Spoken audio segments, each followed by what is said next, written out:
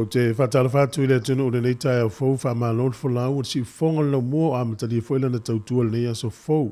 Tātou ria le aso lua o le aso iwa o a pewila lua a whelua se fulu mo le wha. E ano mai ara tātou sānu ngā lotu o le tai o nei te ia le sunga le tausi mtanga aluenga Reverend Te Fua tui sa le tolo e kalesia me te tisi sa moa tai lo hat. E usi mai lon wha whonga.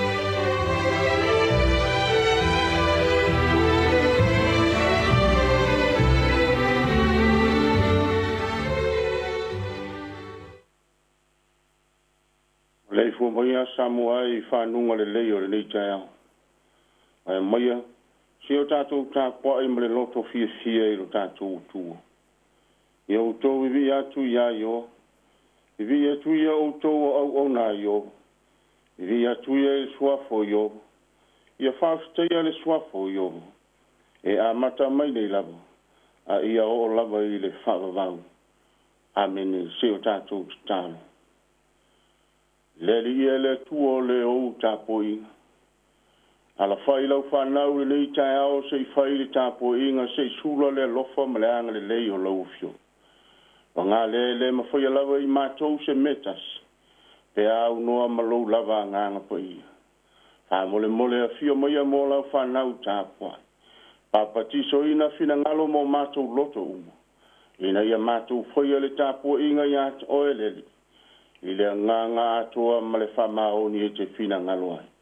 Ma ia vi ia lava lou suafa e ala I le tāpua I ngā lou atu nuu I le ni tai au. E viso whaolo ua mātou uole mtitalo atua I ni. Amen. Nea tātou vi atu I le atua I lona vi ingo.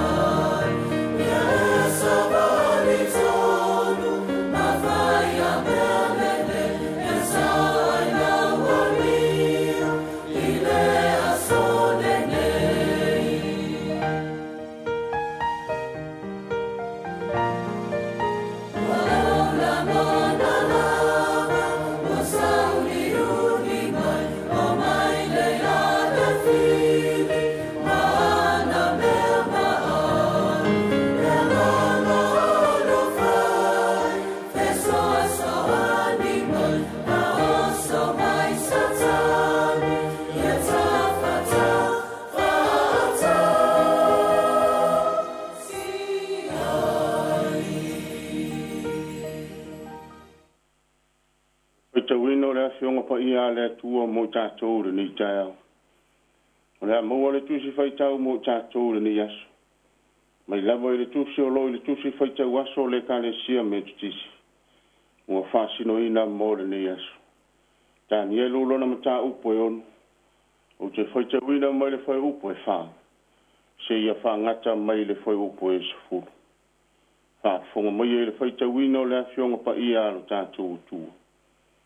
ona sausa ili leo ali sili mali sili ina ia maua se mea le malo e whaalani ei se sala ia tānielu au ale maua i la tau se mea e whaalani ai po se mea lea ngai stas a wā sa wha maoni o ia ma le maua fo i sona se stas po se mea lea ona wha pēa tua i leo le tingata e le maua e i tātou se mea lea ngai le nei tānielu e a whai tātou te maua se mea i a te ia i le tūla fono a lona tū ona lolofia tua i lea o ia li sili ma li sili le tupu ua whapea atu i a te ia le tūpue tāriu ia soifua oe whaavavau o uma ona fili o li sili uma o le malo o whaipule ma li sili uma o tūla fale a toa mai pule i le nu ia whatu ina se tūla fono le tupu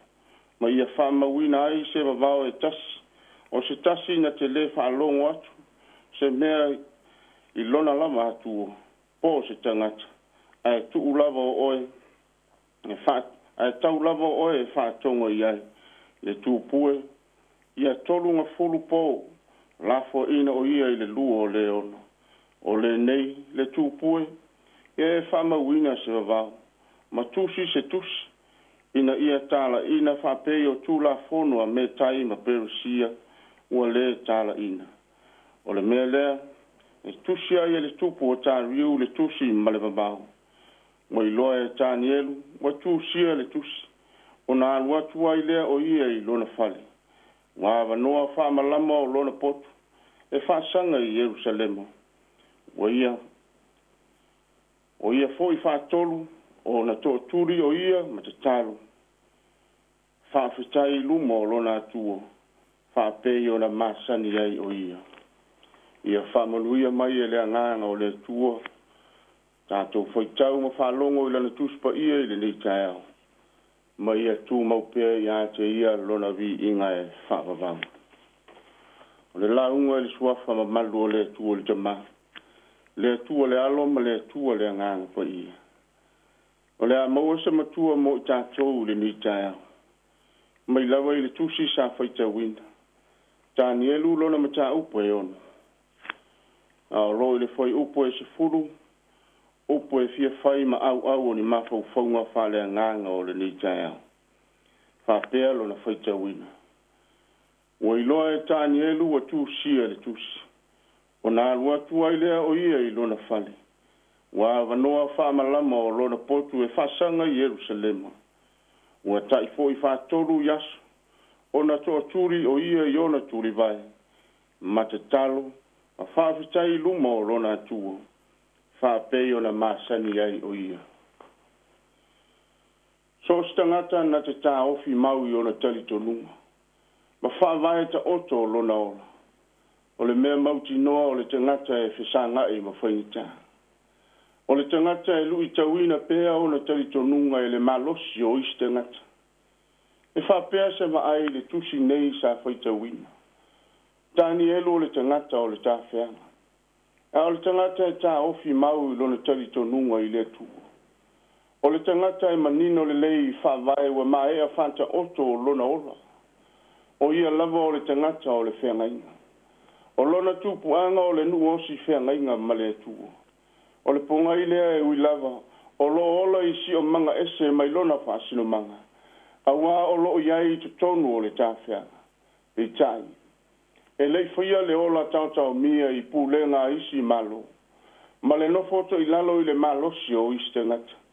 Nā vea maala e puniti ai le vaaya e pēo o Danielu i le tua. Le afuanga leo o lona susu e pēo o lona whaamalama. Sei vava ai pea i Jerusalema. E wā o lona talitonunga. O Jerusalema lai ai lona atua. Le ai na filifilia e tu ai le suafa pele o le tua. E le ngata i na susu e le whamalama. A e to tuli o na tuli vai. Ma te talo e atu tolu i le aso. Te talo se i ave se whaafitai i lona atua. E le whaingo fiere si o manga le o la aita ni e. O wao le si o manga o le tāwhianga ma le ola pule sea inu esi. O lono winga, e leo se si o manga sa loto awa e papui puia me uma I tula fono fasio manga o lui tau ia o lo fisanga I matani e o whainga tā ia o lo tau mawhai ina ia mamotu ese le loto tani elu mai lona atu ai le ngata I lea o lo tau mawhai ina ia ame sea le tarito nungo tani elu mai le tua na whaavaya ilo na ola e ala ilo na whatu o tuanga e tau mawhai sei a vea tarito nungo me taima perusia ma tarito nunga e usta ia e tani elu maolai ta lofa I le ola ua lui tau ina e whainga tā ta lulona ta ofi ma mau lona whatu o tuanga I le tua e uia ia whainga tā na whea ngai ma le auona pe I tai e le ngase ai le ola sa ili o tani elu I le tua na whai ona tuli vae maala e sa ili ai malo na ole to tuli ma talo e atu tolu I le aso e le ia vea le poto sili ma me alofa ma le wha mati ia le tua mo tani elu na whai maala na ngalo ai a te ia lona tua te miana I loa ai e tani elu le tusi a le tupu ma le tu la fono na whawhau e te ngata loto palapala ona o lona tu langa whae ina I tono le malo taimi foi lea whai mai ona ulu fale ai lea o tani elu I lona fale wava noa wha malama o lona potu e wha sanga I Jerusalema to tuli ona tuli vae ma te talo whae longa o le tangata sa ili ola I le tua manino le leita ni elu le tula fono malona iunga pe aso lia e sitas ai leia vea maala na whawhiti ai lona tua mauti noa e tani elu o le tua na fia whaea ina ia I tūlanga maua lunga ma le poto sili le malo me taima Persia o le tua foi lea na te toe la vea I ma whaola ia te ia ai whainta ua whai puapua ngā ma mea sua mali I le tangata e mauti noa I lona loto o le tua e le I whalua fisasi I whawhita uli le ola o le tangata e fia e tuli vae ma te talo I le tua I teimi uma sei sa ili malo ma sa ili se isi malosi I le tua I oe Samoa ta ua I o le soifua te talo I le tua fai mai le au tu o le nei aso I le tusi fai te waso o le kale sia me tutisi Samoa aua le vai le ola te talo I le tua aua le vai le ola te talo I le tua o le fesili ai sea aua o le te talo o le alo le alofa tu no o lo tātou tua o le ava noa tātou tala no ai le tua e sa ili ai le fina ngalo o le tua I teimi uma maaso uma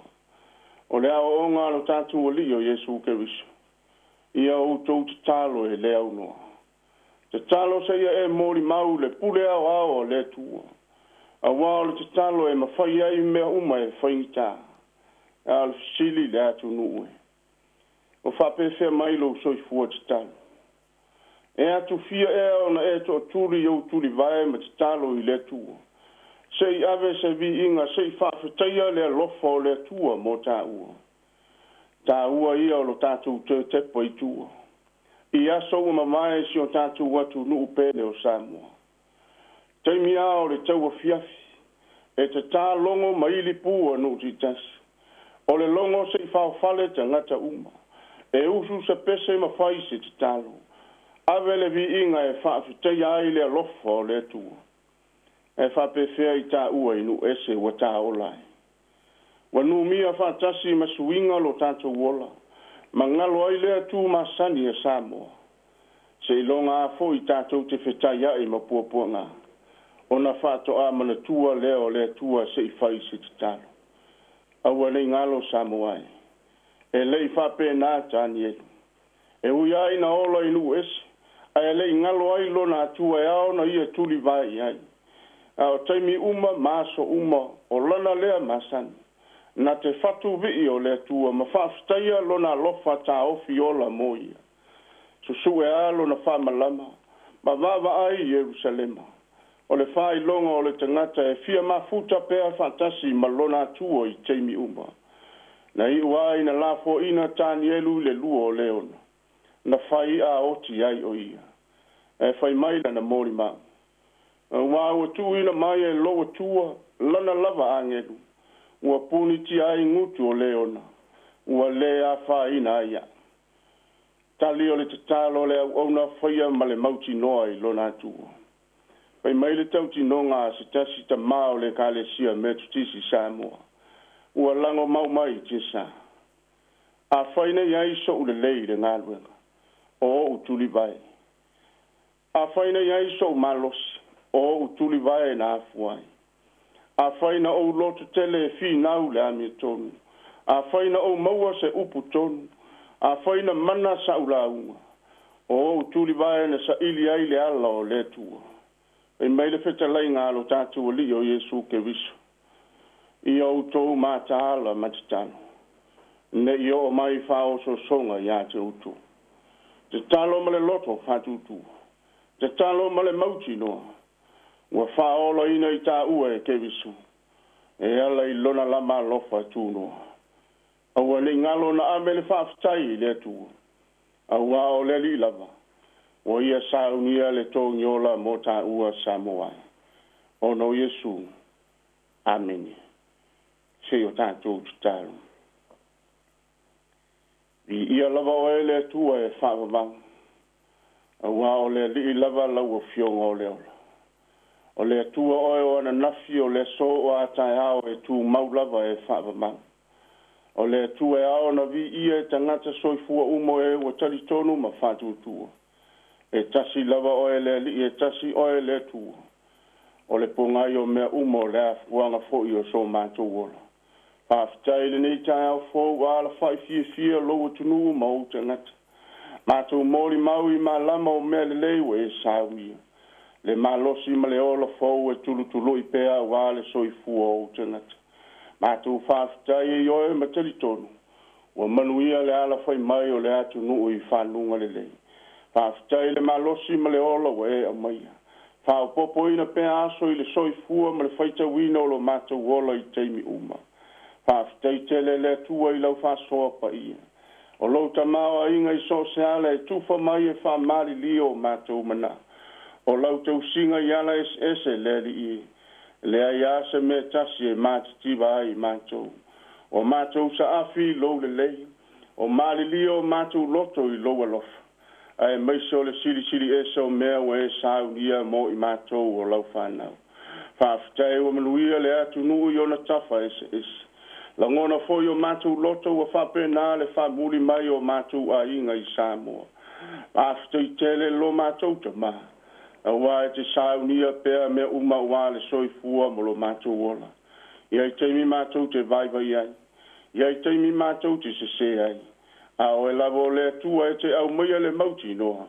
O le tua na e le manatua o mātou leanga. A e manatua I mātou I lou lava lofa muti vale. Mātou whāwhitai lau tuspa ia mo lau whanau. Sulu o mātou vai ma le malama o mātou wala. Whāwhitai le nganga pa ia e whasoswani so mātou whatau wā. Ke visa foi ma le tāulanga tō ngiola. Ina ia le whano lama so mātou le lalolangi. Ia whamanuina pēr lau suafa e whaavavau. Ono mea sili ma le mātang o fia wa e saunia. Whamangalo lo utunu. Wa o mātou mauti noa e le asa o mātou whaiva ma le tele o whale tō. Telefoino o mātou si le tāi lo mātou wāwhea ngai ma oe leli. Whasanga ese lo mātou ola. A wato sina maavanga o mātou loto I mea o le lalolangi. Leli ia sila lofa maia. Se ia e whamangalo I mātou umalama. Mātou suru whai lava e ala I le sā tauro ke visu. Lona lava toto na whamalingi ina. E lava lea matutoe mo loa tunu. E mamama mangalo ai I mātou umalama. La mātou tutalo le tuai. Whafotu maia o manuia mo Samoa.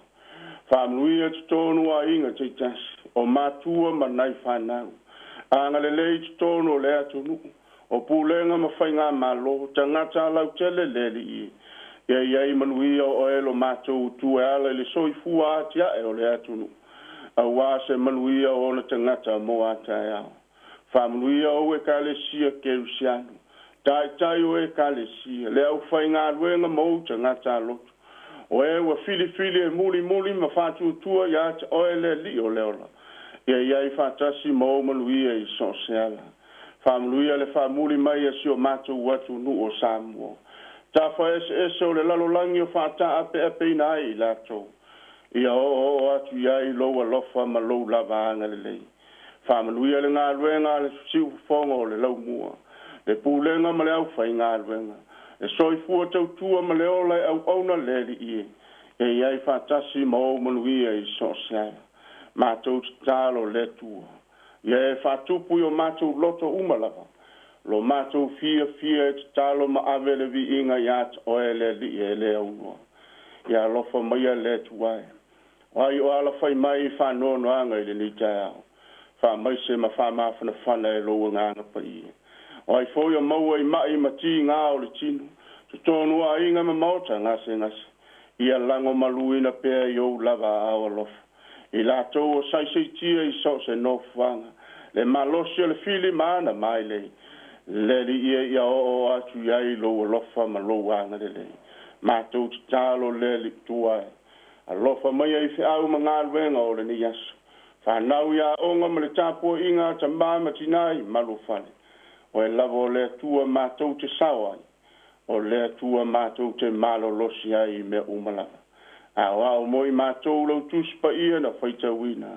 La mātou whasoe ale le soifua whalenga. Tupu ia le tala le lei fina ngalo mo mātou loto. Ma o mātou muli tonu iat o e le tua na e whaolo I mātou. Ia lofa maia mo I mātou le ni asu. Tu upo lava o tātou whea ngai ma oe le li. Sua whoke viso ua mātou uole matatalo atu waini. Tu mau o mātou lunga whatasi ma loa tunu. Lo manuia le tua le tama. Le file muma le lofa tu no Yesu ke viso le ano. Mau ma mafuta whatasi ma lo lava ngana pa ia. Nei maso uma e whavavau lava. Amini. Amen.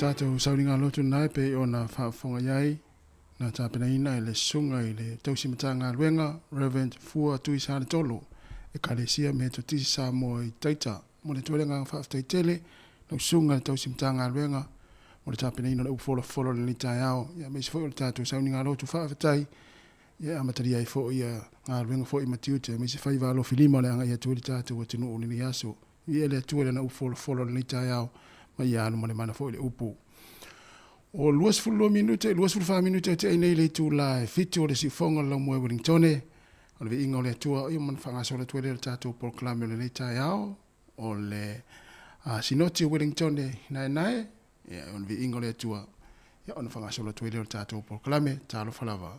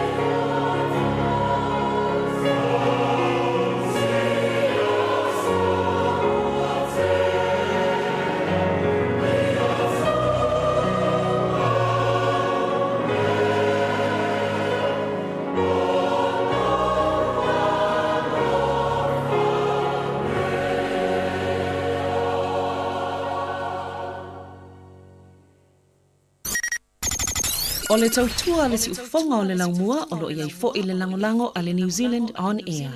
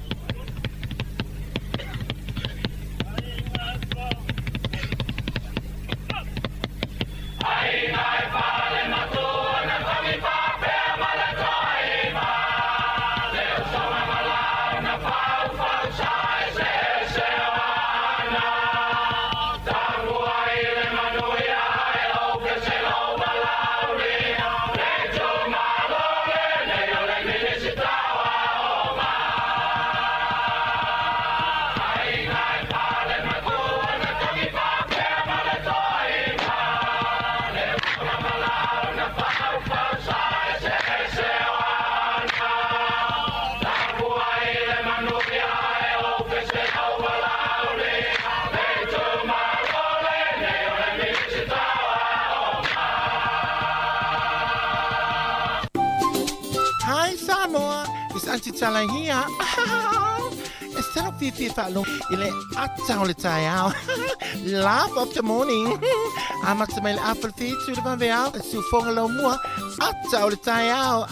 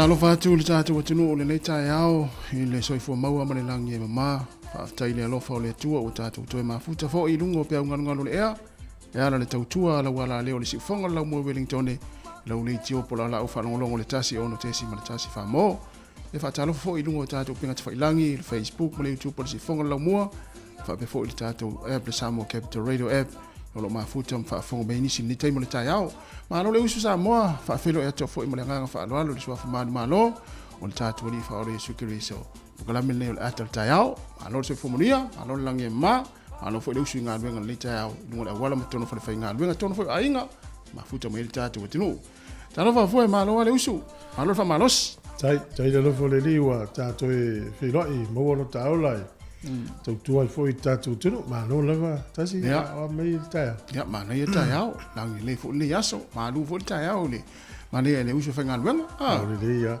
Pe o le tate la ngona vo ya le mana yo le malia le yo malonga o le si tu la le fa pop. Ta tonu fo lo fa pena nei tato tangata i usul va veao. Ia. O le tu la fa pop. Al mena le tu puntua mia fiu fenga le mele to mana. Se mana ia tai a voli le lau to se va fa o le mo. Le taimi la vale le uli wa mata tu le sulua. So le te va tu la po na ni tanto lu. Abuna na. Tanga do fa na fiu va tu pe je le fa i me va. Elisa même fa yo le sul te. O sa vale nei fa fo o mal tata tu ana fi a pe lo lo te ngia la tamale ai le fa sanga mo spito o se vai la tale fa di ale le te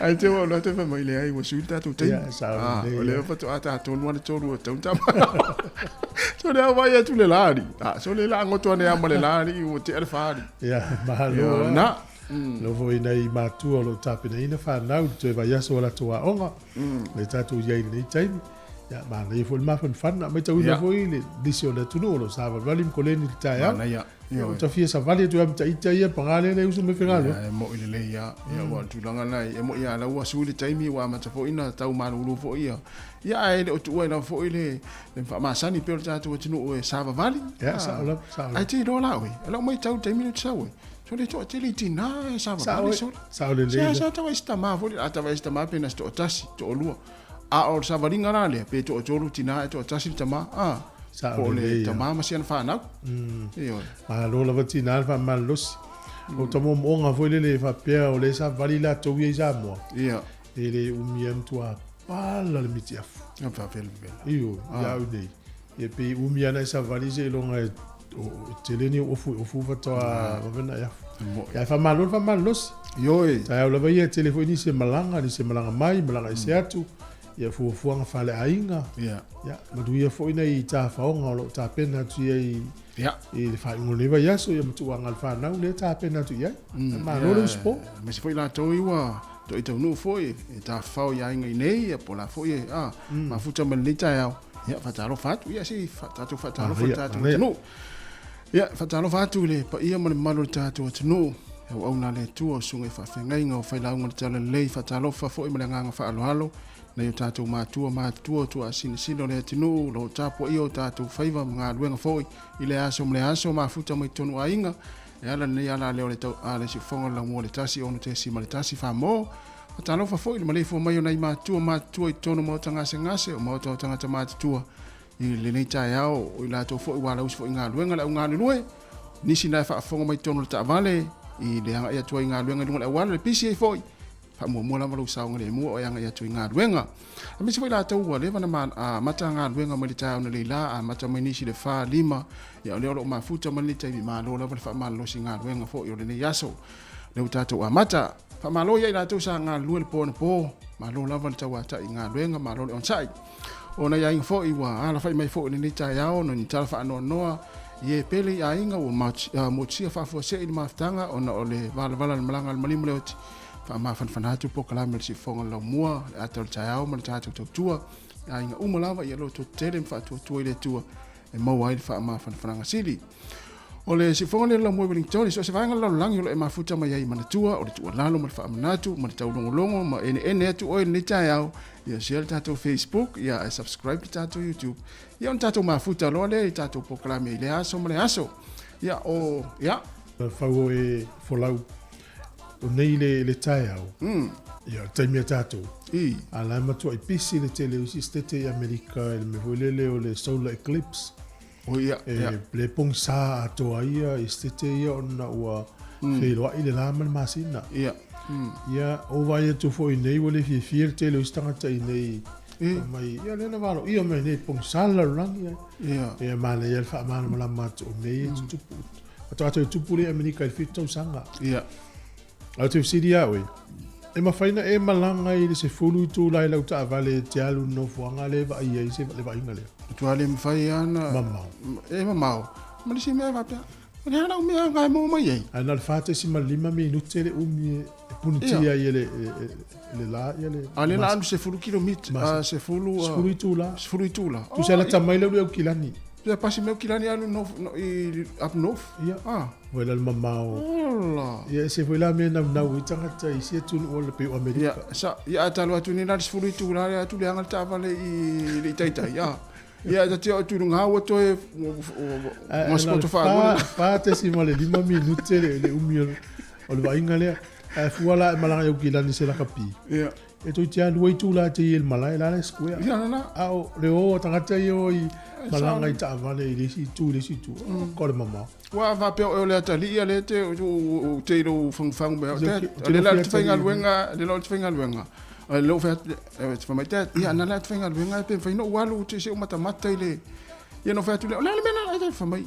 Talu te mata ile i tala fa tai le pe amale lima i tu la malangai. Ia no le ilo ai le ngastoton masina. Ola utala le fa tu ai. E sta to me ngal ta to ai ngai mo mai la walu na. Ile ngastoton masina.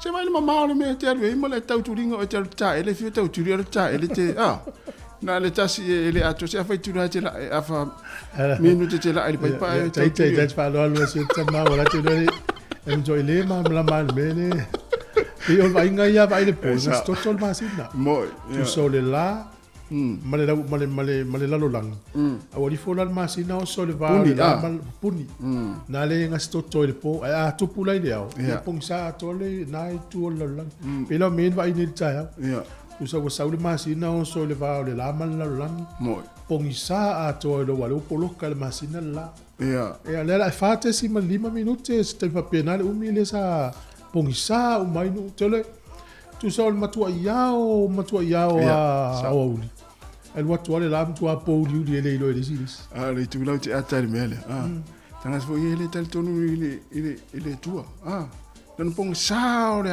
au fa mai voi wo mo la lang Pero tele o pa pena ya vai ngala na le sa va ia le tai le uli por taimi le aso oi Amerika isi stete ele stete uma ya mo le silfia ai o te lo la tato se atu se fa fia na tato se fa fia on fa so le tato proclame talofa good morning Samoa ma lo se fo mnuia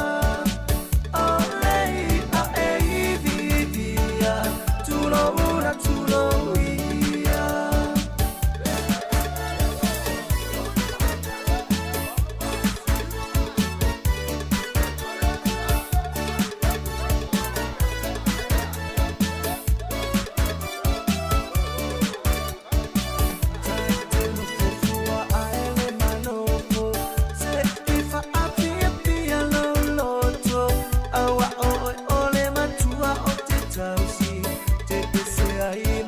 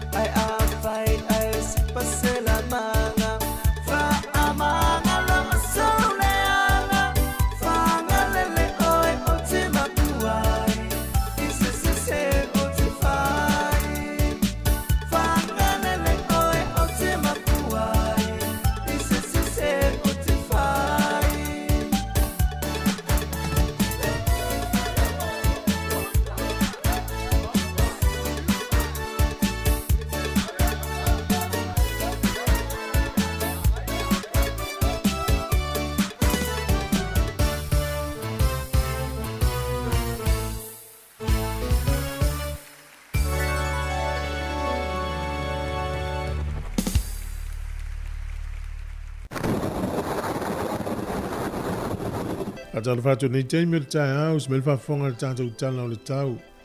O New Zealand nei lava ia ele o vaia ele suinga lea e pongi sa ala langi pe o Amerika mai si stete mai si nuu e kānata. O le aso la nei e langi le leiri tau Wellington e whapea fo ile aso atai au. O le stofi e sfoile ma le asto na i o le ina i timu. O le vava ai fo i kapiti malua tu whanganui matau naki mtua i langi le lei ale tau le aso le nei whapea fo i e a Wairarapa ma Hawke's Bay. Langi le lei fo le tau Marlborough. Tabo e a malu ni si o teimi va ia le mate o le lai ni si o teimi. O le vava ai i le motu i saute, timu le pito i lungo le motu i saute, o Picton, mai si nuna i au tawhane, i ana va ia le mate o le la. Kalai estete mto i langi le leia le tau le aso le nei, o Queenstown e to uruna i timu, Dunedin ma Invercargill le wha malu ma au le aso le nei. O le malu ulu o le ea le motu i saute o lo iai le se furu tolu, o le ea mawhanwhana o lo iai i le luas furulua, wha solo atu i lunga i le luas fumalwha. O no ena uta ua mua le fua le malu ulu o le is furu tolu anga i lunga le furu ono. O le ea mawhanwhana o lo maulunga lava lufu wha i na i Hawke's Bay ma whanganui. Wawaila i le au te renga o le atunu nei aso le tū lava i e sai. Pe ila le pito i lalo le motu i matu nei le amata mai New Plymouth. Kolosia nei le si tū nei Waiouru. Whanganui, wha solo mai i lalo nei Wellington. Wa ia le mata le la. Wha tawhatafa atu ele tu i sae nei pia ma Hastings. Kispe nā toa. E langi le lei tau le so. Wawai fo ia pia i le aso nei e ina i timu tolu sifuru fo le vela lufu fitu e a mawhanwhana. O le angoto i fo le lai le so Wellington e le tasi il minute te ele ono nane le fiafi. E o so ele la tai au i le toe sifuru ono minute le fitu le tai au a tai au. Fua le malulu i Wellington e manutua oi. O lo iai le vaa o le whaanga i lunga le sifuru e a mawhanwhana. Sifuru valuanga i le sifuru iwa. O na Wawai lea i le tūlanga o le tai i le nei aso, o le tala o le tai Wellington e pe le tai i le sifutasi i le tai au nei, sua le tai i le te au le lima i le fiafi, o na toi pe le o le tai lua sifuru valu minute te e le sifutasi nā nei le po. O polilua, sua le tai nei le toi sifuru minute i le sifuru le tai au nei, pe le tai a tai le whae le fiafi toi sua le tai te o le se furu nā nei. Tala nao le tau ma le tala o le tai mo le se le fia le tunu. Ia mo la toi la fotu pe sa moa. Tasi le tala New Zealand mo la tupe Australia e valu iwa sene. O le tupe Amerika e 5 valu sene i le aso nei. Tasi le tala New Zealand mo la tala sa moa e tala 5 se furu ono sene. Tala 5 ono sene, tala fiti le e. Tala tau tasi sene i le so. Tasi tala New Zealand Maulau pa angatonga tastesi ma le tolu o pa angatonga i le so. Tupe sa moa ta lali maono sene pe a tasi le tala New Zealand. Ia whafta i tele lava malo le lofa malo le ango leit.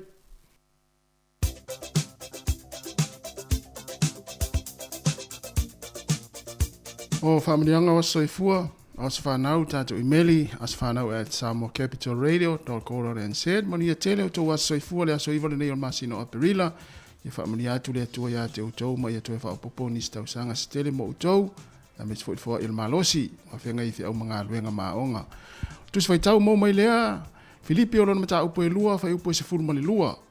O le nei, ha upe le, whapei ona o utou ana mai e le au noa. Ele ngata ina o utou nonofo ma au utou, ele ngata ina o tātou nonofo ma au utou. A o le nei wa tiri ai, ina ua ou le iai a te outou. Ia outou ngā lulua iai, ma le matau, a toa maringa tete, ina ia whaola ina outou. Filipe lua se whai upo se furu mani lua. O le nei, au pe le, whaapei ona outou ana mai e le au noa. E le ngata ina o tātou nonofo ma outou. A o le nei wa tiri ai, ina ua ou le iai i a te outou. Ia outou ngā lulua iai, ma le matau, a toa maringa tete, ina ia whaola ina outou manuia tele outou wa soifua le pesen nei moutou.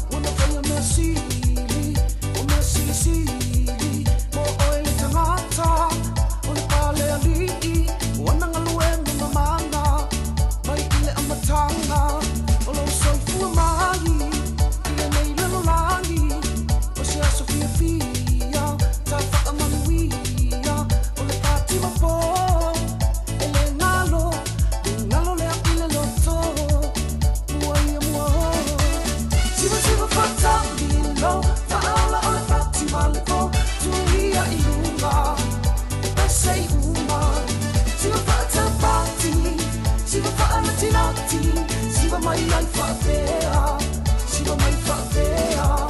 Siva siva whatamilo, whaala o le pati malipo, tuia I lunga, pese I uma. Siva whatabati, siva whaalatinati, siva mai ai whapea, siva mai whapea.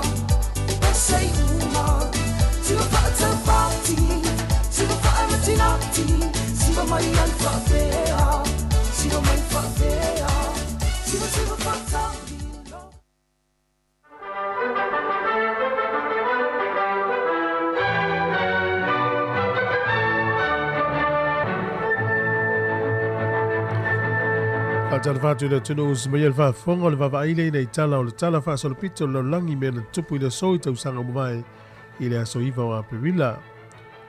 O le sol tau sanga e tasi fava lutonu o le tupu e te wati le lima. Ia na se ei mai e fai matupu le malo peritania po Engelani ina ua maliu si o le tamao e te wati le fa. A fa pe mai la fa mtalang. E le ino foia ma whaapaleina e te wati le lima. E le pale le tupu pe no foia fol no foa. Ia o le whaapea sa tangata waleina o ia. E le yo o le taimi whaapa ia ai. Au mauti no lava o ia e tau aveina le tofi tupu o le malo Engelani po Peritania. Ina ua maea ia pe una ua maliusi o le tua a o e te wati le wha. O le aso le tausanga tasi ono no fitu. O le urua I whaalinga le wata na whai e totono nuu leo Paris I Falani. Ia o le urua I whaalinga mua le lalangi ia po le first public art exhibition na tatala I tono Paris I Falani le so. Tausanga e tasi ono fitu. Afa peo to isi ata o le whaalinga le tasi ono fitu. O lo maua le taimin nei. Ia lo pe 5 miliona le tau le ata e tasi.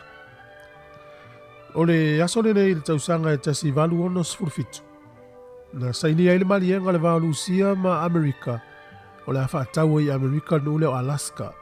O le tausanga e tasiiva tolu sifunu ma le lua. O le Lloyd Dunedin, o le tele o tangata na le ini ngā luenga.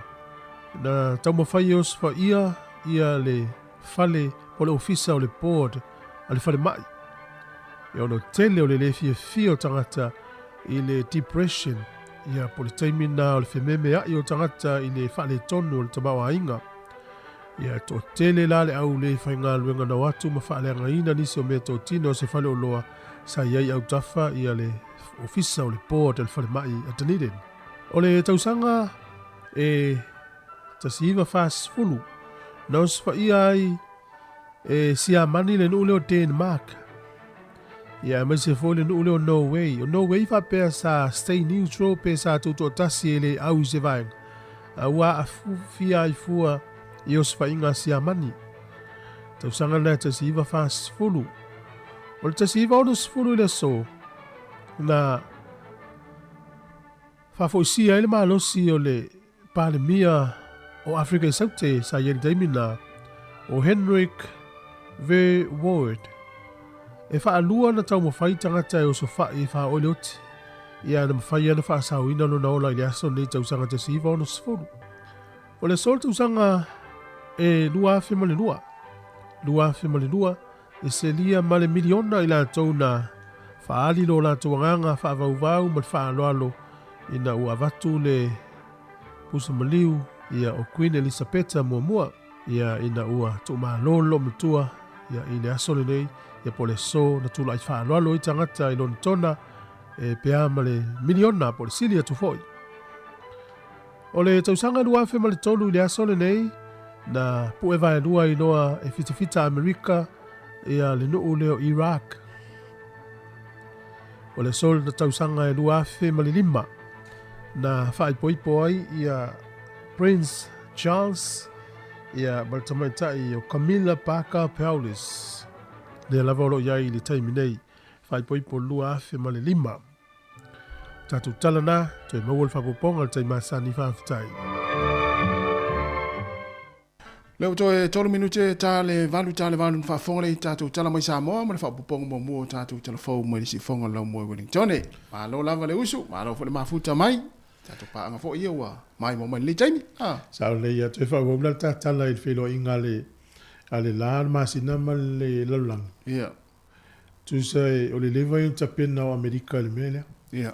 Ia vai le pisinisi. Ona to ngau sia mo me mata vole le. Ia. E lo ni mata mo I vole le mata pepa. Mai le file plastic. Wala I lo leia. E mato ia lumia le taimi. E vai la unga. Fefe ni miliono ni tupe o mo na fata nga mata ta va ai fo ia. Ai mana fo le manga fanga fo tangata ia. Ia. A to lo le leia le fa mo mo ia ngausi lo le o lo e fitau mal fa mo mo. Wana le mata ia. Ia. E le mafaina e pula sa o le mata la. Tu se faina pula ia fa no mata lua. Tire o mau ai le ata atoa. Ia. Wale la vai ele si so tato vai sa o mata la. Ia. E ti lo la mo ini lo mata la ngai matua. Se senga. Ia na fami no te mai se kone le ngal mata. Ya sa le ia. Ai ave ne fo ini stanga te u fo ile fa souvenir mana tua ai le vai ngai sa tupu. Sa. Io va inga ia le langi ma o fai tato. Mo.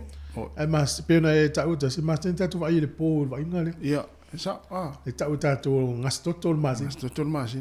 Ia ale fa matua nga I tangata Amerika mata. O le ao te le tupu. A vai lai vai atu I kiama foi fea I tono stadium ma fale te tele nei tanga. Tu apong sa ato. Ia. Sa. Ioi. E whera te mini toe alu ese ai le pongi sa toe malama ato. Io I tangata tola wapia I mai a le taimi mia I le aso ato na whata tali le wha ma un tupu minute le il vainga le. Te vai lai. Whata ua foi la tau se tala wha sol pito foi lo la tau o langa sa iai. Ia. A mata. Ia te lofo ista ngata whainga luenga I Amerika matua whaile ato aso malolo. Wala la amalanga mamao hoi le e mata I le vaenga ma le vaenga. Ia. Umalo le fa minute le ma ia a matalong fa solo mai isi stete mai isi pitonu ta fa mai ta fa sa le ia se noi va inga fa ta ue ia no lo la ia ia no ta ue ia lo no la to me mo na yo la na paule me mo ta to to inga me na fa pe le tupu ya ta to sa mo e le ao te ua pongi sa atoa. Ale ai ainga. Fa pe o ta ule ta te lau. E umane le fa minute. Fiu e suera e le ni tono lo ipu e le ni wo. Ai el pusi. Mo da to ainga tele pusi. Ya, sei mai ata tu telefon ma tala mai Samoa. Ma ni se fa silanga. Ya tatu fa ata lo fa lo le tatu pa anga ma fu mai lungo tatu pengas fa ilangi. Ya isi mai le fa fongo le tala valu tatu tala mai Samoa.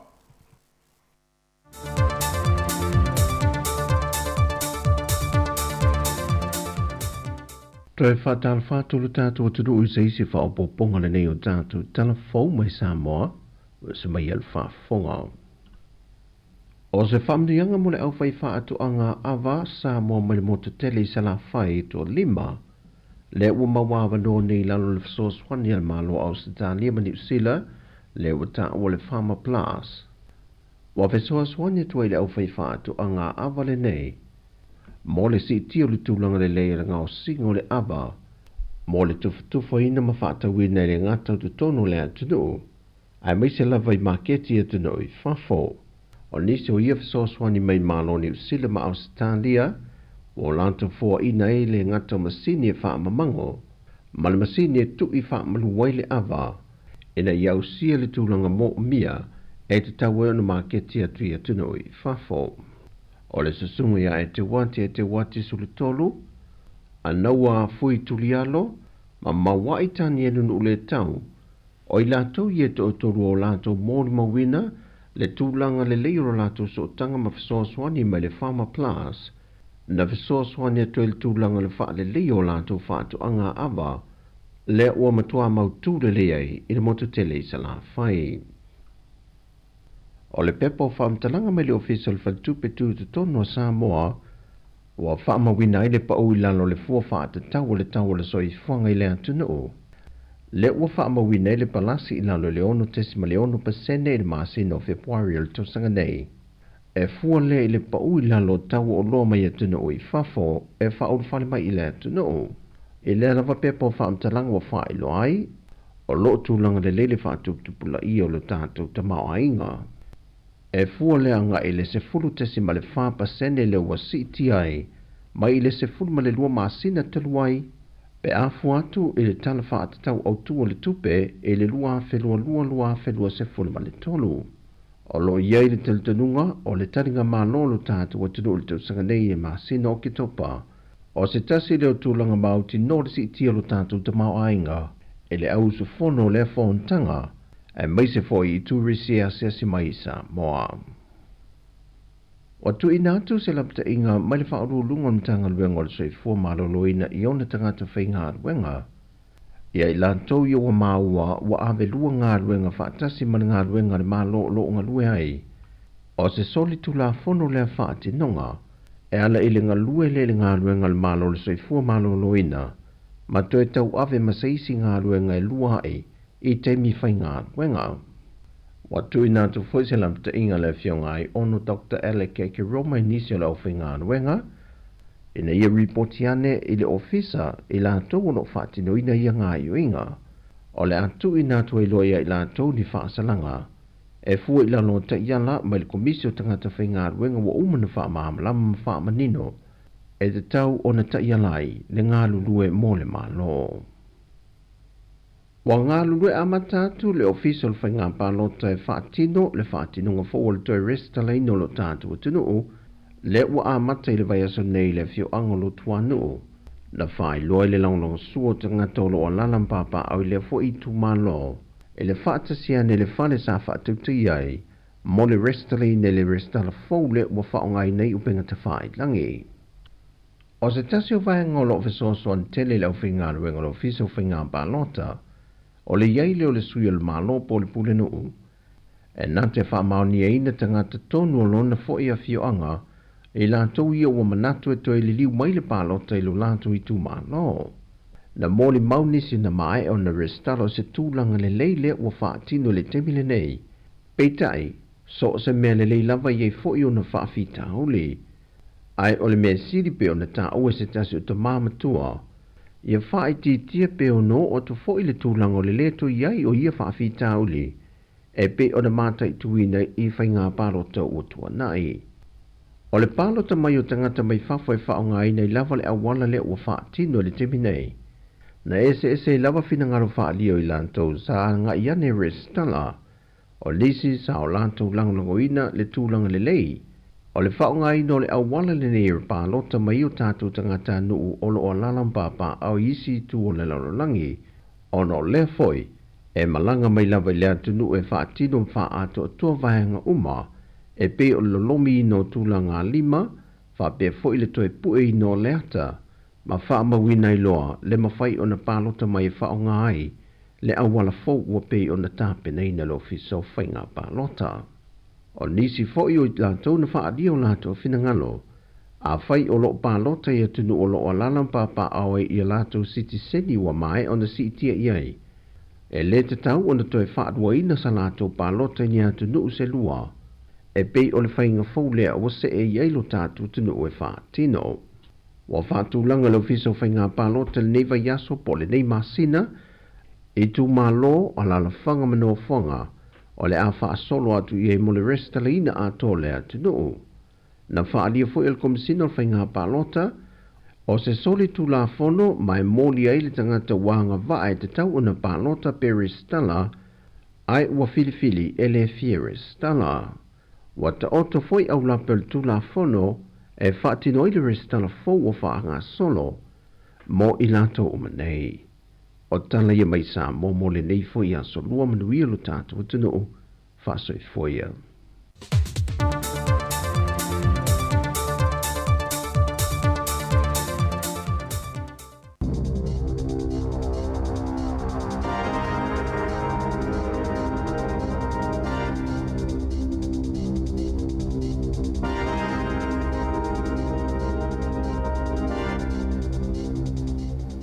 Talo fatu I le nei wha au poponga o telefau mai le si whonga le mua I Wellington o le tala mua. O le masina fau e amatai o na lo mia se li poti wha apitoa e I loa ai la wha ingo ta maiti o loa o onga. Ma wha aso solo tu ai le wha asara la wina o ia li poti I aso te itasi e amatai le tausanga a sau. O se li poti mai le walis wha asara la New Zealand ta umo iai o le nei fuafuanga fau al mtanga luenga wa onga, o le alo mi aini li poti wha ale vai aso, e iloa ai la whai o te moiti e o I le onga, mai a mata I le vai aso lona lua o le kuata lona lua o le nei tausanga. Na whai lo mai poi e le Radio New Zealand o le min stalango lango wa onga ya David Seymour, o le aia whai lo mai alo ia lea fuafuanga ale mtanga luenga wa onga, I se taimi o le so. E iwa la whae o ni sini au tū o whaatu langa mai le malo New Zealand, e re tau na lātou whaatino I le tonu o leisi ono te usanga ua savalia nei. O le nei fuafuanga whaatatia sa whaailoa e le pālemia ia Christopher Luxon, I le mai ai o le whono masani le kāpeneta I le asonga fua ana nafi. O nisi o sini au tū nei iwa, e au fia ai le te tau leo na whaititia o le taimi, e tau fia matonga fitia ai tangata I le tonu, o le vaenga fo le nei mo mai ma whaalawalawe whaafosei po o le Emergency Department o se whale mai o New Zealand.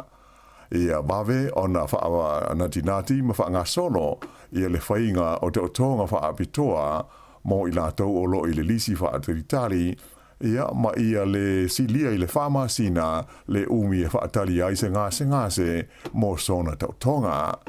E langa tai lea, ai o loa fia fo I le fuafuanga, ina ia o atu I le tausanga luafe luas furu maleiva, o whaititia le se furu 5% o te moiti e a fia e ni sori ngā tū la fono mamafa. Ia whapena fo ia na whaititia I le luas furu afe, le au whai o tangata e a whaina I ni sāwanga, e pei o le whao o lima, e maise le whao mea, ma le whao o lima mātanga, I le lua afe luas fuiva, ia ato ai foi, ma le whaititia I le lima se furu afe, o le awha inga o tangata e anga waa I le benefiti su e ngā ruenga. O polokala me umo nei pei o na wha sila o ia mai le pālemia, ma le whainga mālo, o lo iai le whanaunga, e le tau o na whaatino ina ma ausia, I le tonu o le isi ono tausanga ua savalia nei.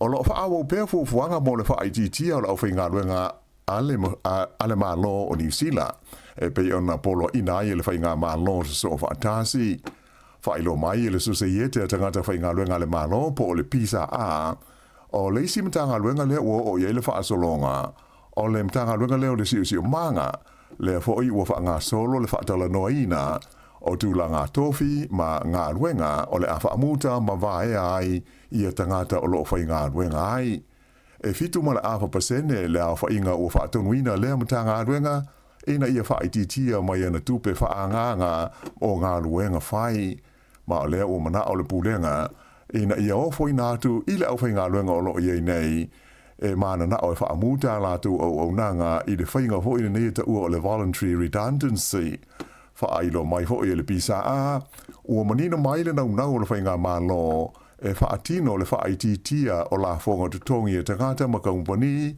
ai whaatua na iai i le tā ua o ngā luenga o whengai male mta ngā luenga le nei o le siu manga ai mai se isi mta ngā luenga uma ale malo.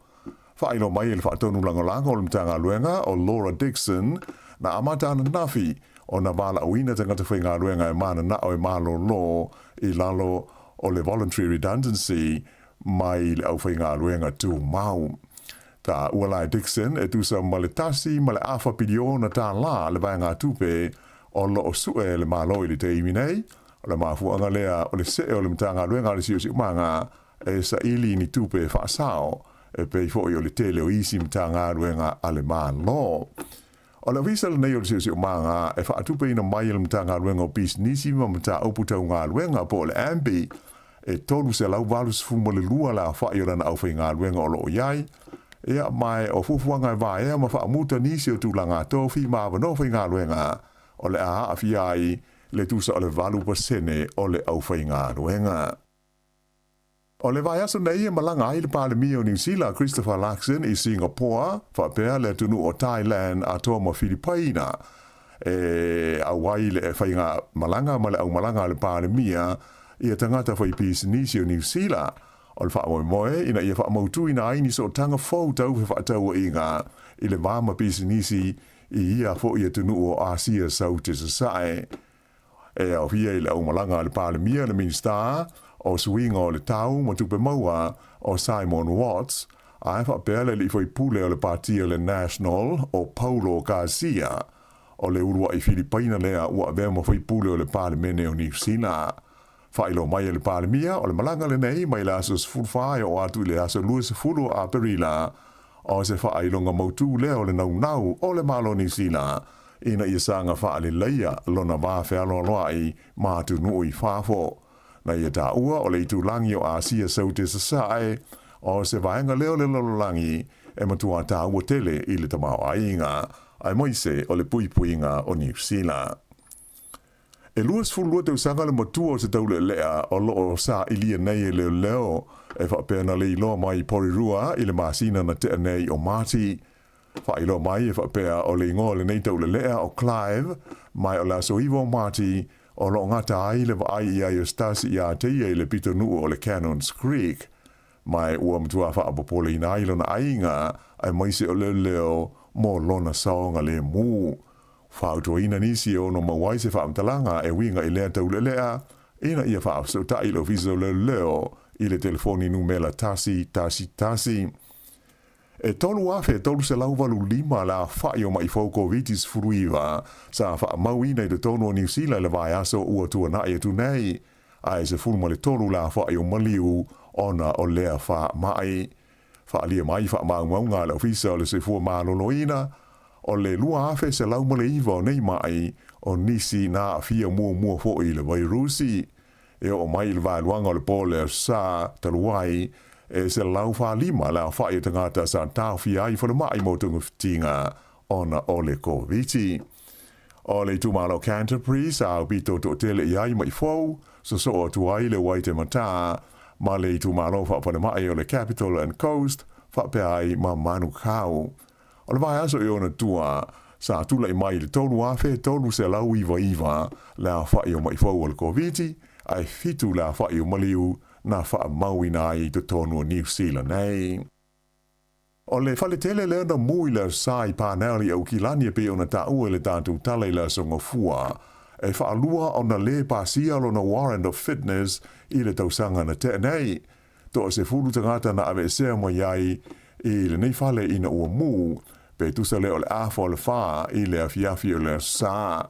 Whailo mai e le pulenga o le aio au kilani, o iulai, o le luafero fultolu na le pasia i mo mua le fale le nei, ona o le tele ni mea sa mo mia e te tau ona wha le leia. Ai whaalua ona le pasia ia au kurso, ona o le wha le tonu wha stepu o le awala e wha au ngai le taimi o se mu. Pei taila, e a fia le fale le nei le City Garden Lodge i le mu, ai o le aso e te tau ona wha iai ia leisi o na pasinga o lona warrant o le so. Wha adia mai fwoi e wha pea o le nei fale, o stasi leo fale mai la wha inga e tolus fulma le fitu sa o fia isu esu enga le mtanga aluenga o bisnisi mga aluenga i fale e mautu tongi ai tangata e pei o le fale o le Loafers Lodge le ana mui Wellington e le tausanga te ruai ma mali di wai tangata e to o lima. Sa wha nga ina pasi mo pasese fe malanga ai no fua afi i se vaenga o kilani no po ona o se wha lawe na tawhi ai fe malanga inga trains e anga i atu i le talawhata i sa e masaute o le Super City. Whairo mai e leo leo e whapea, sa iei se whalawe nā di mai i le no whanga whaatali pasese o trains i Middlemore. Mai nā a whiai au nanga lawe ai i taimi o whaalawe lawe whaafosei.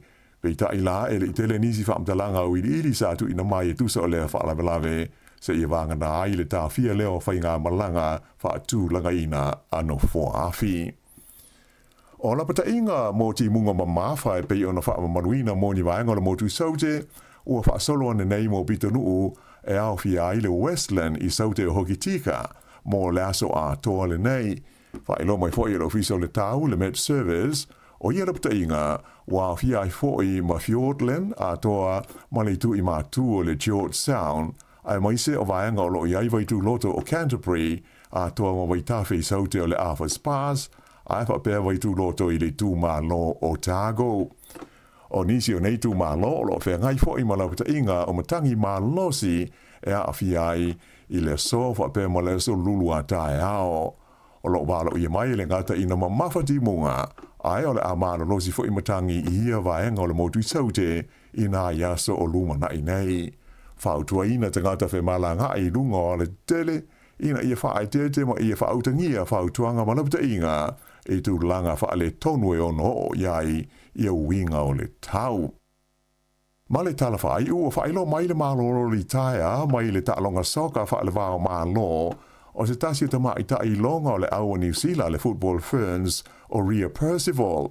Se fulmo le walu tau sanga o te alo le nei ta mai ta i le ta'alonga soka mo le aua New Zealand. Se lau ono se furu ono la wha i ona ta'alonga i le vaenga si nia o le soka. O se matatia e le i au sia mua e se li i posta mai ta i New Zealand i le nei wha anga tama. Ua whala wha inga Olimpeka ua ta alo ai o ia mo New Zealand, ai ua lima ia ta amirsanga o ipu le lololangi e le FIFA ua ta alo ai o ia. Teimi nei o lo ta alo nei mawhine i Engelani, ai o le a le to e awa no mai mo ni ta alonga wha le vāo malo mo le Football Ferns a New Zealand. I o le wha iungole nā o tala fau.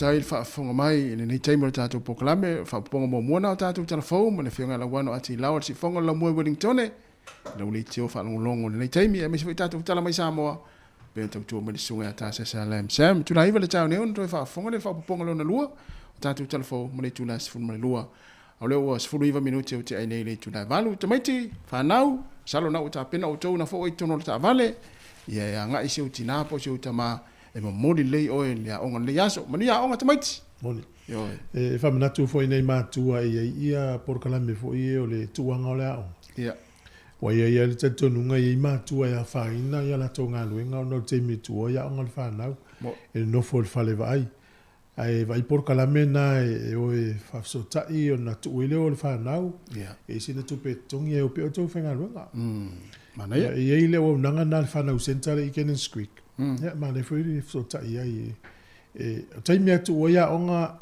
le stala ita maiti ia ona o mai ale le tae ao e tele yo a onga ma me fai e la wanga na mo le lua vai ase o tu ia onga whana. Ia. Mana ia awane i misi ngā luenga. Ioi. Ia nai fo ele leil vai ngona ita maiti na fo ia unanga. Awale o le mena e whingata ia le o lango ni atunu. Ia. Nei mātua fo le aia manise tu o ita maiti. Mo. Ia o whingata ia te whapene. Ia o lesi a inga o matua manatua le a inga e. Ia. No fo lesi alu lesi whenga luenga e fua tongi le tangata lai maua po i te le tongi nanu le whenga luenga. Ia le la. Ia tu wa. Ave hata maiti ne na unanga ia. Saluta mai piki le lua por tolu ia. Mana fata sila ia mo le fana. Moni. Mana ia. O nei le tae au e pe ona tata no foi le yalu tal fo pe pa o pe tan no ngal vanga le ona umai le o le ia felo ingal masina o le la langi malla ia e mai tau tu fo i America i le so ne o tele o tanga tele malo lo ai e ia Mexico fa pe na fo isin o Canada e a fa pe fo i te o tupu ya ta to nei le au no tele ana tupu ni usile le po ia a tupu lai nei le au e lo tanto nungal matua to tele o tangata e o i se me fole le nofo ai ma ia ava pele o ta o mai por sfururu ele o le tupu ni usila ma tu no ta le o no ta e po le valu tumu tangata i se me tasi ia fa ni fia fa te tali mana o va engol so fuanga e anga i tato wa tupu ni ia fa ta o fo tato na tonu ala ia o te loa la to inga va inga na pa pe o le au tupu ai ia o le au fo ila ta to ia le iva ai mo mo i e sa oi e pe ana le po ai lo ai pe ma fo ang fina mo ia e tau le a tupu lo la le au off sa o manga luenga a tato vai nei ai le tala fa mo wina le fo evangelia ia Charles furu na pongi sa ai le aso ia a sone na mali o Yesu. E tolu le tu la. Pongsa. Ia, wa vai lale umi. Ai 5 minute le na ta umai. Ia se vai lai. E oi. A tatu tu la fa pe a wala le na pongsa la lang. Ia.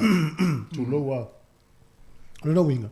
E tolu tu la na tu le la mal masin. Ia. Ia. E le to mi noi la le to mi noi masin na le aso na mali o tatu. Mo. Ia, pe fa pe la wala le, a fa pe la wala fa pongsa si a wala le di to te le lo le ya ul tatu ma vo. Ia. Ia is fa la wala fa pongsa. Oi, te lo la le tas, e se la lo manatu. Ia. La ngai e to o le na fa ita o to lui tu la, lo ngo winga e se la wala fa pongsa. Ia. Ia le taimi na mali. La nga fita ia le umane o pongsa. Ia. Ia la wa se mai le vai le wati mai le taimi na ngai dis taimi. Ia. Ana pe lana tu ai ngalo ngai le ta wor taimi le o minoi la tu wa. Ia. Ia. Ya le te o tele la wata mai fa ngalo mai te wa. Mo. Se tu la fata wa pai no le ta. Ba o fa vo ia vai ngalo. Na pa wa le. Pa wa ngale fa e vo ile le ma mai la fata wa pai no na o ngame ia so la o fa mana tu fa ya o taimi o science. Ia. Ole. Ole o tatou ia lawile ele. Ole paneta lawile ele. Ia ta milo ia ta forma ole la Sa. Ia ele te tatou vai fa pe wi vai ta milo le la ia ta forma lawile ele le ai. O matou ia le leite le science. Ia lawile ele ia ta milo ia ta forma la Sa le ia. Ola nan me la ile ta fia u fa ta pa inu mo la fa ta me militari. La tu la e fa la ta la fa ta inga le wa. Ia. Ya sa ya le la ya vai ma ta tu o ta tu e foi mo o foi no ta o por sai. La le voi vai. Ya vai. Tu lo wa e le fa pio se si tu. Ya. E foi nei ta to ma tu e la tele o. Ia pio ta to ia na o ina ta sa ni se sa o ta. Tenga la langi le. Ia le la fa tu sala le la o na le la langi le titi. O le la tele ah. Ya. Ia le la via la le pola poto le o le la. Ya. Alla langi le. Ya, la lang. E tu sala e ta milo fa pe le la langi le au ta fa. Ai tu wala la, e tu pe la le. O le la fa mala ta male alla langi le. E ta milo la langi ai tu wala la. Io. E a to lo lan ta sanga. Ya ta silaso. Ya. E le ngata ta milo fa pe. Ai to ta milo fo. Ya mo. E so lo lan ta sanga ta sil ta sanga. Ya. Ya. Tu sala mele wo tupu. Ia. O saula le tu sal langi le o sal masina o sal vale. Ia le na. Sal masina le. Ia. Puni lo. Puni lo masina la. Le la tu puni mele tu. Le tu pui. Tu sala le la, o masina le. Ia la langi le e vai. O le susuru mai la o poloka le masina. Vai la le alu mali o le masina. Ah. E fa minute ia to i lo atu ele. E la wele ele la. Ah. Ia sa le ia. Ia na. Ia oni manatu na ora u fa tau painu male. Mali fa tau valu tua. Mo soli, siri mai tangata tu vui. Mai. O na o ena mai tatu valu tua le na fa la ulo le na tanu mai tu foi sa mo vatu. Se eu tu fesili e te fesili la tamba talun sa mai sa mo valu tua. Ala fa mai se fesili tu ye pe a ngan mo me le sa e wi no me ai. Le valu tua. E tu sale le ia wale o fefa ia. Ah, o le o fefa ia ia langa lao. Pio le valu tua ia sa nga welu le se na. Ele ola na. Senta ulu yo la tu no ori ni ta. Ya, le la tatu was ya tu spese. Mana ya. Isi tatu tu fa lo lo e fa tasi mani si o fa se sila. Ma no se fu later si te le nei tatu pa. Ui talo fa sa ya la ta mata mai mata tu ila lo ia fa talo fa tu ya te rini le ata mai ta te rini. A fa pe uma tanga pe te rini le ata ta ya ia mana ia mana me uma. Ia sto ina ata pe. Ia moana mara fa talo fa tu a loiva mapsua ma lo lava fa te te lava ma futa mai ma tafa ma lo lava fo le usu ia pe nga luenga fo ne yaso. Ya, fatalo fo i le sunga ia o ile si le moana Auckland ia Victoria Futialo fa tele lava fa wina Tanielu fa talo fatu tarivui ta farne yaso kuresa fale ma lor se fomnia ia asa pese fa talo fatu Jeremia simi ma lor se fua ia sina leo seu malupo seu malu vai fanga futi fa talo fatu taulanga fa vailili fa tele lava ma fo Eric ma lo lava ma fo ia asenati tu ua fatalo fatu fo ile sunga tarafou pesifoti ia taulanga ape tulanga ma lo lava te lava ana me amelei ma lo se fo ia o Rosalia Granville ia ma lo ia aima ia ma lo lava fatai mo tu pero la fo ino pe la to tulu alesi te lava ma futa mai saulo faea ma lo saulo ia fa pe foi Erika ma lo Erika ia o le sunga ia o ni sile la tu o fa ia Wilma atoa Rastaman ma lo fatai le sina le swata ia fa pe fo ia le misio mo mai ia sai fo lau afele fa talo fatu lau fianga to le fo poka Winterstein ia asenati tu ua pele tanga loa ia finga ia isila siva lau vi ia ma le lo tatu sinu le lo mafuta mai dunga le la le nei taimi peni fe nati ma lo la sai fo mria Ricky ma sai alo lava Ricky va tele ma futa mai Rachel Sifa va tele lava ya Jeremiah Maua ya Mali Leota ya Ola Fuafua ya ma Viliamu utala Viliamu mana uso manu finga luenga ya pueloa ya nga su masiniai lo pelo penalo ile fatalinga al masina len o ya yo pueloa ya no ya finga luenga ile jana me mo imela ya ma lo lava va tele lava tatu wa tinu ma futa mai nei time ya le David Mila ya ti Taria Timoteo Alteu ya ma lo lava tatu bosin fa fianga le ma le pese le tammo le ya mai sale mo ma na vale o kisene ya ma na ya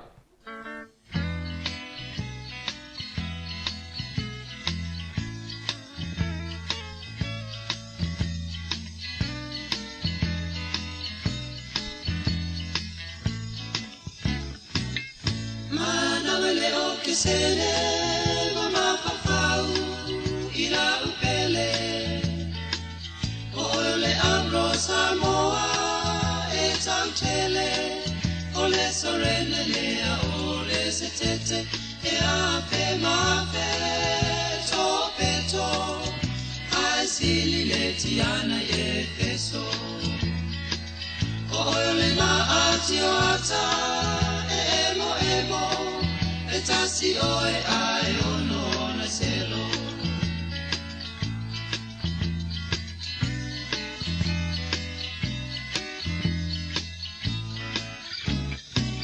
o oe la au paolo le Susana eso solo tapule Reina e ofisa ole solo Kata alolo maisi au si valenga lola wa fionga Le ula tai male o maamora Oe ole tapasa si o ola Si o ia lino lea mai Roma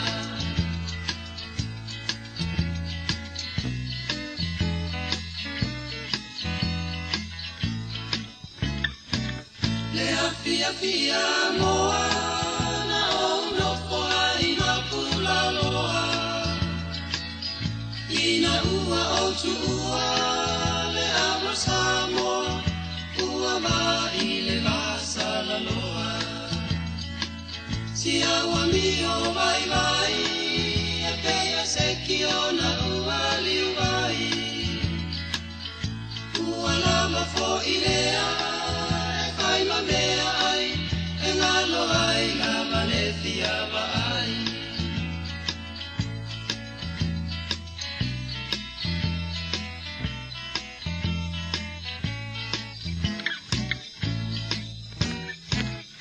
La uta usala ea, la umana mea, le mata mofia na yon folinga.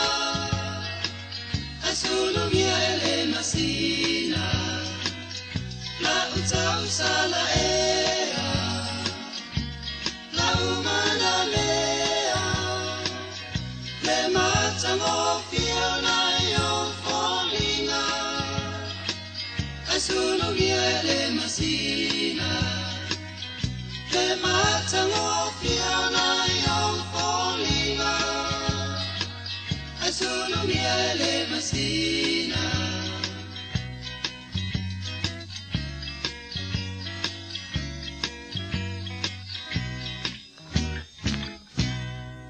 O le whaasisilanga tāua, e whaamana tuatu i le mamalo le tātou au whaafonga, e iaila wa ia te tau i lalo le tulafono o le Broadcasting Act tasiiwa valuiwa, e whai e sau whaasea po o se whai tionga i mata upu, tau i whaasalalango i lungo le Samoa Capital Radio. O lo au ili lalo le upenga o sota inga le pūlenga o whaasalalango, po le Broadcasting Standards Authority, bsa.gov.nz. A ia inga mo le whai o sau whaasea i se polkala me whaamanu alia i lau whaafonga anga, o lo au fia ai vaenga nei, o le ale te me mawhaiona whaise whaasea, o ai tu ainga polkala me mawhaiona o whaasea ai, o ai e whao o iai la o whaasea mō le taimi mō mua, whaftai. Malo whaftai, nisi o tātou whaasea silanga, i le avatele man whaanola wala ua tua il pa ia man mamalo le maftanga whaifi au so whaatasi Wellington e polirua man Hart Valley. O le awhatanuina le tātou whanotanga le board i le aso le nei le aso lua, le aso iwa o Hapewila i le ekalesia me totisi Samoa, se lau whatolu Molesworth Street i taita i Lower Hutt. O le se fulu le tae au le tātou whono mai ta tala le avanoi so se whawhia ngainga, fia mafuta mai ai whaftai, sa inia ele lau lau a whono.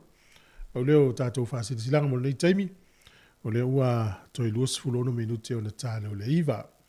Ia whaile isuia leo taimi o leo ua la tāle iwa. Ia. Maloa peo le taimi tua, iwa penene la tātis fulu. La tātis fulu, wow. Ia, le la. Wai atu i le i tala fu ia tātou whaloto i whale New Zealand, o lenta tala isi whale le kaingora po le Housing New Zealand i Gisborne. Ia. O le melana o maa whaia uia i le tele o nei tangata le mawhatia i New Zealand. Ia. No nofo solo i tonu ta avale. E o le siwa finelan whatala noa mai. Pe lua i le tonu tau sanga nofo manan whanau. Nofo solo. Oh. Le ise meno nofo ai. E le tele o tangata i mawhatia i New Zealand. E o li si urunga le ina whatala noa mai. O le mea fo ina. Oh. Tau o whale fo i e private i o. Ia. Fitu se lau le valu se lau tā la le vai aso. Tupe New Zealand. Whapeso whaftai ai i a tātou nei tū le ai. Ia. E le imanisi o te whaalongo, nofo nta avale, ma nofo solo. Mo. Ia. Tu wai le whaungo whale a le te le mana umi. A fuala i le ia te sema ia lua fe lua tau, tau sanga tene. O whamal se lau fitu sfuru, a fe tangata no mai tonu New Zealand. Ia tangata ne le whape o mai loa, E o mai foi mo min fale no fo. Ia. O le nga solo me tanga ta ini. Ya. Ai fa taile i nana te tala na I fale na wo I sulu ina I tanga tana. Ia. Ona me foi le fa manatu foi ata to ye no fale mo tong. Ya. Ya. O le ale fale a mo le fale mai ya por vanga le housing New Zealand po vanga foi private. Fai le. Ah, tau si le ma fai le o laua me to tino. Iwa le ale la tu le se singa fale le fai taimi ma le taimi. Ia lai ma na ia to e fie fo ile official fale ia to e fa popo atu ni sta usanga e te no foi fa. Ai watu ni le official fale vai atu ka se fale ton. Ja va pio lo official fale le o la tu le fale le te no foi. Le la tu mal form vo le siaki. Atu ia o le suinga le wel fale tasi o le wai te wol pito I tu apel pito I lu. Tu se le o tu se le na mato mai se tau sanga le. Ale o mato me tau sanga le wo se fale. O mato o fio tele pito I tu. Ai va ol pito I lu. O le fo mato mai le fale. Tu se le fai to alu tau I afu. Le do peise. Tenga mela pa pena. E ora il mato office, o tartano, o meo le tangata le peise me jesi fale mana mia. O se taimi o le ripote to tua o itende o le fono foru ngal fale atu pono. O meo mai. No, ya la tale atu I auto sunga pe va pe o fale le to tia sia tu ai. Pra me o fa o tu luma fa o tu luma. Eu no fa tu lo I o tele tangata tu I lo fale. Ia na lu sawa ia ele tanga taonga al merale e si le fa pito tu il mo lum kuka e o mai la ya so tu lum kuka e al fa pero ta to fo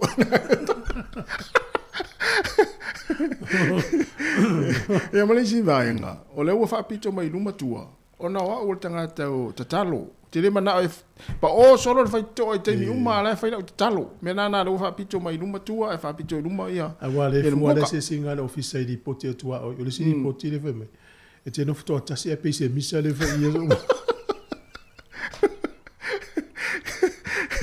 e no tali atu la ele ai e ana fa pena ona wa o tanga te pese lo tu le telo tai ia o le tele a fa pe ona e fa ti o tu o ilo no winga la o tu o ile uni lo tu ia maloa mo tato ie amana tu tu pui o le furu o le tala fia le mo faina faili tele o tu I fale tala vai tato I Wellington e mani usila ia alu fale tala vai fisili ai po faile tu yo foi fa nau ia le toru tau sanga I lunga o le tu yo le Rupela o le mami o le misela faina ai tu ina tamiti o fa tamala tato e ila to ia nga ai tu pui o le fulu le la nga I tato la to I o tinale ta o veina le o ta ua la to inga se le wata o nga se le pipisi ia fiel mai suka to molunga o mai fatu ia o la to ta I ono lima tau sanga I lunga e foi me laiti e fisili pe nga va ale pe nga va o le tuile mo fua ia e fa ngale va nonna e no walu e vai le fo ma I la appointment I le pole lu e va sta lui ia ai te ua fai mai ia le il ho mai pe utamana o le tuile o fulu Fato e mai fua mai I o ia la me la tu ia trai no tu fulu wala mo fu wa va pe fula po se si fa long mai nei ia le vai fo mai ala tu mai fisili ai pe nga va pe fai no tu fulu pe fai fu ia mau e amala no fa te ai lo ma lo tu fai fu se poi mi te ai fu ia ia te lo e te le fa na ia lu fisili ne fo mai pe ma o tu e mo tu te no masina o pepe Tuita yo no masina o pepe sa non pese vele sa monere ga tuila tu se tu il fai le ngwa tu se ko vana na ta ua na ya unanga na wana e fai fua ia o mana ia o le vanga lo tano mai se fu maloina mana ia finga no tato sunga ya papa Edmund tato sui fai pule ia mole au nanga le tato lu su fai tu la le ken pulu ia por as finanga mo tato wa ia le anga di fale mai le le lu su fai tu la ia ni langa I awala tau fu le ma fu tawai ona fa au pe la unanga le lu su fai tu la au te roi po ia ini vaenga foi fa ilu la atapuni ia lero mana e fil ngalo tato fai pule ia ia ni fil ngalo foi le mesi tato lo anga I kenpulu e fia fa dia mana ia le fa ngara email lo ta mona email ia o le mana at parliament.govt.nz ite email la le email na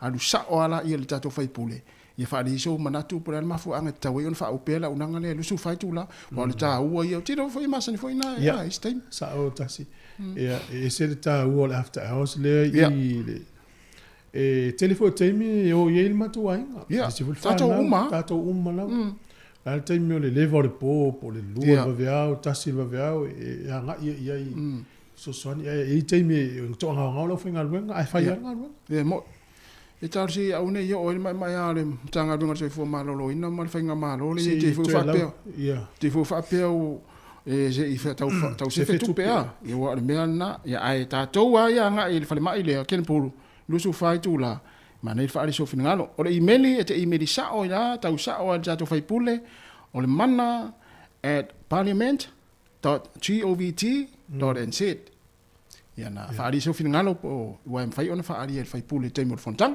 ia na nei va ile email na fa ya fa mana tu atu ia mo voila la foi sa te email mana ia ai ole anga ita tau malulu o ni steimi a fa pertinale no fol fale a luta ma finga luenga ia e ia le no mena le healthline ni usila fa maulo telefoni tele lo me tu po le nanga le lu su fai tu la ia ina vili ai fa o tangata le tadi me telefoni o tangata o mana o ina le me tau fa fo mai ia o le ovalu se lau ono tastasiono ovalu se lau ono tastasiono o le healthline na ni usila ia ia se me vole te tu facili po le almo tu po le tele po le fine level po so stai mi vili numela ana ia ia facili mai ma tadi atu e fu ia so soni o mai ana ia o ile se taimi o le wata pena la o fal mai le malulu o le winter te tau malulu ai vili no mena le fa ton mai fo mai le ina me fai sa no pe o manen fai e tele alu fal mai ne sa ta ua yo nang fo ia na fo ia e wana e fama ia o le la le watu le uma o mo le fa mo fa mtalanga ina o mai le manuia sa o le ia mana ia le ti fo no mua e você vai na tvi fa so mai fo ile ia vili mai de tonu vanu di man o fa tasi o tonu Amerika a faina e va ai va ingale nei de taiao ia mana ia fo ile fa so mai tato Facebook pe la fo isau va ai fia vili mai fo ia vili mai so no mela nei ni usila te vili mai o le o tasi o le la so atu tato nei te o se no mela ta watu ia na ta watu le ia na ai fia vili mai fa matala mai ma nei fo alo Leo tes full 50 minutes a tare tu la iva fa talo fa tu a fe malta se misi alo ba ro la se fu manuia pa pe fo ile sunga le fa nga pasta yone tamari ma pasta e fa ma tu fa u fa to anga e lo fi mana mien fa stalo alo to ina mana fa di fu do pas ya va be fo ya fa talo merina fa te te lava ya peti yo le lo po le ninja po le si merele te va te ya ole e wa no polo ka fo ta to va se va fa ma fo Eric fa te tere lava ma futa mai saulanga ya fa tai ya fa tu ya Ailini malonini ya manuia lava nga luenga la fenga ile yaso ma fo Eric ya osina leo ya finga ya sila ya male tele tatu tino fa tu ya Epi ya me se fo ile Perry ya po ai loa situ ya to fo ile afa ya malo lava te tere lava ma futa mai ya le la tatu wo si tatu fa fianga le vai fo le taimi ya fai maria lo fa li fitalo ni ta yao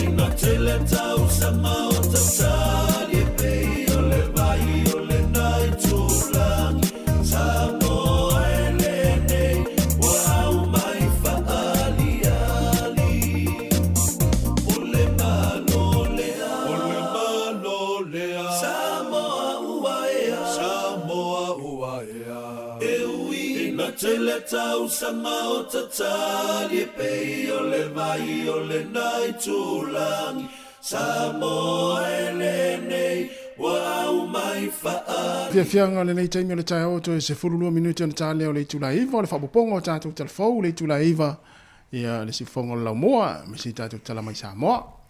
Ma no lava. No tau le pepa fwele a tātou po lua o kapi mana na po. O tau lo le su e atua o tau ai le talana i totonu o le mele utupu o sa wanga lo le pepa.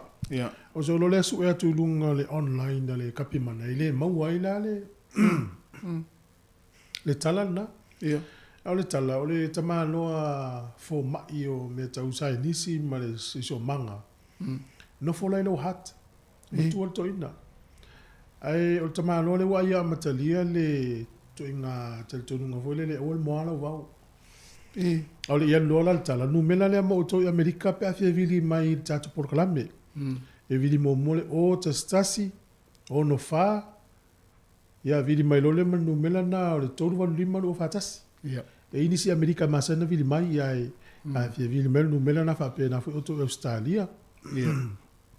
O le o ta stasi, ia o le o no fa, ia so o lole ma nu mela tatu inei. O le maula le tama no le. Tu so le o le au ngā o le moa o lau wau. E mau ai ia le vaenga e o iai ia ini seti a ai mau lai. Ai a mo le wau. O nā riali leo le palapala. O no mailo manueli ai anufi. Ia mtoria mo meo anufi palapala. Voi le au ngā fu le palapala. Ia le lai tau whailana mauna nā e tau tangata e au le moa le wau. Fa mai la ufsiringia ia tangata pe ai se ai le moaila na wau po le meolo na tu lou la po le pai e. Aula na maula na. Te mana tuai fol por kala mese so fa sai Yeah. si le sa ta Tano no i fa alo. alo ma fa masa. Sa o le le. Mo. Ta u fol ta u o le fa sa o na le va. Io e. Sa o le le a. Ia pe al tonga tulanga na le foi na ta we al. Ah ma fu anga le le fa umi le vao. Esa. Ia. Ese ma e fol fa fine la lo fai tau tul fine lo i daniden. Wa o fei tai tanga tau na tua o le moala na va. Ia. Ya e fai le maul fine. O tele mana o e mola wow. E. O le me le noise pollution po le tele o le malmaloa me a fai na fa longa tanga tele pisa o le malmaloa mo va lua. Ia. E fa le anga ile si o manga ile e le po ina mai. Ya tele o tanga tele langi le vem tau. Ia. Te tele tonu le a ma da tonu ata o fa male fa le a. Sa. Ma tua wa America. Fa sa o mai ta o e nei ta tanga te mata mai le Facebook. E se o e America na mata no risa so mai so. O le wa la ta i mai o e le mato tu matonu. E le tau na mola o va o fa sala tanga ta pe ale mola va. Te u fa no. O fa pe o ta to la le se me le stula fo no fa pe na ta tu pule ngalo. Ia. Sa. Ya e te le lo ye o wa o te lo o na mola va. Ia. Ti no ia si so ta to mi si ta to sa mo mai la to fa fo me le mo ale va. Ai wa to inga men na e o ye. Pe a tu tanga te fo ile va. O haru mo le fa le matu. Ah. O te pau ana le tala. Ya. Ia upu ile le mal fa mai so. To sto malo pa ye. Ya sa le ya. A tau tala mai nei me fa ile o to se vai o ka se. Va o Le va o le fa le. Ah mo le fa le. O le si mau e te ilo ale ainga e vaoa i el whanua. Ia. Te ilo fo ia ele, i mawhawhonga hoi wha tangata. Ia.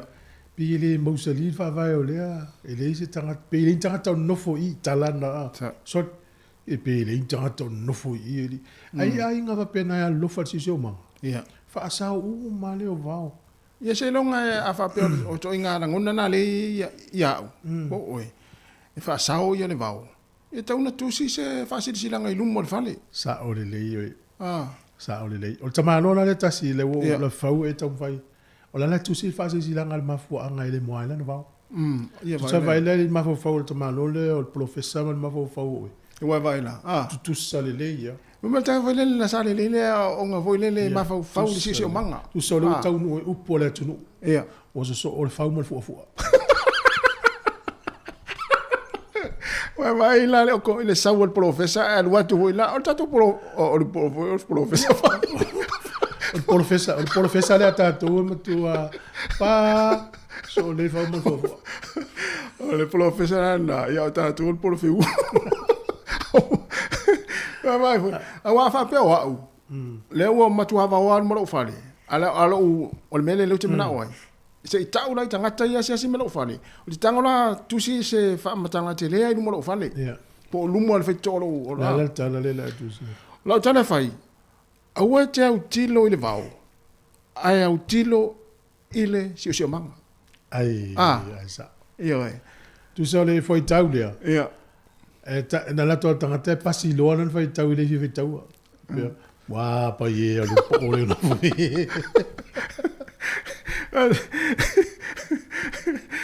fa wana te tusi lea aua e te au tilo le vao ai au tilo ile si o manga malo so fu maloi se fa la po patile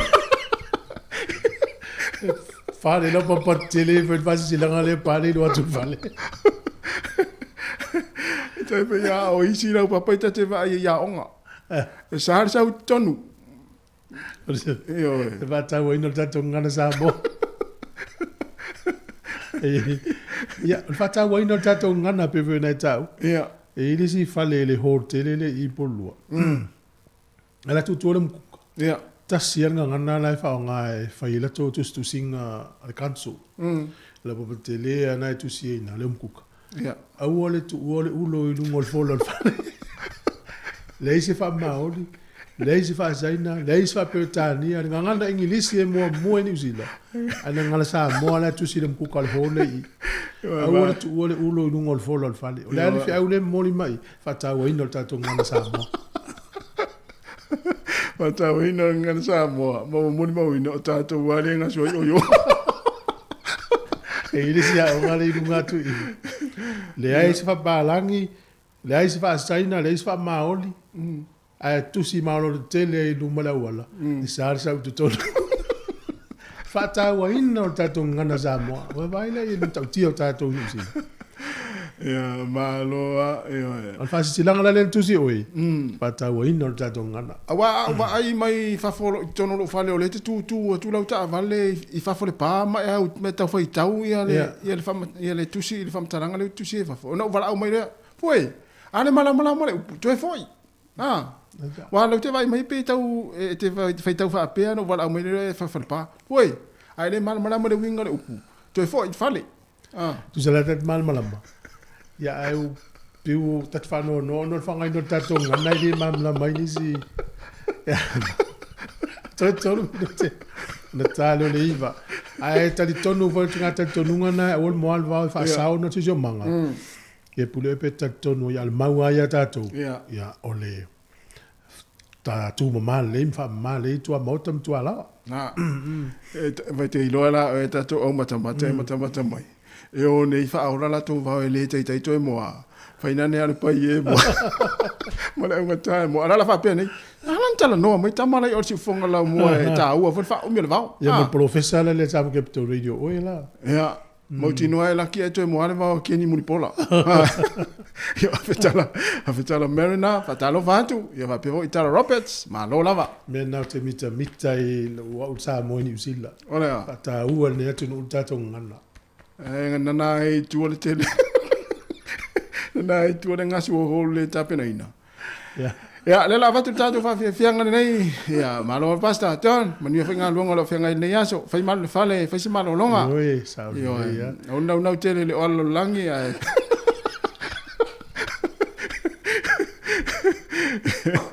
No le olo langi. Ya, tatu. Ona tele tatu le olo langi. Pe ya wa. Ona tu ana fala ora nu fale vi ele tua. Mo le nei fala wa a wina mai nei aso. Ya wa foi wala na alfa lau dungo lau. Wa foi fu na lu le was it. Ha moi. Lo tu le cat ele la vai sta us bizu po se mamo ya na alfa lau. Na was it ya la foto mo John. Ya. Nai mana ya. Aloi pe na eli o la langi nai mana ya. Yo. Tongi fale ma tau sira ai. Ma lo lava le on sa inga luenga nei aso. Sunga tone le mo fale mo ngol basi.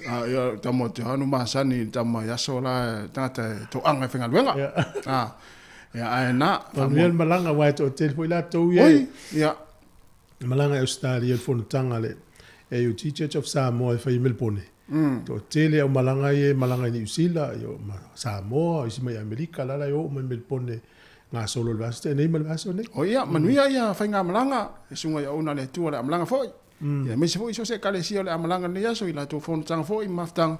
Ya manuia lava ia fa nga malanga le fa nga mo tau. Talo fatu ya sunga malutafa malo lava John. Ya manuia lava nei aso fa pe foi ia fa tu ya lupe. Ya iwo vera si piti to ina. Oi Brisbane ya aftala Marina. Alo fa mo le vau. Oi. Ole te tu o te ni ma langona fa fa sentisi ya fa mo tatu vava mole. Alo.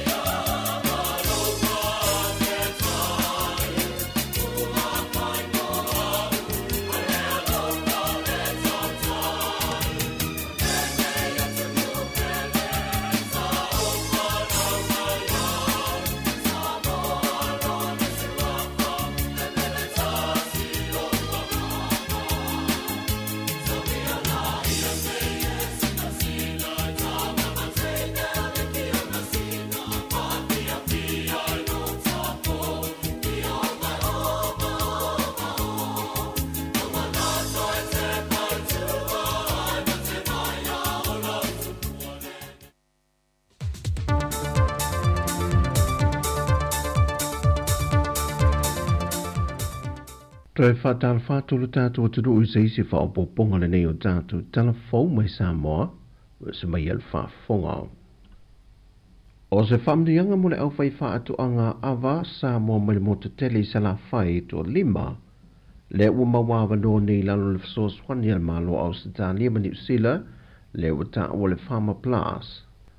Wa whasoaswani tuai le au whai whaatuanga awa le nei, mo le si tio le tūlanga le leira ngā o singo le aba, mo le tufa ina ma whaatawina le ngātau tu tono le atunu, ai mai se lava I maketi atunu I whafo, o nisi o ia whasoaswani mai malo New Zealand ma Australia, o lanto fua ina e le ngātau masini e wha mamango, ma le masini e tu I wha maluwai le aba, ina iau sia le tūlanga mo mia, e te tawe ona maketi atu I atunu I whafo. O le sasungu ia e te wati sulu tolu, anaua fui tulialo, ma mawai tani enu ule tau, o I latou ia te otolu o latou mōri mawina, le tūlanga le leiro latou so tanga ma whasoaswani mai le Farmer Plus, na whasoaswani atu le tūlanga le wha le leiro latou whaatu anga awa, le ua matua mautu le leai, I le moto tele I sa la whai. O le pepo whaamtalanga mai le official whatupe tu te tono Samoa, wa whaamawina I le pa ui lalo le fua whaata tau le soi whanga I le atunu. Le ua whaamawina I le palasi I lalo le ono tesima le ono pasene I le maasino Februari le tausanga nei. E fua le I le pa ui lalo tau o loa mai atunu I whafo, e whaoru whale mai I le atunu. I le lava pepo whaamtalanga wa whailo ai, o loo tūlanga le lele whaatuptupula I o le tātou tamau ainga. E fua le anga I le se fulu tesi ma le whapasene le ua siti ai, ma I le se fulu ma le lua maasina taluai, pe a fuatu I le tala whaatatau au tua le tupe, e le lua felua se fulu ma le tolu. O lo iei le teletanunga, o le taringa malolo tātou atunu le tausanga nei e maasina o ki topa, o se tasi leo tūlanga mauti no le siti alo tātou tamau ainga, e le ausu fono le fontanga, e mai se foi I turisi a se maisa moa. O tu ina atu se lapta inga mai le whaoru lunga mtanga luenga le soi fua maloloina I ona tangata whainga luenga. Ia I lantou I o maua wa ave lua ngā luenga whaatasi man ngā luenga le malo lo ngā lue ai.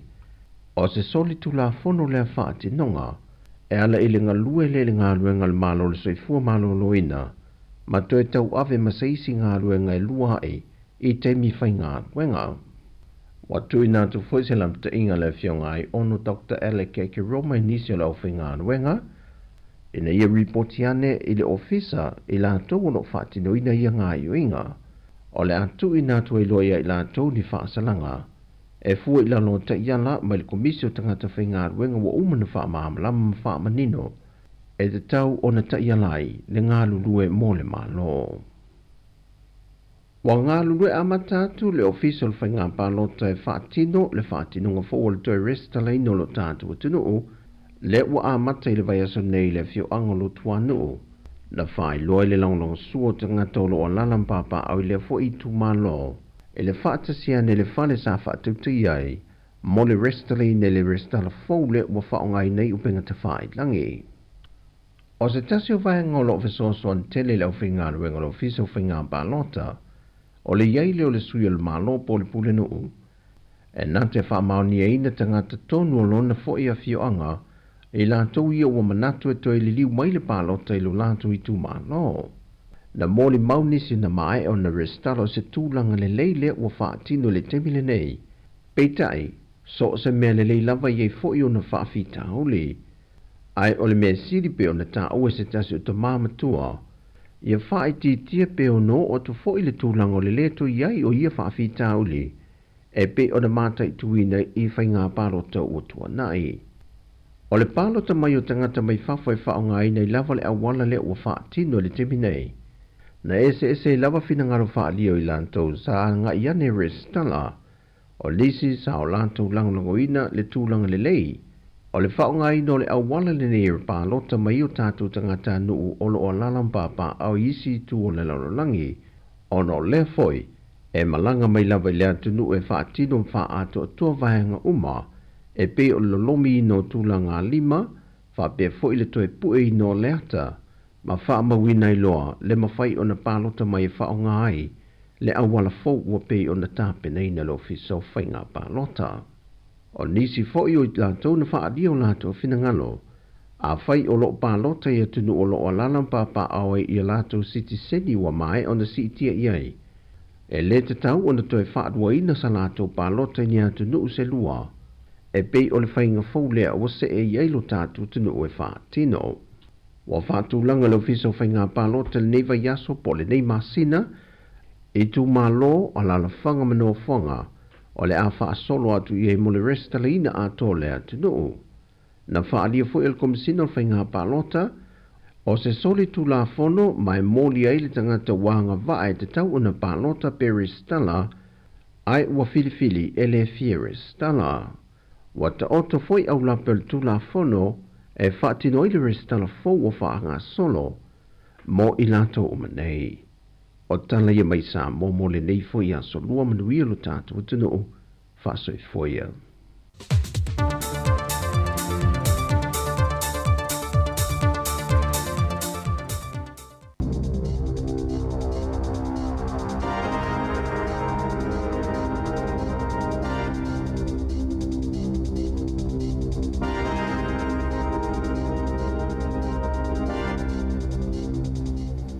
Talo fatu i le nei wha au poponga o telefau mai le si whonga le mua i Wellingtone. O le tala mua. E la ititi sa swinga sa maita wina i le tau o fale le tono New Zealand i le kuata mua o le tausanga nei. E le ngata sa wha atuai o na taulia i le tele o fale, a e sa wha pefoi o na umi i le lisi o fale fia wha atau i nātu i tua. Pei ta iwa wha alia i le wha maunga o le tau o whale mo le masino mati, na wha mau ina aisa si tanga e lua tesi mo le 2% i le tau e valesi o le whale, le ana tula i maiai, e iwa se lau luas fuma le whaafe, fitu se lau tolu whata la le tau o le whale tasi, i le tonu o le ulua i tolu masina, o le tausanga le nei lua afe luas fuma le whaa. Whaalia mai fōi o le tau o whale na si itia i a le tasi tesi ma le 2% whātusa i le tausanga o mawae. A e se furu ma le 3% na pa uai pe a whātusa i le tulanga sa iai le maketi i le tausanga i lua afe luas furu ma le tasi. O le ai o Queenstown sa o pito te le si tanga e lua tesi ma le 2%, so o tuai le lau mua i Wellingtone e 2%, ma le ai o Kalai Estate e tasi ma le 0.5%. Ai o le tau o whale i Aukilani, na whaamawina i se pau e o tesi 2%. O le awha amuta e le to e tuwhai nātu e le whale meli po le New Zealand Post i ani tusi mani meli i nuu i tua i aso to nai. E a mata i le aso luas fumale iwo Juni, o na le to e tuwhai nātu i a newspaper ma fi e le New Zealand Post i a inga i se vaenga tele o nuu i tua o New Zealand i aso to nai, se i a vanga nai ni vaenga se fulmale fitu la whai, ia o le a wha solo na tau fia, ina ia o atu ia Juni o le luafe luas fulima, ua le ai ma se vaenga e toi whaia iai ia le nei au o nanga. Whailo mai e le le ofisa sini o le pulenga o le New Zealand Post, Brendan Main, o le au o nanga le nei le whalapo tonga monu i tua, e tele lava ina ngau, mai o le mafuanga o tu lea o le whaamuta e le toi whaia. Ua uma o na whailo mai te rui nei e le whalapo tonga le nei, le fuafuanga e vae ai lana au whainga luenga, ai tu inatu i company tua po o couriers, e la tau te tufa inatu meli i tu SSA o New Zealand. O le masina fau e amatai o na lo mia se li poti wha apitoa e i loa ai la whainga o ta maiti o loa o onga, ma wha solo tu ai le wha asara lawina o ia li poti i aso te itasi e amata i le tausanga a sau.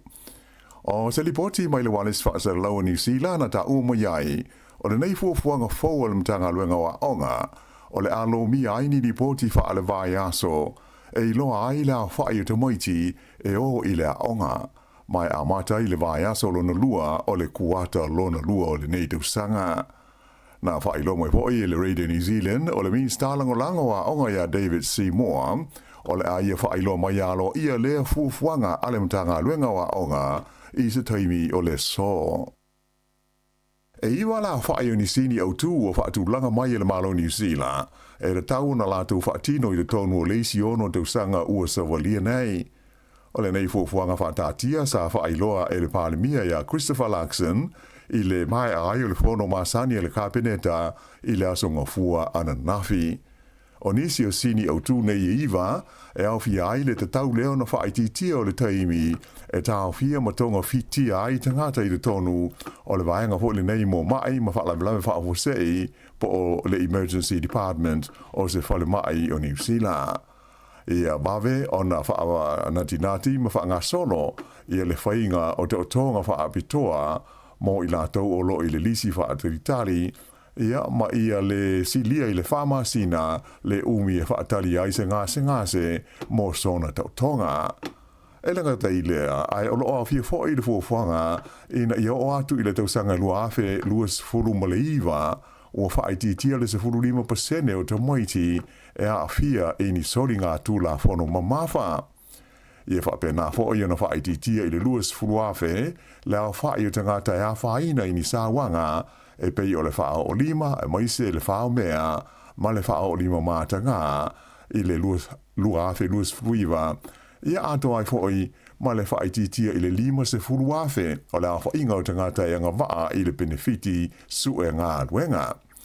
O porokala me umo nei pei o na wha sila o ia mai le pāle mia, ma le whainga mā lo, o lo ia i le whanaunaunga, e le tau o na whaatino ina ma ausia, i le tonu o le isi ono tausanga, ua savalia nei.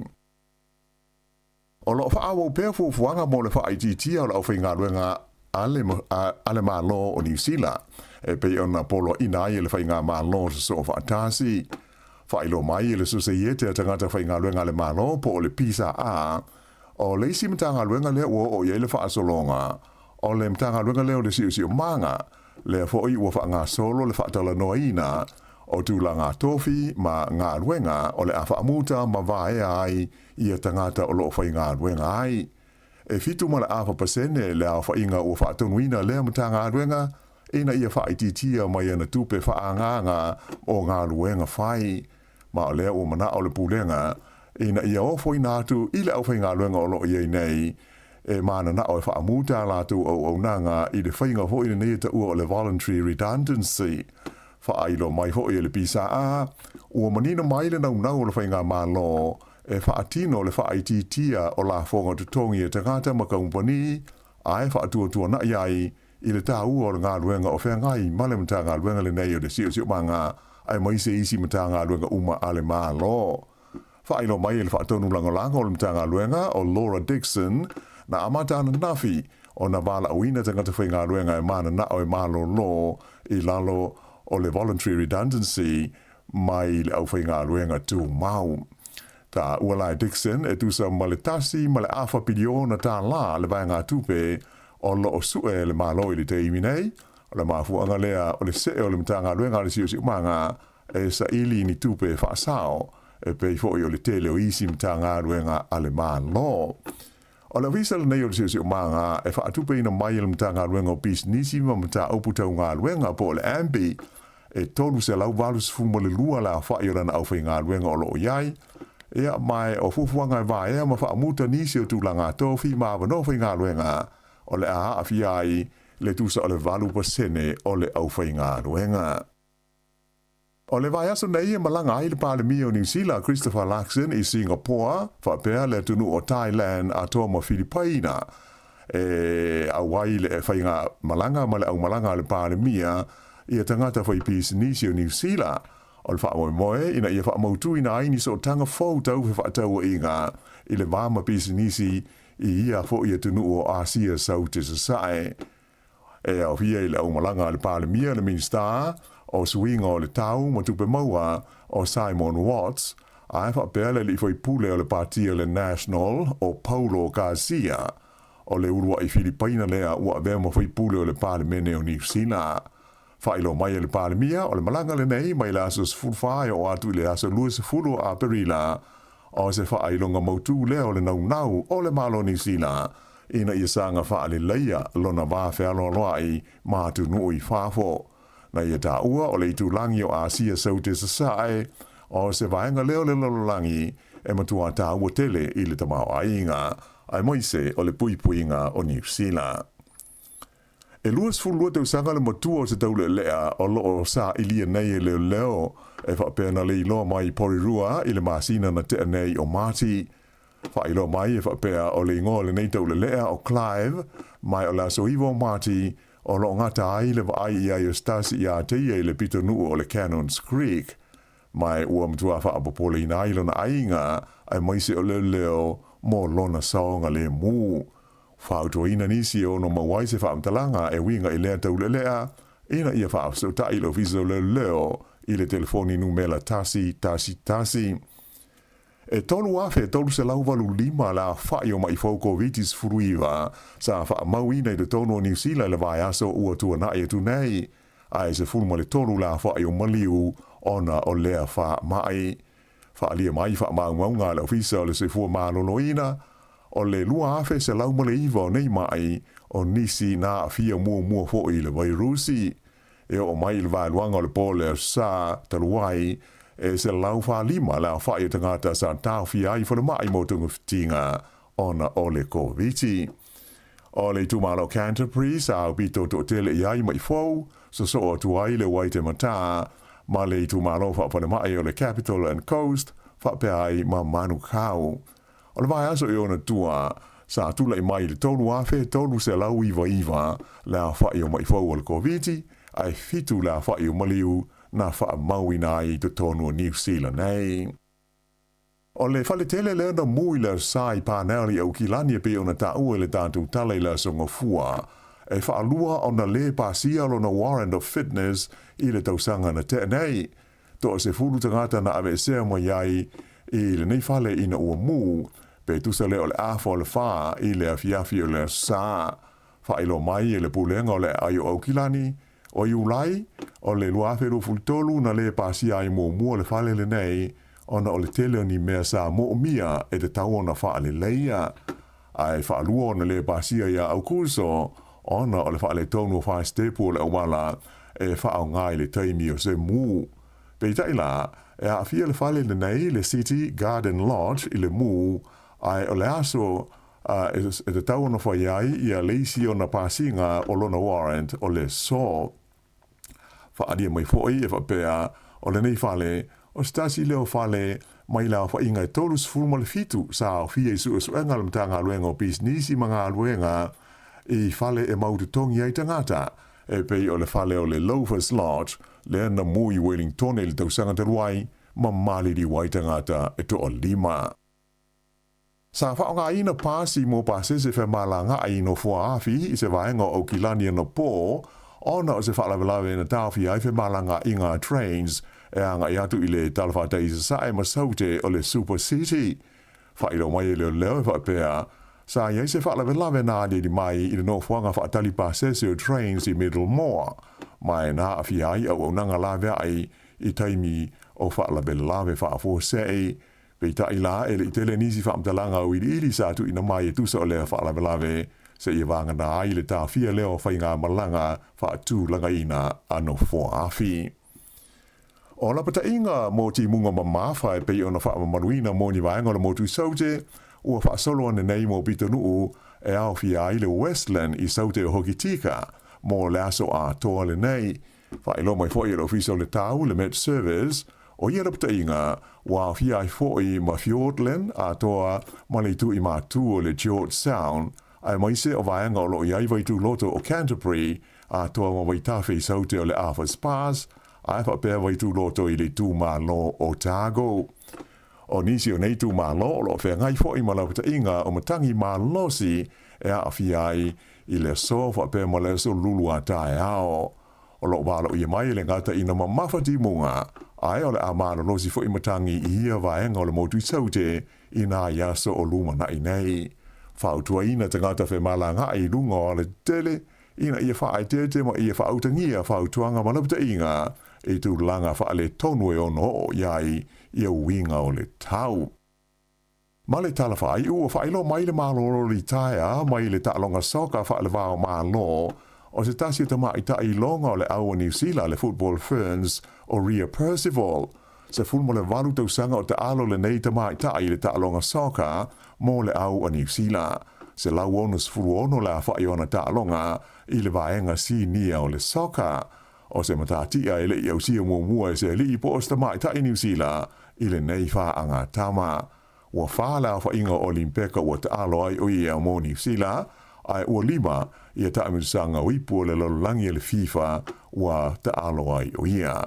Teimi nei o te alo nei mawhine i Engelani, ai o le a le to e awa no mai mo ni ta alonga wha le vao malo mo le Football Ferns a New Zealand. I o le wha iunga le nā o talo fau.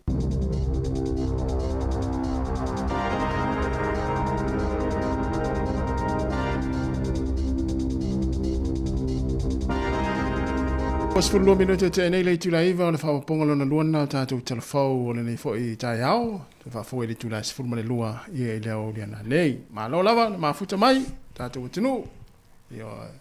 Mana tua ia, nei tātou mātua ia so ia malanga le pasi. E le mawhaina misi le wha mālo le pasi.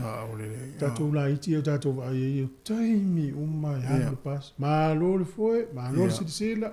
Raul fauli. E te lo toe sa toe fa longo taimi nei fio inga pas.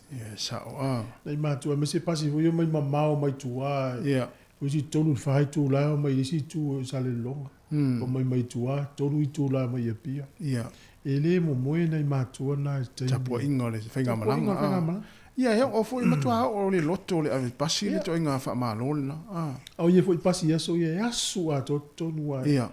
E ula tipi au ale to ina ia pe ia la so se foi to ina e se pasi ina ia so wa o ngai ila i veitele e ula la tapa ala pasi nga e vai le pasi le tu mu sai ta maiti a e so a to no le pasi tapa ala pasi ele mse se fai ai sa io a termina le nei i di ila e fai sa o il tangata ia ia no pasi tātou vui le vili lalo whamalama e whaata e whapela pasi a wai le o vidi e ngā whamalama e ele i se tā ua le nā taimi tu sa i le ia mase pole tu sa o le pasi o le maua pe o ia le sifi o le pasi ai o tātou i la langi wa matana wha malama la maina le tele o mea i le fua tau ave tangata whaatau the customer is always right o tangata whaatau e le tautonu o ia sa mena pela o ta ua tangata whaatau le company le mai ta telefoni le mai le o nanga le wifi a tato ainga le supermarket ta ua la to customers o la fina wifi e manatua company sa o tangata whaatau na foi musu e se tangata whaatau mena o atu pe whaatau sa Deva pela o sunga le a pasi a matou pasi se al vai tau tasiva val sfulu ma le iva sfulu pe ula la tu lo ele fata ja inga pe ula la ta pa le imsi se fai atu ya ma fo matou termina le val sfulu le iva sfulu o la pasi o le pule o le pasi o le sifi o le pasi pule ai el pasi tu mai lo la lua fe lua fale o tato ye a to e pusa la fa pe nato ele ai la a le vilia tangata i ngol pasi le tangata ana mo ia le pasi pe fa tu le ia le pasi ai fai le pasi no matan mal malama tangata awale o le mau la so e tele atu la fai no tangata le ula le asu no tangata ula o tangata le ula sa o le asu le sfamma no ingala pe pusa le umu no mal mena te no foi e vengo le pasi pe tu idea se ma tu pule ai e wa foi le o tol pasi se le stofi au le pasi aole amalama tai o poa me tau ina la sunga te ofuri ma umi a mana va nga le fiafi ai uli ma puro tai dos furta yo le mai mo mai na tu sa ba san ni le orang la sa o la yo ta e fiafi o male wa fiafi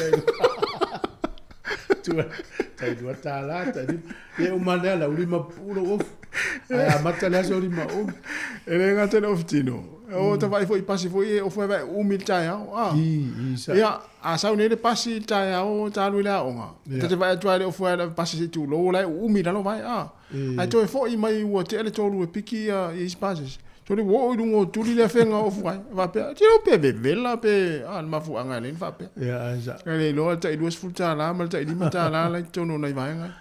Ya ai malo. Ya sta tu fa fianga ni ta ya fa ta lo fa tu le fa tu ya vesi, malo na vesi ya sunga le sipakako ya pataiso, pasolo, ya ta sile tanga sa sipakako i pasi fangari.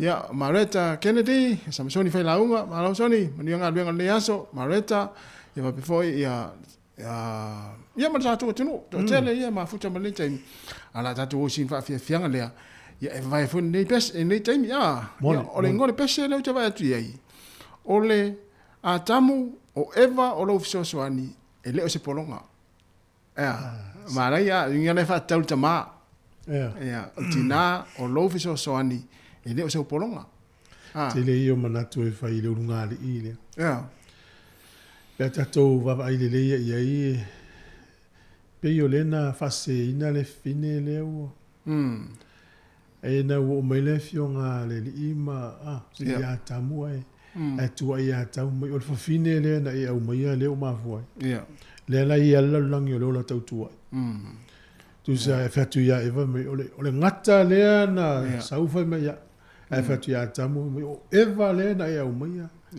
le o tamino melo ya melo lo la tau tu ai la lang item fa pele o mau o me o tu fu le na mau fo yo o tasi le na e vela me fo finga lo ngala to mai mo mai ala tu supervisor la no fo tata mai o yo le le fa mo tau tu no fo isi la tu so le tamino melo le nga tau tu ai mana ya ja los voor 20 minuten te nei wat je van lo mo is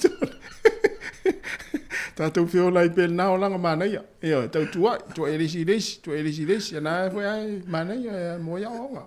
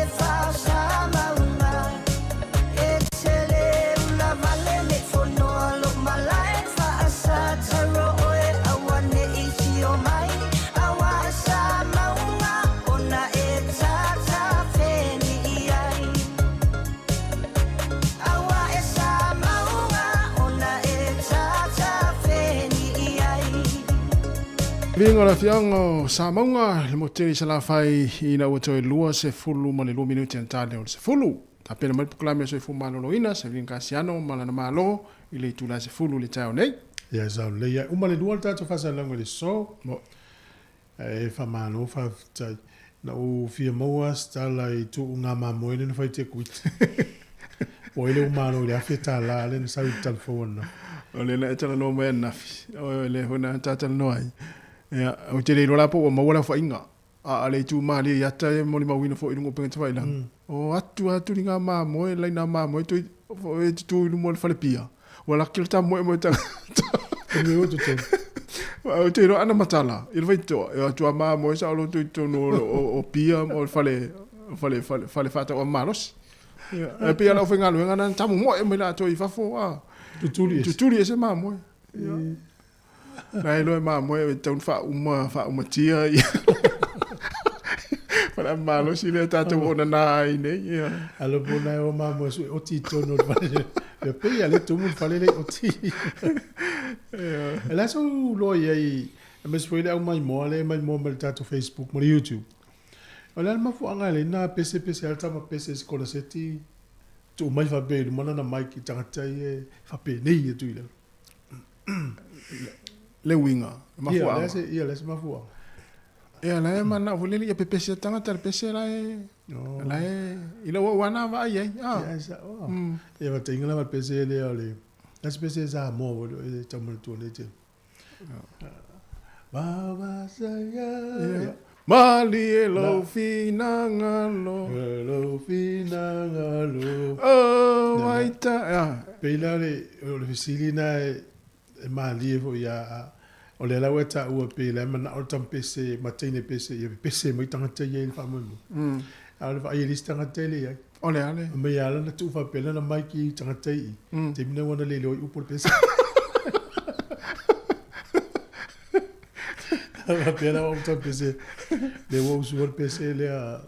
Ia. A vos pese sa mo le tu ua pela le tele o a. Ia tau ta ia. Ia. Tele la pese le usua. Ja, nou, al te mina wo le lo por pes. Tong lo to atul mic yo le crowd.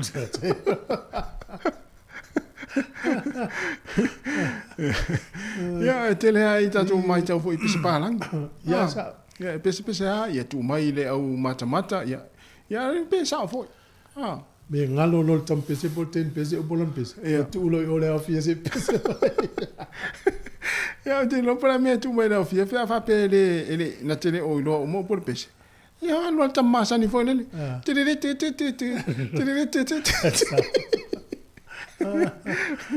Na lo le lo po tu tonu ya fa ngalo le fonga fa me fa i. Ya tai fia. O le ua fatatia ele ka peneta ya fuanga mo fa nga malo. Tamo fai lava e una ina ia tamaiti tulanga tawa onga. Ja.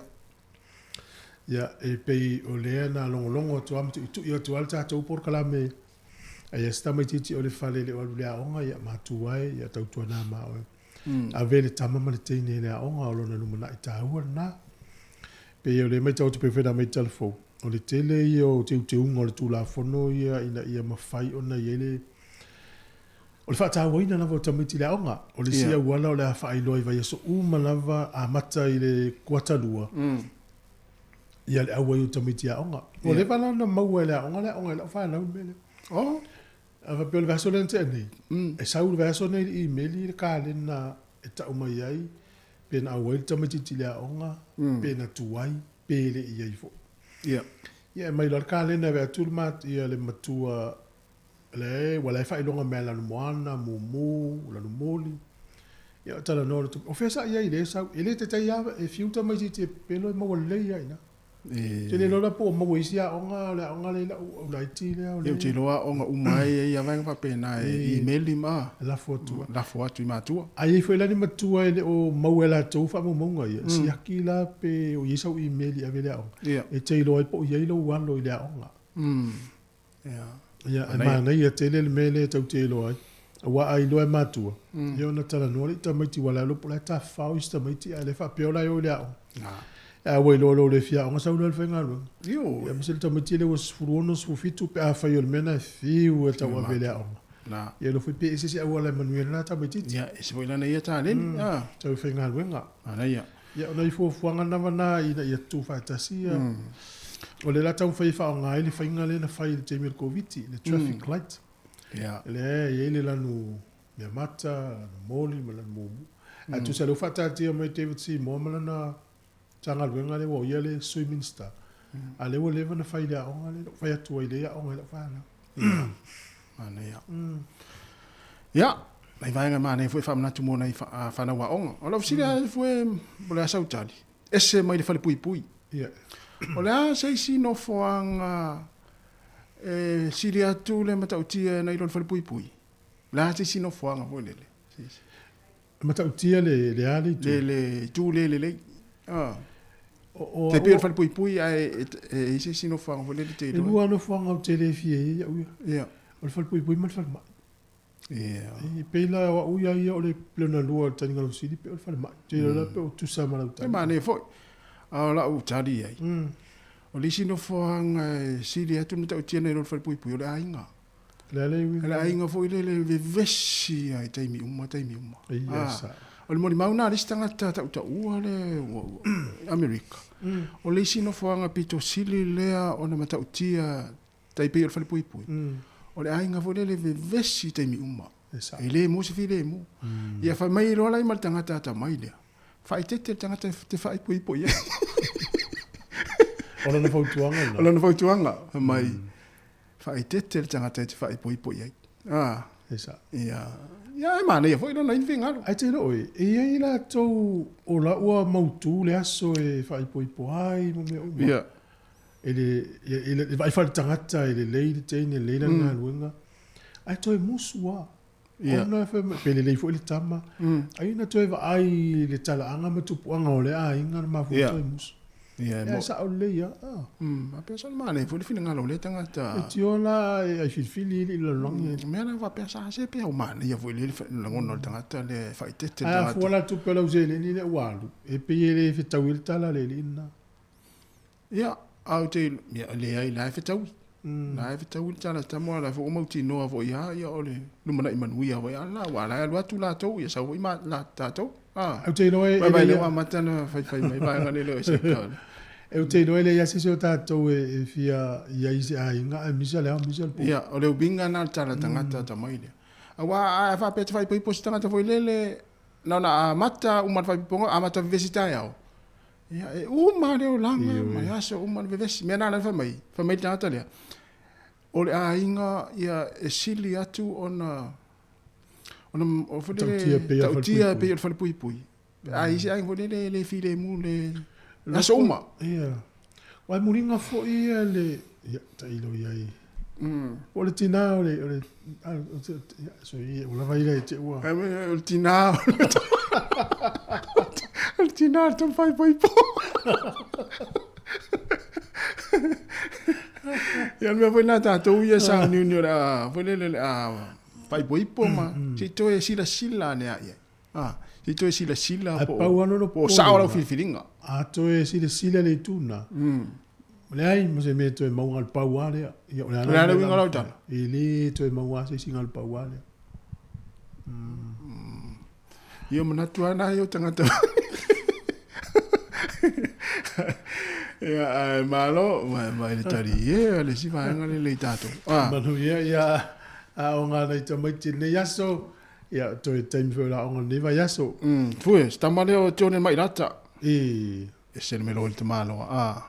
Ia le ua saini fo le si pe tolu pe fata usanga le auto saini le Philadelphia Eagles. ia. Ah. Tasiri mili se lau miliona. Ah. Sa tau tia tu pe. So le. Se lau miliona. Pe la vola sta mana tua tanga vai loa na. Tua tanga wailoa. Ah. Miami Dolphins. Na vo va va ya tu fasa launga mai o ya. Tu sai ni vo ile isi fai tau 4 miliona ile tau sa. Yeah. Na. Ole ma tu pe tele la pile Amerika so. Iyo e. Pe a fu el tato la pi nei ma le la piliki ya.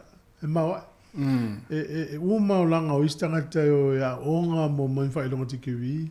Yeah. Ele ya wa se tonga si miliona tau sa.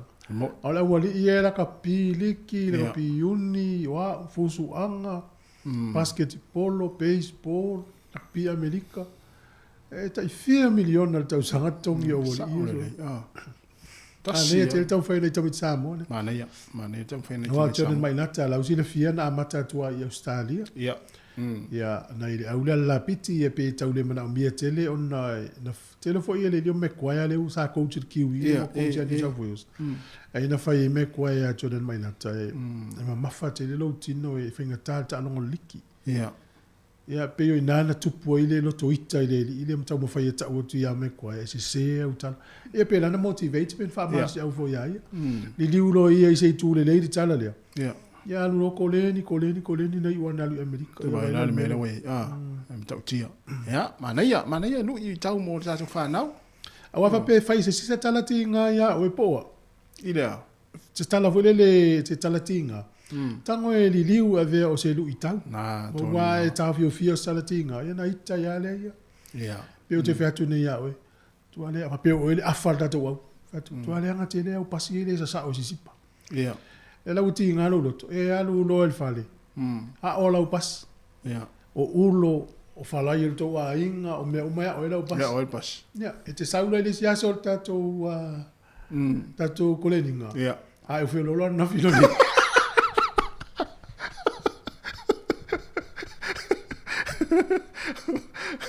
Tusa o pasema.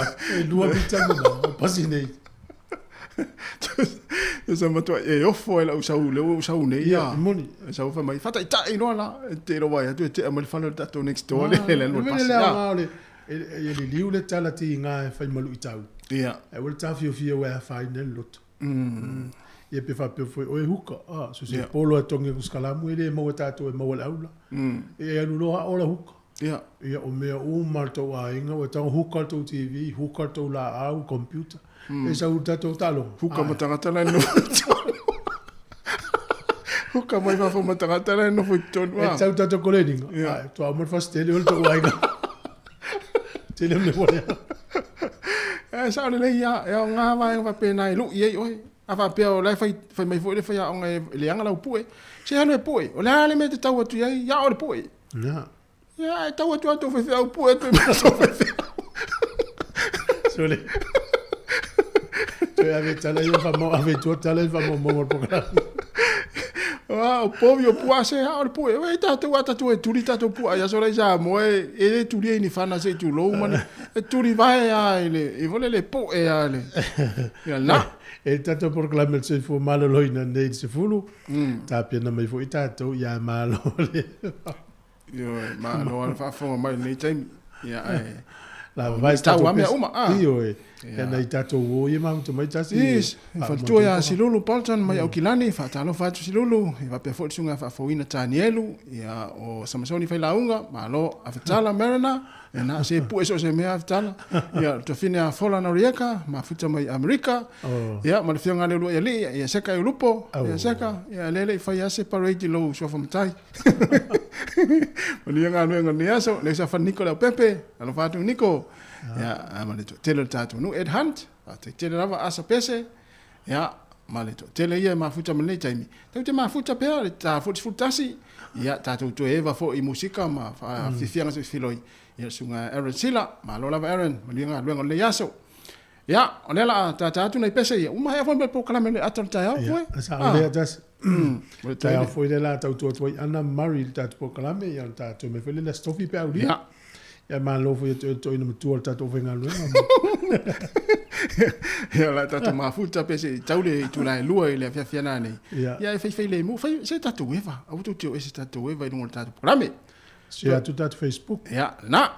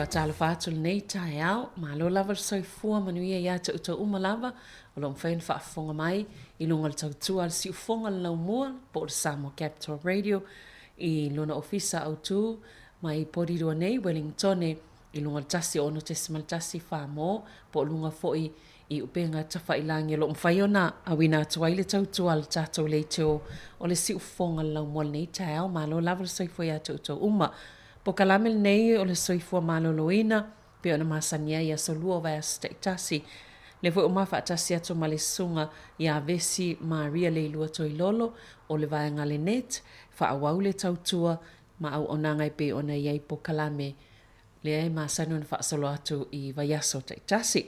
Malo le soifua vesi, talo falava. Malo lava le soifua, malange ma, lau fionga, Savelina, tamaitai il maota. Ia, faatalo fatafoi pa ia malo Samoa, lo mwhai on fafonga mai nei tu la, suisunga I whawhiangainga mo tu whalitua la lei, ia a fionga I pātele ma tamaitai sa le ngata foi lea, ia o sunga I awa o ma whailaunga ma ti a kono. Ia, ai mai se ona I tamama nei tina matutua o lo tapua ia mai ia fe au mga ruenga mtiu te lo whianga e fo ia lo mwhane o la tunu ia maso sieta si lava o lo mwhane whaafonga mai I nei tai au ma lo lava soifua. Malo lava lo nsa malo fa malo si leo tatol masina o perila. Ia. Ia.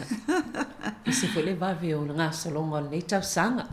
Vave tele a pe ia I lo wa mafau ata nofo le sa me fai e umalta usanga le se me fai a. Sa le. Ia ai le lava nga yoi wa e o mai le fai ngata usanga ia wa uma foi ia me umana e mana o e fatau nu ne tau sanga. Mo e nei malo lava ia ai le o tu wa yalto tau tua ma le whaatinonga ngā luenga I wainga o tātou tangata o al soifua malo loina. O te mantole sa tata noa la masina le ufo whaasolo mai nei vai aso po ne fo masina o perila po kalame ia o le soifua malo loina lava ma le wainga le lei o le tupa o tina ia maitanga e mai se lava nei tina talavo whaasosolo tu lava ina I o lātou sila fia tu langa e te tau ono lātou nofo malama ia I taimi o lātou maitanga ina I whaingo fia I fo ona maua I lātou le o la lau le lei ai mai se fo le o la pepe ia ai o vaso nei o te loa I fo isi vaenga tāu o lo mwhai ona e fia whaasoa ma I ai le o lo whaatino I tono tau au nanga besi e fia whailoa mo le mamalo le au whaafonga. I whaftai Savelina. O le pokalame leo te tau aveina o aia o le oina. O le educator, I'm an educator. O le oina leo tina maitanga whailele ia. Mana tina lo mawala o ia tūlanga lea leo whanau le pepe mai le taimi maitanga ianga le taimi ua avea ima mātua.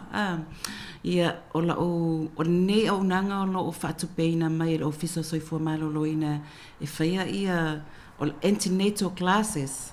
Ele ngatala ia mātou le net, ele mātou pokalame le anu whare whatupola Pasifika.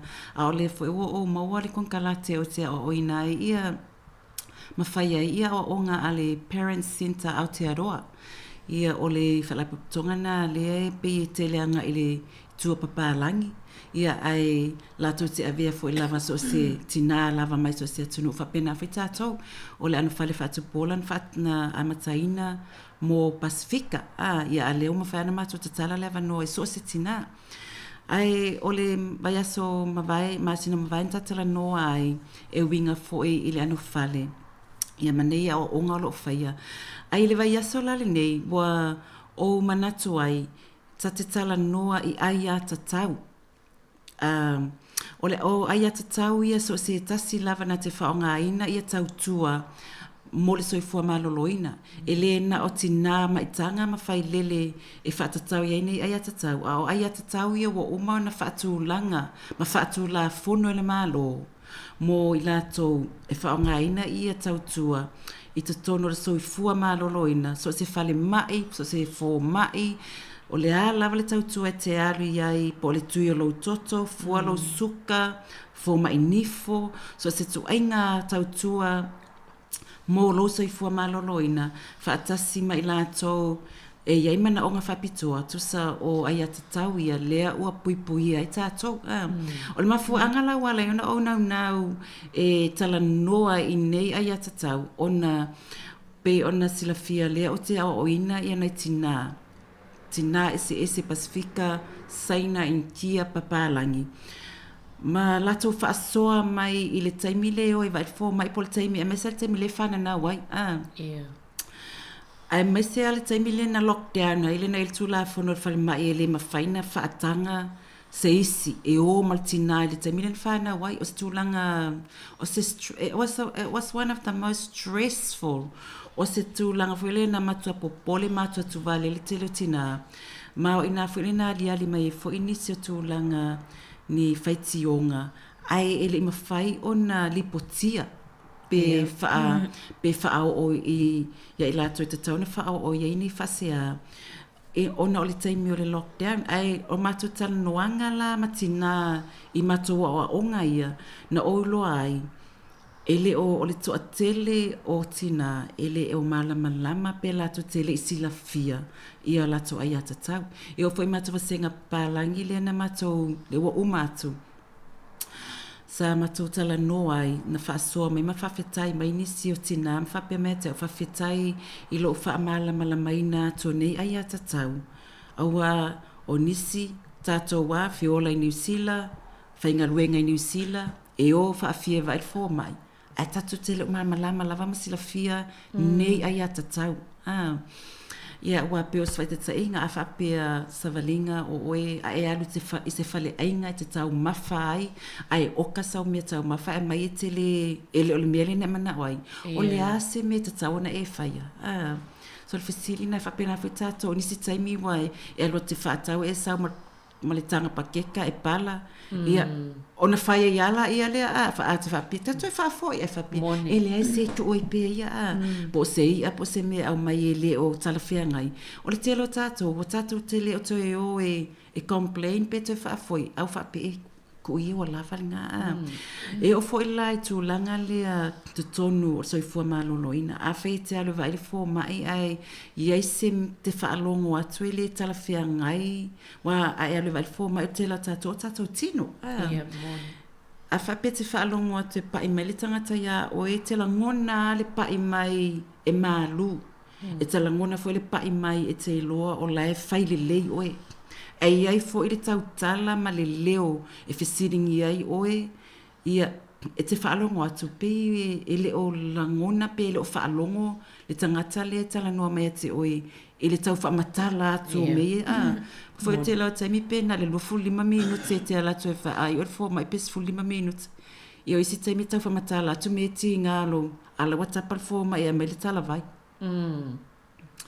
pena fo la ia tala noanga mana i tina ia mai tanga na mato tala noa whaasoa mai i tūlanga na le tala whea ngai i le vainga o lātou i taimina ai mesa taimina o whanau wai be la le mafuanga na lewa o au mai ai o nei ai atatau e le na o tina mai tanga o ai atatau ia mo so se isi lava e alu va ai le fo mai po le fo mai le ainga po le fale mai po te ale tuilo toto po o se tulo va ai lo fatu po o nifo se tulo so se po se tangata fo lo ainga ele ato le malo siltino po ye mana onga fapitoa ai e kava umai lava i lalo ai atatau ia malo whaftai ia tono le manino lava lea vaenga o ai atatau ia te whaamatalaina e so se mea lava whaongai pe lana mai whata ita inga ia o lo walu fale ainga ia po so se mea lava e te alu te whaatau e a maile o loa le o loa le te tau na e alu e te manatu e whaatau e te tau na e sau ma o i le fale ia e sa o le lei e whaatau mi whapena ai a maile o loa pe tu ia o te le lava fo i toi alu atu le fale o loa e whaafo i maa ve i le li siti wa pe o waenga vo ina e maa sanina o na tau longolongo atua i tato le i tio tapalau li siti wai ele me tupu i te toi alu toi whaafo i ma whinau ie ai moni le e te leo tato i si teimi pe ia tatia ia nā mea a le la i toi whaamnino i tapo kalame nei tai au ta ua vaenga i o lo no fasila fia ia ma whaongala wai a tatau awa le muso e whaonga awa o le wa whaatula fono ina wa pe o tūlanga whaatau ma me o loa e iai fo ila tau tūla fono e fo ile consumers right ma le act e pui ai i tatou me whaatau e a maile me ma le pepe le telefifi e mwhainto e whaafoi ia e whapena fo ila tūlanga le olo soifua maloloina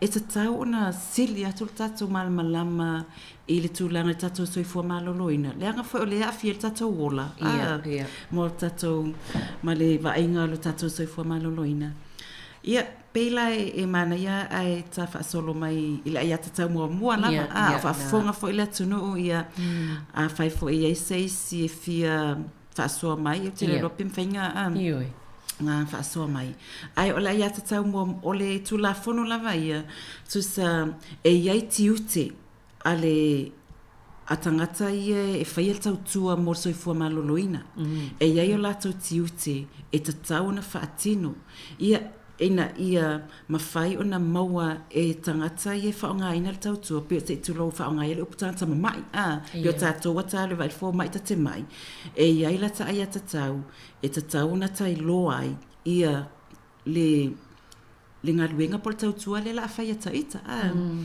e se furu la ia aia tatau peo na whaatulanga ina se furu aia tatau o le aia tatau mua lava o le aia tatau lea ina ia tau si ai oe beva ai oe mali whaaloalo right to be treated with respect ia atonu slo fasilia to e pe o lase taimi muli na ere vai fo mai ala tuele leina fai ia o no le we fasilia mai atia ai o le tai mulmuli no ua lue wa aile fo mai o le vasol nei o le vasol nei i le oi le vasol vai o le siaki fo ile tu lo wa tato fa ata fo ia wanga va e tato ia o lua tau sanga mo le tu pao tinama ta mai tai o le press screening ia o fa ata so tinama ta mai ta ia o le e leila langon le wa fasili pe o le ala so langona na whaamata na whaaloaloina oe e le na waaia oe. I oe. O le sa mana ia e wa sasi le au nanga ese le o la lato o le whaatinonga o la lato o lato o nanga ma lato tautua. Mai lava le taimi o le te mawai le tusi ia vili mai e pok lau awanoa ma lau appointment. Ia te wili atua ia mai le tusi o le aso lea lewa tauna na e sawai. O le taimi lea mai ma le whanua voi lea po whea te anga ia wao le whaata ua o mai o vaenga o la tai ata tau. Na talo atu le ta te ulu atu alwhai toa luma le kesi lei luma o le lelei o nei tina fo ipona i tama itai na ia mai le pepa whaatumu ia watula ta form lea o man whaatumu ia ele i lewan sau whai pe le atua se 2 minute e wala au mai tati alu tono e sui whai ia tūlanga umwhapena. Moa ula ia le taimina na alwatu ai ma isi fo i taimi o watua nai. O le mana ia le lei o le whainga o stama itai na sa ia i sa whai wha ata le taimina stama itai Asia. Ia ale le lei ia le whainga e le i umea pawale mea ia ele i se whainga tā o le whainga fo i wha ata wa na fo i sila fia. Ia moa o la sa le lei sa ele i se mea lei ona u wha se apea sa wha ata ua lei ma whaia uma le wha alo alo i pela ona e ta ua i le vaenga mua leo le aia tatau mua lea o le tausia ma le vaia ma le wha alo o le tangata i le au nanga le alwa tu iai. Pe o tali lo fisili. Ia. Mea tonu lava lea. Tu sai pe on e fa iloa mai. Ele ngata ina au mai le tusi, a mai ma le fa fanua e fa asino mai ele me te ari ai. E te alua tuela, e te le fise ta i solo. Ta sina vaenga o le fa aloa longia. E te alua tu lawa e iloa le lea me te ari ai. Ele ngata ina fa aloa longia oe. Ai e fa aloa longia fo ia fa matalanga e winga ia ti your privacy is respected.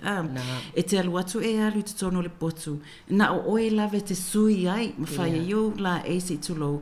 Ai le ngata fo ile, o whamatalanga wa o le si mea te iloa, e e si tangata e o alu atu fisili mai. O lai na atu tangata i o tua. A leo fisili mai a te oi whamatalanga voinga e le kakaunga whamakala. Ta sila na mea e te tauna matala i tatou.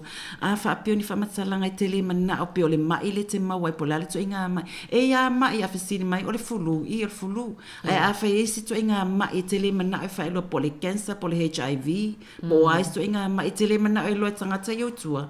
E te tawala na e fa I fa mole o te mana e se private room pe tele mana o ta watu langa le tangata I fa longo. So le winga na wo is pe o masanya tato e tu mai o mavala au mai. Ia a la tele mana o talia to la fa mai. Ta tala mai la me tele a le lo tangata. O le ka ke ma. So le winga na ia whaalo alongia oe i au langona. A whapela tina le ala tue mai. Le mai tanga. Le popole lo na mawhau, ti ngalo na tino, e alu atu, e le se whaalo alongia, a sau malto inga whaupunga foina le talwhea ngai. Ia, po le alo mana amir sosoani, ai te koe fialo ale fali. Ia, mo ile le. Poa, te whaalo atu, e le se whaalo alongia, e le se whaalo alo e au mai. Po o le ale to inga tangata, po le tina e whaile to olua se itu loa upu whawhaingo fi. Po se tina matua, po se tina la ititi, pen whaise a inga, pe le se a inga, e tatau lava o na whaalo alongia. O upu fo ia whapea, oile ngola panga, ia e te tauana na whaitete to inga upwhapea. Ia ina ia iloa. E ia istina o lai e la tau panga. Ai e fo istina e whai mai lofu sininga ke ua kangi. So ole tūlanga na e te tauona mataala iai I le tā ua o le mea lea o le whaalo alongia. E le ngata fo lai lea o le vaenga lo na tolu na e te tau ona au mai, e te tau ona manatu ia le tautua lea ua, po le onanga lea, ia lata wamana ia mana onga, needs, o mea tā ua matalitonunga o le tangata lea aluatu. Le ngata I talitonunga whaaleanga nuu, whaale lotu. Ia o le vā maistanga ta whai pe whaisau a inga pe whaisau whanau po wai tu tinu nofo tuang whapena ia o le tangata nuu po le ethnic group e te sāwai ia ele ngata le a fia I fo I mamana onga ma I tu tā o tangata maori tu sa e whata ua ele ngata o oe o le tangata le te alua tuna oe a te tau fo ina whaai o a ni tūmani anga nuu wha Samoa e tala whea ngai a wale va ainga o tina maitanga le walu atu. E ese ale va ainga o isi tina ele popole pesa, okay, I'm all right. Ai ai tatou tu ma tatou anga nu ufasa mua fa Pasifika. E winga ia tatou tina. E tatau o nā mana ia. Mua ia isi ungali i vai taimine, ia isi ungali e latu whape matama le ai o te nofo I fafo. Ia ai o ia lia le teine malona tina e tutonu. A o tātou e whape le salu tama ai nofo tina. Mana tu e tatau na malama i le anga nuu na. A whape whai mai tama e okay o ia le la o I tutonu malona to olua. Ia na o le ai a whai mai e le ai o le la nofo I fafo. On e tatau la na malama le tangata le whaila o nanga. E iai tatou tū ma tatou anga nuu. E iai a taimi alu al tina, na o tina. A iai taimi le mwhaiona alu tama, ona o le tūlanga vātapu ia malwha alo. Ia tu sa o tasina tūlanga tatau, ona vava ai, ia tatou tū ma tatou anga nuu. E iai fo ia tū whaafo ma ia e no, e general lava. A iai fo I tatou tatonunga wha Samoa, wha Pasifika, tātou te tali tonu ai, pe a o tūlanga ia maitanga, e te taulana wha ailoa iai, ina ia latou wha alo mai ia te oi lea. E wene I tūlanga whapea, se o meanga I ngakai oi, o istangata e ma ale lava, pe a o ia latou anga nu. Whapea nā fo ila ia tūlanga lo te whaia, ia o onga ia te whaia, o te wa ai po o ai ia tangata ia o mai, o fea o mai ai, o a latou wanga nuu ma latou tatonunga, e fua fo ila ia lau tautala. A whapea lewa whain matu. Nā nei a matala matu maftanga, to aiva ia tina, sa iwa tina iwa tama, to ateli. E ma sanya tātou e a matala tatalo ia tātou me whai. Ai o te iloa, o le whalapaputonga o tina ma latou paanga ia la o nai mātua ia la au mai. E iai se talitonu le atua, e fo ise le talitonu le atua. O au la, o te whaanoi, o lo whaaloalo na, o te whaanoi mo whapea, o le Samoa, so se mea o te mātua te whai, a mātal tatalo, e o kei pe a whai statu tatalo. A whai mai a whai mai le ai, whati isa o kei, whai ala o tatalo tono, lo loto i a mātali mātou mafta, e le mawhaiona o fosi atu le mea lea o te mana o ai. Anga I mana onga o tangata ia mātou.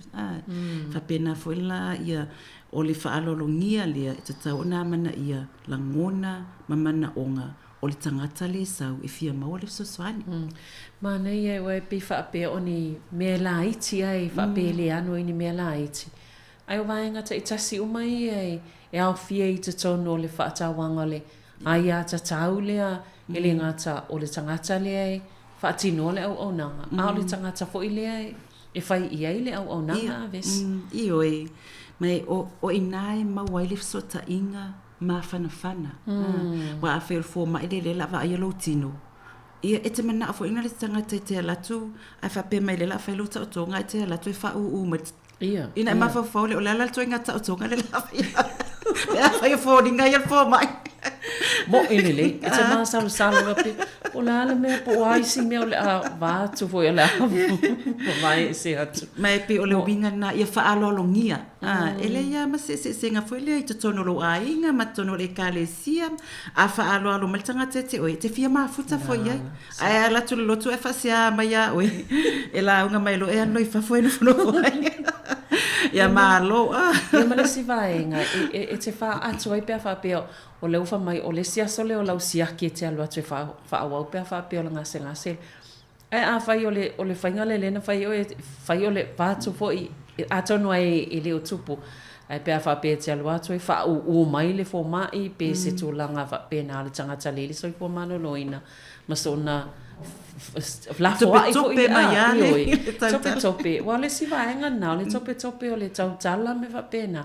Ai le o le tau mawhai le tanga se tau piki atu le mele o le whaonganga o upu ia o po terms fo ia o le soifo maloloina. Ia le matua nefu atua ia le whaalongo ia e te tau lava ona o tasi fo ina vaenga o le whaalongia umana o la taia tata. O le whaalongia umalava na la ia tau le lisi uma mai lalo. Wa pe o le ia te tau mua lava na te tau na vai ai o le whaaloloina oe. Ia. Whaalolongi o oe. Awa ale whaalolongi o oe. Ino winga. E le rola po le atu inga tong fitinga na na whai a oe. Ole aia te taulona lua. Ole aia te tau le e sa o loto ai le tangata le o atu e vai pe mana o mia le tong fitinga. Mai le whailonga tangata. O le taua nau fo le wha maa losi. E whaia se mea. Ia po le sawa ina foi. Ia ma whainga i le tala whea ngai. So, ole right to freedom from discrimination, coercion, harassment, and exploitation. Ia kelo ngā upu. Tusa ia aua ne iai lava se tūlanga e wa ai pe e whailonga tangata. Pe whaingare fosi mai e masania pe ranta tala no ai. E kope mai atara fo mai amai mai pepa e mai saingi mai I. Just to have saingi mai I pe alo avela kala vailia. Ai lele I umana whamatala atu me iana ela tu e whamatala. E le o whaalongo mai wa e te tulofo I au te tari tonu o le prokalame mō so I fua maloloina. Ai e tatau lama na whamamalama pea. Ina ia mamalama ia tātou le tūlanga le awani I fosia o e te whaia se mea ai ke le mamalama. Awa fo ini fosia o e saingi se pepa. Ia wa isi tātou ngā alma kol pepa whamenga whamarifoma e saingi. Ia ngā saingi a lea, ai le lopo a mea pena whai taula Ia mea umai ai. O isi whai teimi tātou te saingi ma le tātou tātonunga. Tātou te whaatuatua ina tangata lea. Ai e tatau lava. Ona e saini ma e whaia se whai unga. Ina ua e malama lama le lei. Mo ile le ta ua tele le vaenga na vesi. Ia ai mo ila tau I ola whaafonga mai pe ana sauna atu vesi. Ai ela vasta se fia walau mai fi whaasoa fo I se tūlanga na o iei I vaenga I o man whaamtala I nā atu e vesi. Wale whaaloalongia I nā aila wai a tatau na ua e alo wa aile fo mai po sa isi lava tūlanga. Ia o leo I tatala lava no mwhena e wala au mai e. Pea whaape te fia whaasoa mai e tatou tanonga nei tai au. Ia lea la whaasoa solo lava ona awawa I atu vaenga ta I tasi nei o ai a tatau nei. Pea ona tala no atu. I tatou malo nei tai au. Ai vesi se I tā pe se I vai foi. Ia ona ta foi mai lea toi whaawau ta pokalame nei tai au. Iwa le.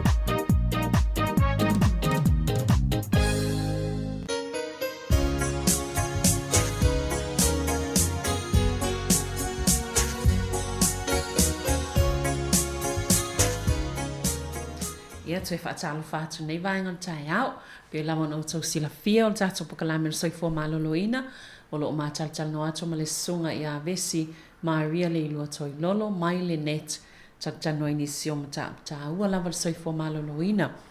Pe fwe ona whaeloa atu a ia lava stase fifa asoa mai, i mata upu nei o a ia tatau o loo. Lau a ia tatau e te alu pea e alu e vai le fo mai. Ia, e mwhailawa na whaasoa mai pea o iei se anganga te whaasoa mai o tātou numera na o le tolwa 5 lua o whātasi ia pe a e fia wala o mai. O lea te whaasoa solo na wawa i mai vaenga te tasi nei o a ia tatau e no fasilifi i tangata. Mantole ne sau no lamtanga e tusalawa mai a tau ia au onanga jaru pe a lui whaatau so se mea lava po so se vaenga lava o le soifuanga i te anga iai e whapenafo lai tono le soifua maloloina. E ei taimi e ei a vaenga o le tino po le ngase e te le mana o i lau fōma i le te iai a vesi po se whataita inga. Ai e te whiatalu sanga e mwhaina na uwa ai se fōma i tamaitai. E iei fo i vaenga na e tatauna o le fo i mwhaina whaatanga i tono le soifua maloloina mwhaina e talu sanga mo se fōma i tamaitai. Ia, ia o lau ai ata tau na, a whapea o lau fō mai whalainga o se alii. Ai pe whaisesu suenga oe, ia e mwhaina, e whasiri, o lau fō mai, o matau fō mai whalainga na iai o le alii, o le vatele.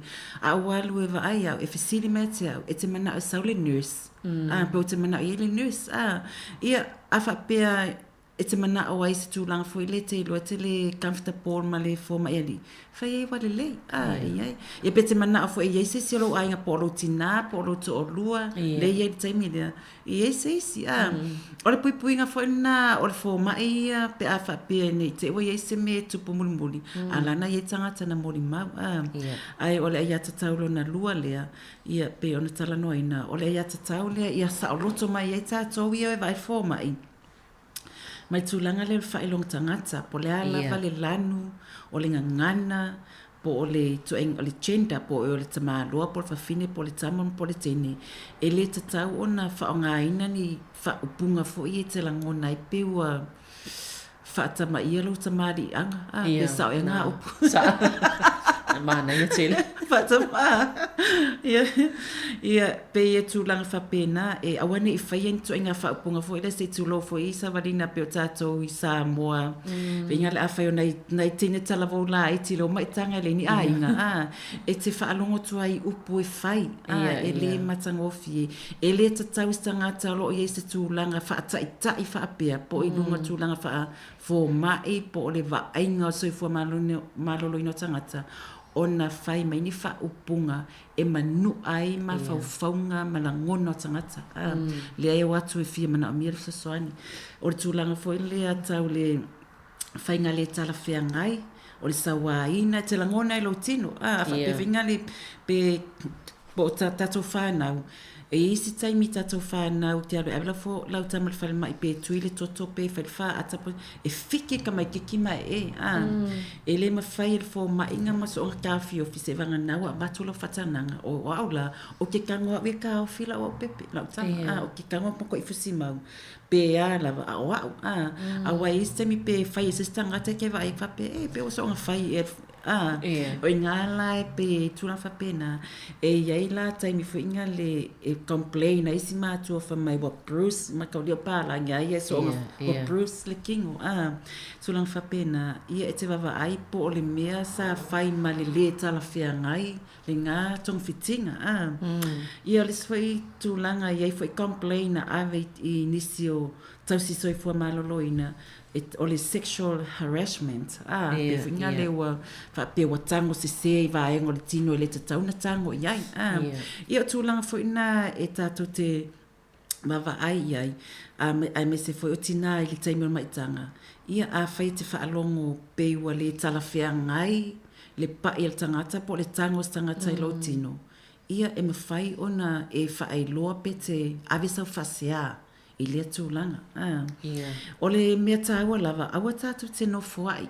ma whaapea le se me ka ke musu lava ke ua pisa wa si mea pe e maua whai atato le tulanga leo le masiasi po le matamuli whaapea ke wai loe kanga ka lenga o a ulenga kupu ele mea ai mana tua a whai o leina whai a te oe le lo pe fia fo istanga tala na whai ai ia e te tau ona tau fia o nisi taimi ele oi loa me le pule ia po tangata lai lunga ia me ia fai istanga fai ngā ruenga i tangata ia ala e tupu lava sa whawhitauli ai au ngā le complain mal whasea ina ia tue whaaleleia ia au onanga ia ai mai sau soi fua malolo ina o tātou ia tātou te o atue fia maulu sa soani Mana tua po ile sa ia mata upo whaapea awi whaamasinonga o nisi o fōma i lātou ngā lue whaapea o le tāla whea ngailo lātou whaatinonga o vaenga ia pe o whai ei nei nisi ngā se nā watu. Ia nāla fo ina maua o nā lana whaasea pe whai lea ia ta tau o tanga se lea. Ia awele whaasea o na ua o lātou loa ua le ta tau a pe ua le tāla whea ngai le wa ingo lātou e. Maltau singa o lātou. O le tāua nā vaenga e le whapea o tatu whātou. Oi ave ia e iai le taimi e mwhaiona e anau o iai ia tātou tūlanga ia. Ia malam lama I lau ai a tatau. Mani tūlanga e whai a vesi. Ole ai a tatau lona tolu. Ole ai a tatau lea ma whaalo. Ia whaalo alongia ma le I whaalo alongia oe I lou tūlanga fwoi lea I lou mamalu. Ole ai a tatau ina ia whaalo alongia. Ia ma lou tūtu atasi. Right to dignity and independence. Ia po oio le tamaitai, o oio le alii, ia whaia se tonga fitinga, e te iloa ai, o lai sa tonga fiti oe I te tūlanga whaalo alongia. Pe ole upulena o lo tamali anga, a whaia luatu le tup tamaitai, po le pale mia. O te iloa e ave e le whaamua ma le e whaite te tangata le anga o le palemia. Ai alua tula o e te tau fo I ana whapena le whainga o ta ua tangata ia. E fo mai po le a lava. E le whapea alua tu e te le whainga ruenga o o tina te no fo le whale. Tau sila o whanau. E wa ai atu e le saunga ruenga o ngā e seile o le whainga. O le tau singa lava ma le whainga e whai tangata mawarurunga. Whapena foi. Treat you with dignity. O lo mamalu. Ai le o le kiu kia whapea. Ala mua le whinga rengai. Tu ulono le matapana. Ia mai kura wa ese lola ia le pe tula whapena. E te tau wana whaalo alongia. O le mamalu lava lai ave o tangata ia. Lai ofulele mai mawhaila kosuki. O le mamalu fuinga kiaunga whai ai o tangata le ai. Ia tutusa le whainga. Ia independence foi e whata ua o oio tangata as a person. O oio tangata se tu low. E awane e whai fuinga le pese longa e va ai whapea, o le kai, o le whai au, se tu lo ta o foi tu langa lea, o le o le pule, o ngā peila ia wa esengi whainga e whai ai, oi, pe o le ai ata tauro na lua nene, ia sa o loto mai le whai longa tangata. Wai tui tō mana tuai o nanga, o le saifo malalo ina I tono New Zealand, e se lelele, pe a watu I whalemai, o I painga I papalangi, wa I lātou umai ngā lua saifo malalo ina, I o tātou tangata o ngā lua I fo. I le whainga o tangata, I le tele o taimi o le, te langa le whai whapelepele, pe talanoa le lei, e so se vaenga talanoa ma le whaalo alo. Ia, pe o le mānei ana o le au nanga o le soifo malalo ina I tono nei atu nuu. I le lei o le vaenga o tangata ngase. E mana tua, e iei lava tangata, e iei lava ni nei taimi e a tonu pe o taimi na wa latu o le lei fo ile, le tūlanga I le tangata te rua whengai. Ia mana tua I lawa ia te tau I vaenga I tauna mata I tō. E fsosana I fo ngā luenga nā tangata pe ona e saunua vesi. E laso na uanu e vaile po le lua tau sangata luai. No le whaila la o health check mo la o kos. A tamina no apalai ai I le university mo le goslia for mai fa to sanga te la tu la ele o ye la for mai family doctor is it for mai la yai ia na malona sia kia o matala no le mele na le no la tu fa mai no la ia le for mai le la o te le potu le nurse te le fela sia kia ala sa vani mele for mai o tu o te anga fa sino mai le potu le nurse ai tu vala au mai le for mai le nurse fa mai obviously o le midwifery students no ma fa la ia o te le lopo le ale winga na le na ta o mai for mai de merna nga fa mai lo le nurse yeah thank you fa diu mai lo ma ata mai ma no fa pela ia fai ana fa pela na te le lo o le students o le te alu o le fai la o course le mo le for mai fa to sanga o te le lopo le ale le ko inga treatments o te ma fa la val tu langa na pe finga pe lai warn mai for mai ia le for mai fa le la o le tanga o le te ma la mai me ka health ia no atala ia mo matala no mal for mai mai ia ma fa matala ile course ne fsili mai po fela o course no walo le fale mo ma fa lava pe ai se ana te vala au ko for mai o e ka o le midwifery students ia e tula fa pena ia e malama i yo ai atatau ina ia mfai ona maua i tonga fitinga le atatau na e maua le si taimi i tonga fitinga ia e pe fa mal fo mai pe ai sau fo me fa tomo fa pe o la ona o le tonga fitinga le e se fo ile po se tonga po se vaenga fa pe e ia si poni o la tau fo mai po tau soi fo o lo o onga o le fia o mai pe faina fa atanga la tau e mai va il taimi le fai ngole o le longa o longa senga se i o lava ina fai lo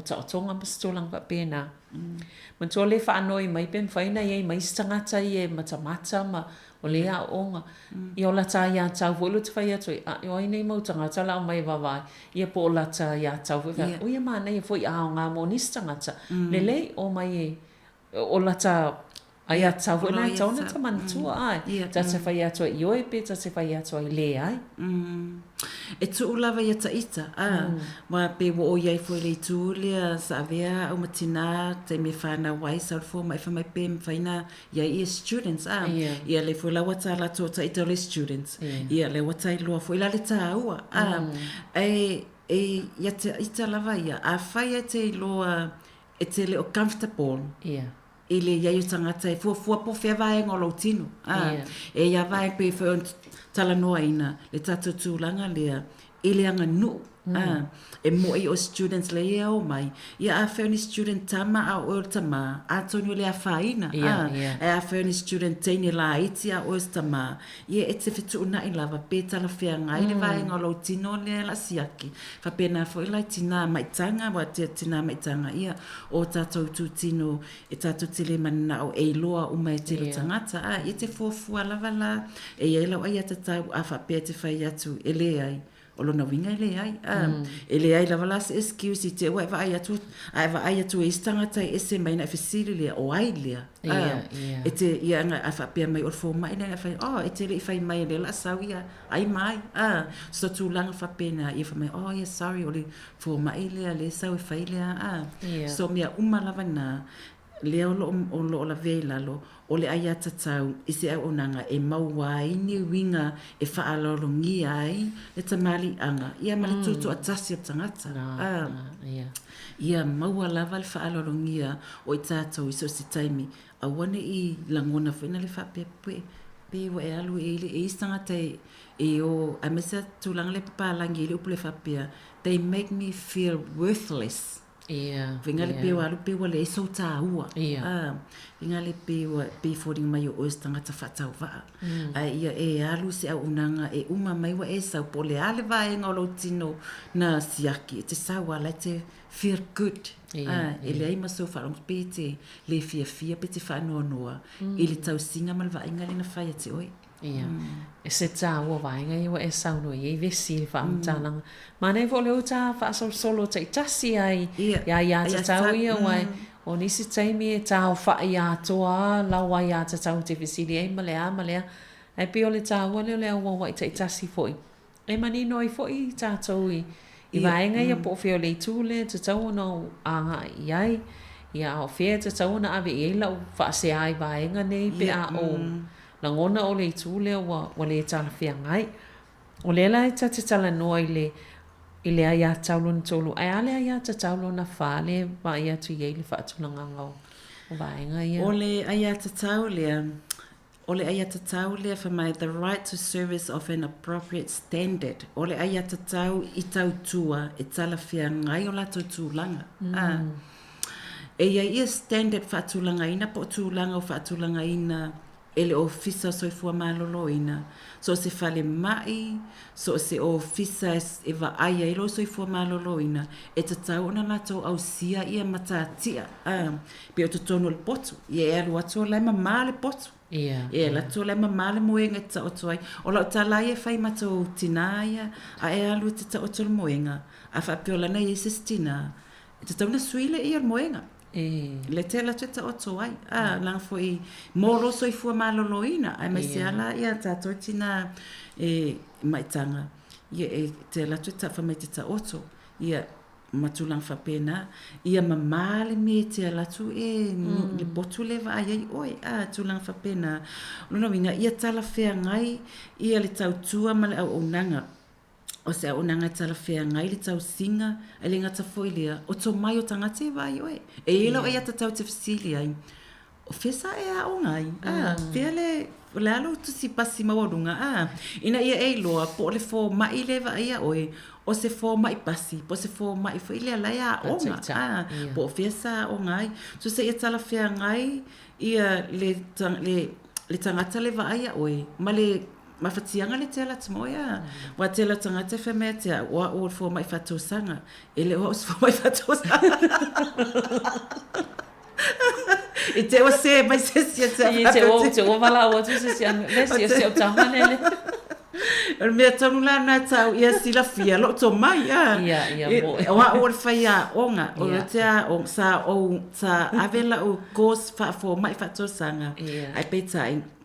Lea ua toi sui, o lea ua whaila o kos, i lea awa o ina, o tina maitanga, ma whai lele, o le antenatal educator, ia la o kos le whai, e so soani le lango ina o tina, le taimi o maitanga, ma le taimi whanau wai, ia ma le taimi wa o maina whanau, ave ma mātua, ia o te whai au onga mo tina, i le breastfeeding, po le whaasusuina o lato pepe, ia i lato, ma le o ina o mātua, ina ia wha moe le lato pepe, e se tūlanga saunga le mu, o tiutia na, a te le lavo tangata, ma i o su, mai le sunga fo mai whatosa, o whai atu whabona moe le o su, ele umalo to mai ele umalo wa onga vaenga so tūlanga na ia e sila fia lelei ele ngata o le standard i to tono le clinic po le fale le te alu ai a to mai fe o tangata ia va ia oi ia te wa la tu fa la wa tua ia lo maftianga ai uma ele ai o le po se tene na la te va tu se ti po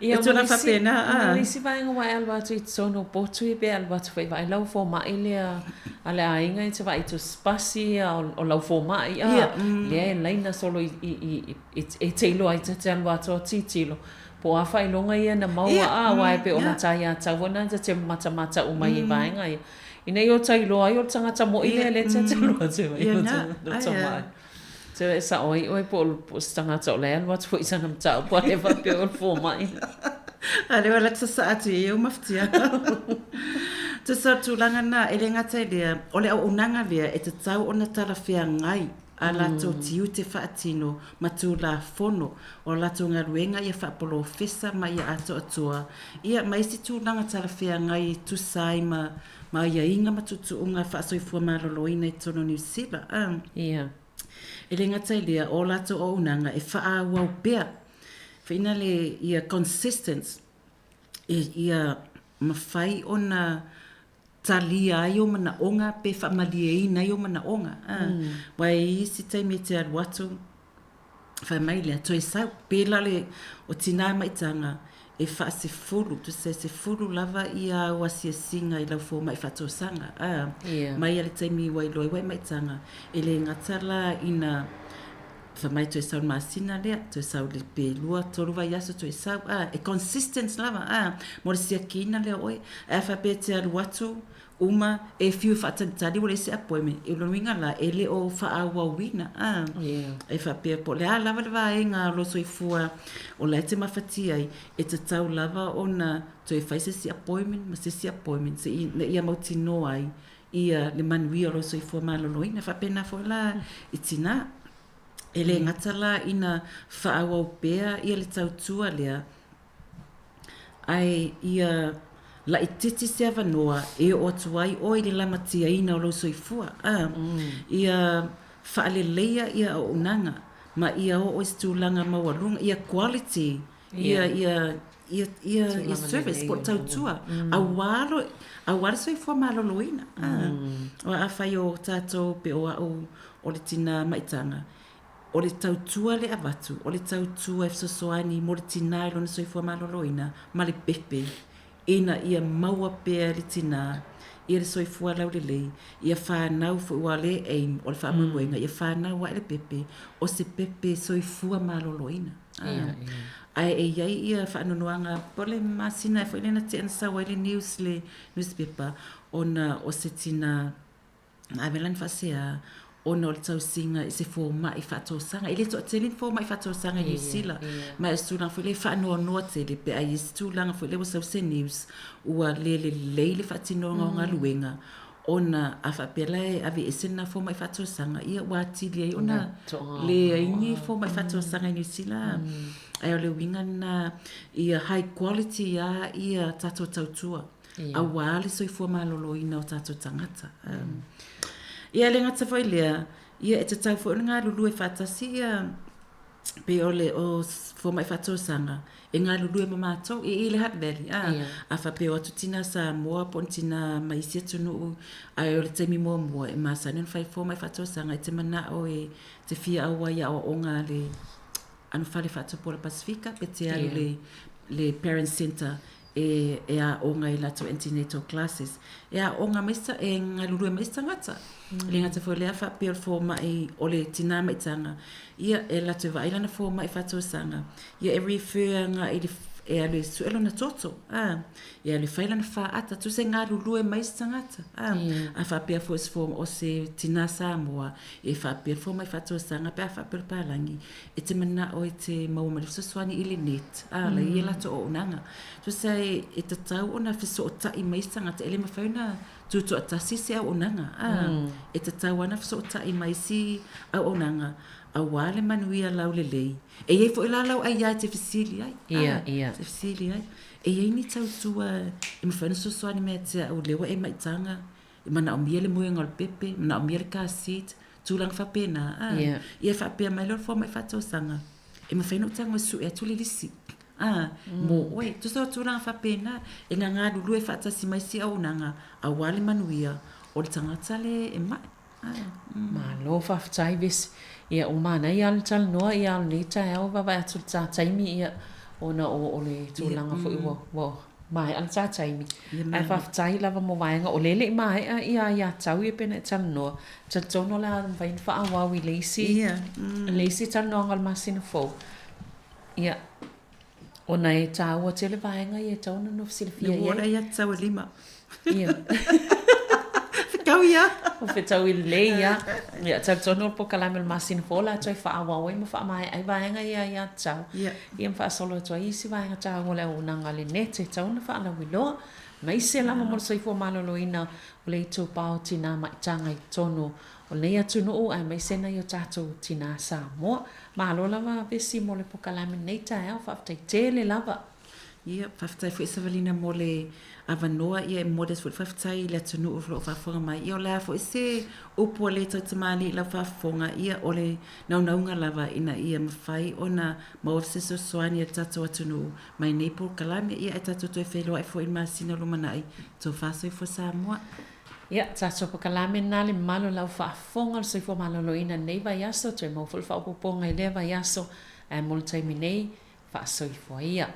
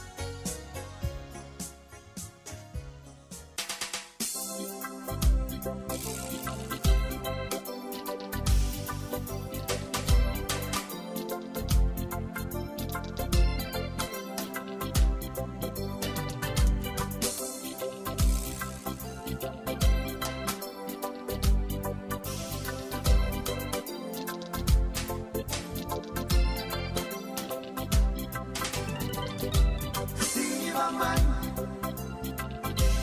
siva mai. Ile mali e mai ole musica, pasau e paate ai le vai vai. Siva mai, siva mai. Ile mali e mai ole musica, pasau e paate ai le vai vai. Leila ma ole o ta ito alua. Te isola po ina ole toea ina ai whaano whale atu silo o matua. O ina siva, mau o siona lima. O aso nei, ua le anga, ua le sao sao po i toea ina. Siva mai, siva mai. Ile mali e mai ole musica, masau e paate ai le vai vai. Siva mai, siva mai. Ile mali e mai ole musica, masau e paate ai le vai vai. E mali e po ianga ana i ali. Maua mai lo olo na tutongi a mata ona pa ability olo miti. Si o so alua pele, wana o elo wau. Fa amumi atu ia ila pale, tau sila lazy a tafana. Tali letina halu lo sawai. Se daddy vame mai. Sao maaho mai siya tane ai at talento e ina ua sao lana fika te isilo matua ua tolo tolo mai foi ua ina siva mai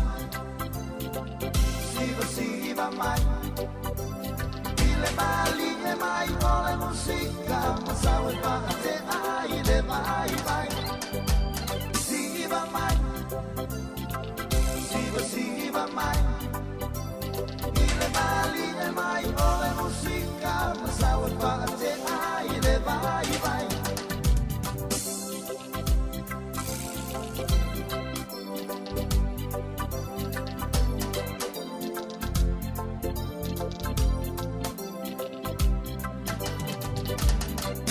Pa e si ali ai mama e vasi. Tele la vanisi otina e pepelo la bailelo ma tua safai e le pepelo la mai si mea a o mea fa a per se na o lo ai o se mea e mana ia la vole o fa atasi e ma wai le fia alo fa a per fo ile fea la fai ma o siva vai le fale mali e o le loto ciao mamma o fo i mani fa ala me siva mai siva mai ile mali e mai o le musica ma sao e paate ai le vai vai. Siva mai, siva mai. Ile mali e mai ole musica, ma sao e paate ai le vai vai.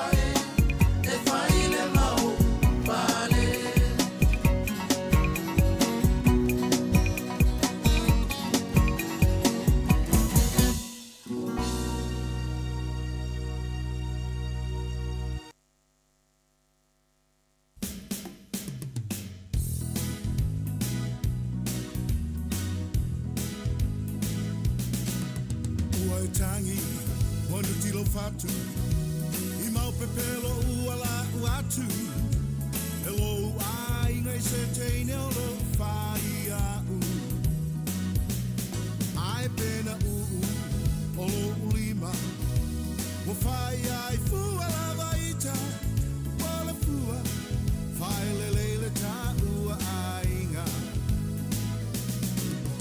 Oile fili Hele mamoe Whaale anga ui a te oe Lo a inga tusi lima mai I a ita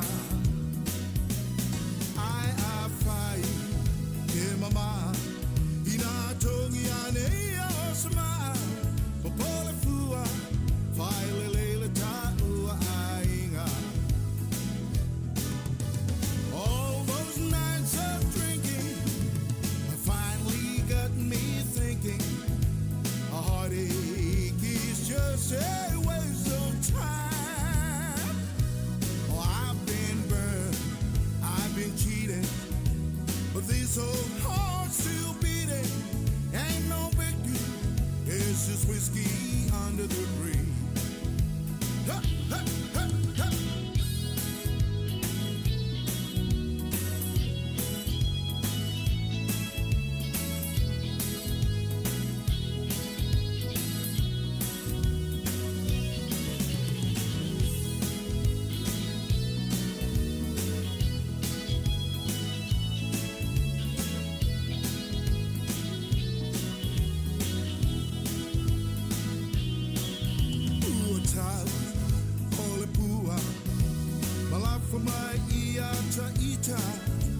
I listen my fa one lo ainga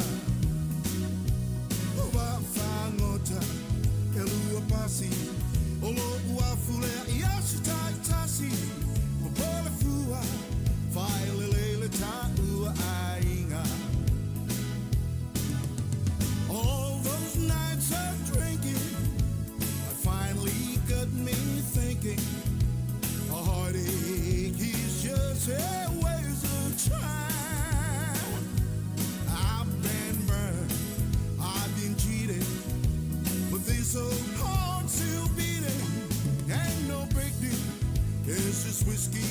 under the breeze. All those nights of drinking, I finally got me thinking, a heartache is just a waste of time. I've been burned, I've been cheated, but this old heart still beating. Ain't no big deal, it's just whiskey under the breeze. Ain't no big deal, it's just whiskey under the breeze. Ain't no big deal, it's just whiskey under the breeze. Oh, ain't no big deal, it's just whiskey under the breeze.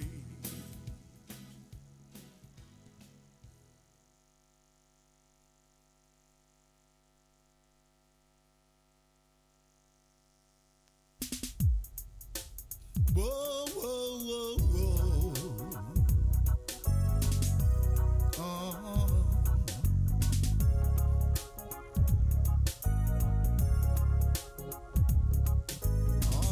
Yeah.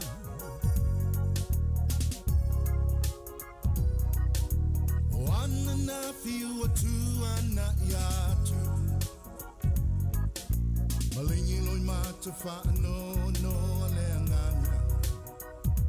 Ile sapele, ilo ufatu, uamo mali atu. Mongona le mafatia, langona fo ile o otia. Ewa misia o he, ilo unefa amoe moe. Ma fainga ta. Ole, ole fa no noa.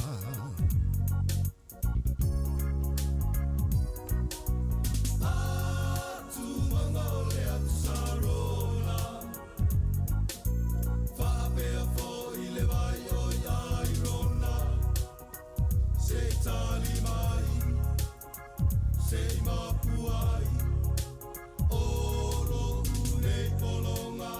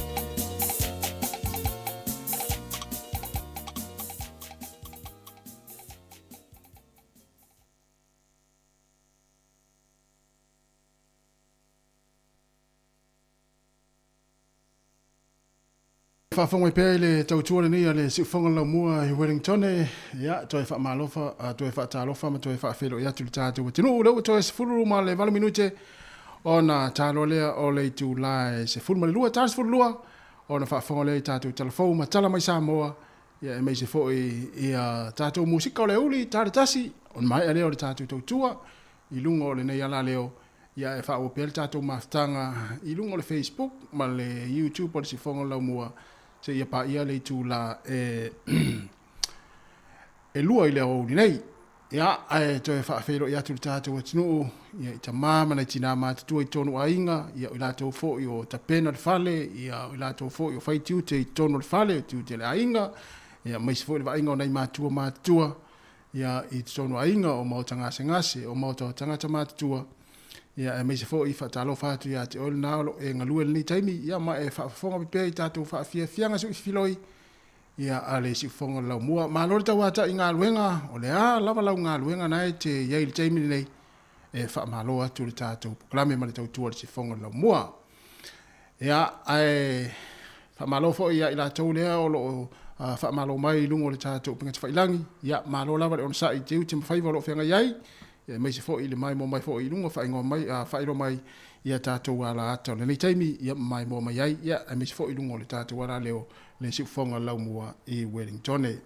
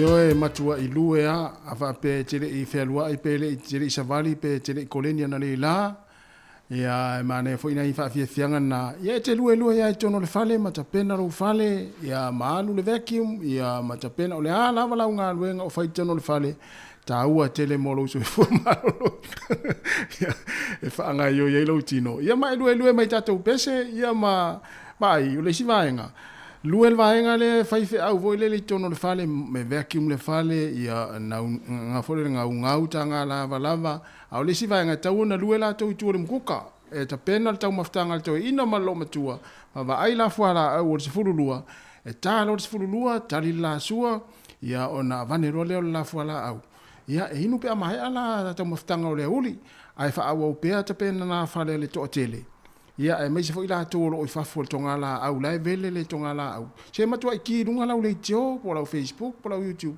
te lue mai tato wa e lue mai tato pese ele u mi ana vele la tonga la au e mama atoa e oi pe fa longo tato fa fianga o le foi te mo le tai au ma lo la nga lue tonu ainga o tonu fa fa nga luenga o tonu la ta vale o lo e fe lo ai ia i fuanga foi i fa nga fa tau foi o tongi nga pili le taimi ia fa mo pelo sa nga le mu ia mai se foi ia la tolo o fai malanga ia au kilani malanga mai foi Wellington fe malanga i solo ile pitonu male pitonu ia tau tu na sa nga le mu fa mo ta tau ia manuia lava ia fuang foi mga luenga o tiu te foi le nei tai au ia so se si lava o lo mafuta mai lungo le nei ala leo le tau tu si fonga la mua tasi ono te si male tasi fa mo fa pe foi mai moanga mai tonu ainga ia i lau Facebook o lau YouTube ia mai se foi o le app le Samo Capital Radio app ia o lo fa nga mai initial tatu watunu manuia lava ni tai au to es fulu minuti on talea a to es fulu minuti tale tu la fulu male lua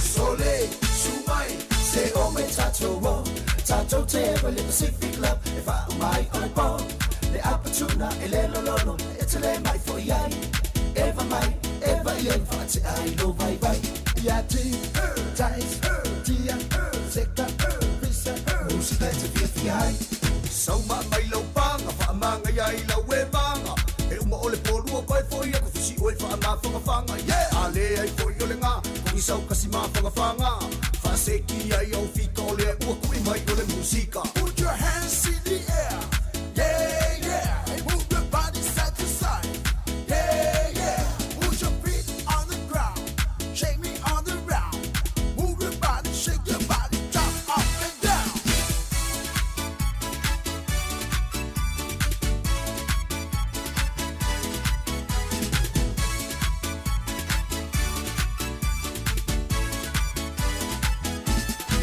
say my see my fun say my rustino way make it kasi make it was so let's say 544 fire lima fire way yeah every no way essa uma música it's a vibe my yeah ties dia seka pisa música it's a fi so mai lo panga fa manga ya ila we panga e uma ole polu ko foi ku fisi o fa ma fanga yeah ale ai foi yo lenga ku isau kasi ma fanga fa seki ai o fi ko le ku mai ole musica put your hands in the air yeah hey, move your body side to side yeah put your feet on the ground shake me on the ground move your body shake your body jump up and down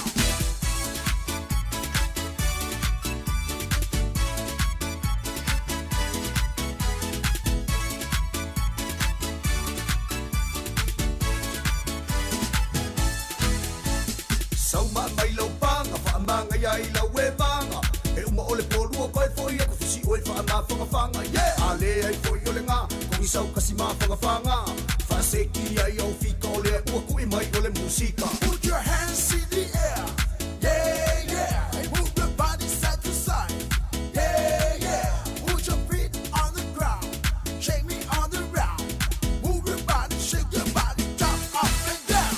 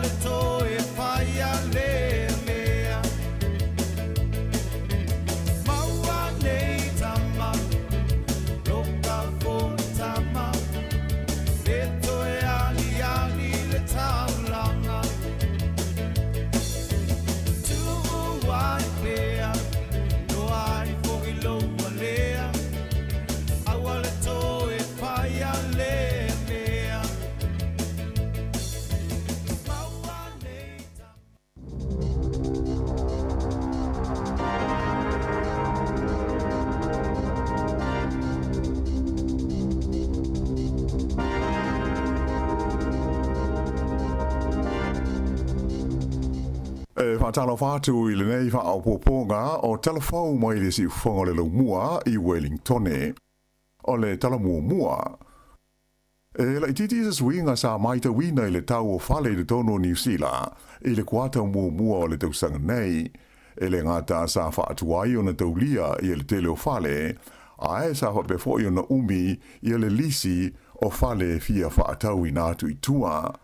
Pei ta iwa whaalia I le whaamau maunga o le tau o whale mo le masino mati, na whaamau I na aisa si tanga e lua tesi ma le 2% I le tau evalesi o le whale, lea na tula I maiai, e iwa se lau luas fuma le whaafe, fitu se lau tolu whāta la le tau o le whale tasi, I le tonu o le ulua I tolu masina, o le tausanga le nei lua afe luas fuma le whaa.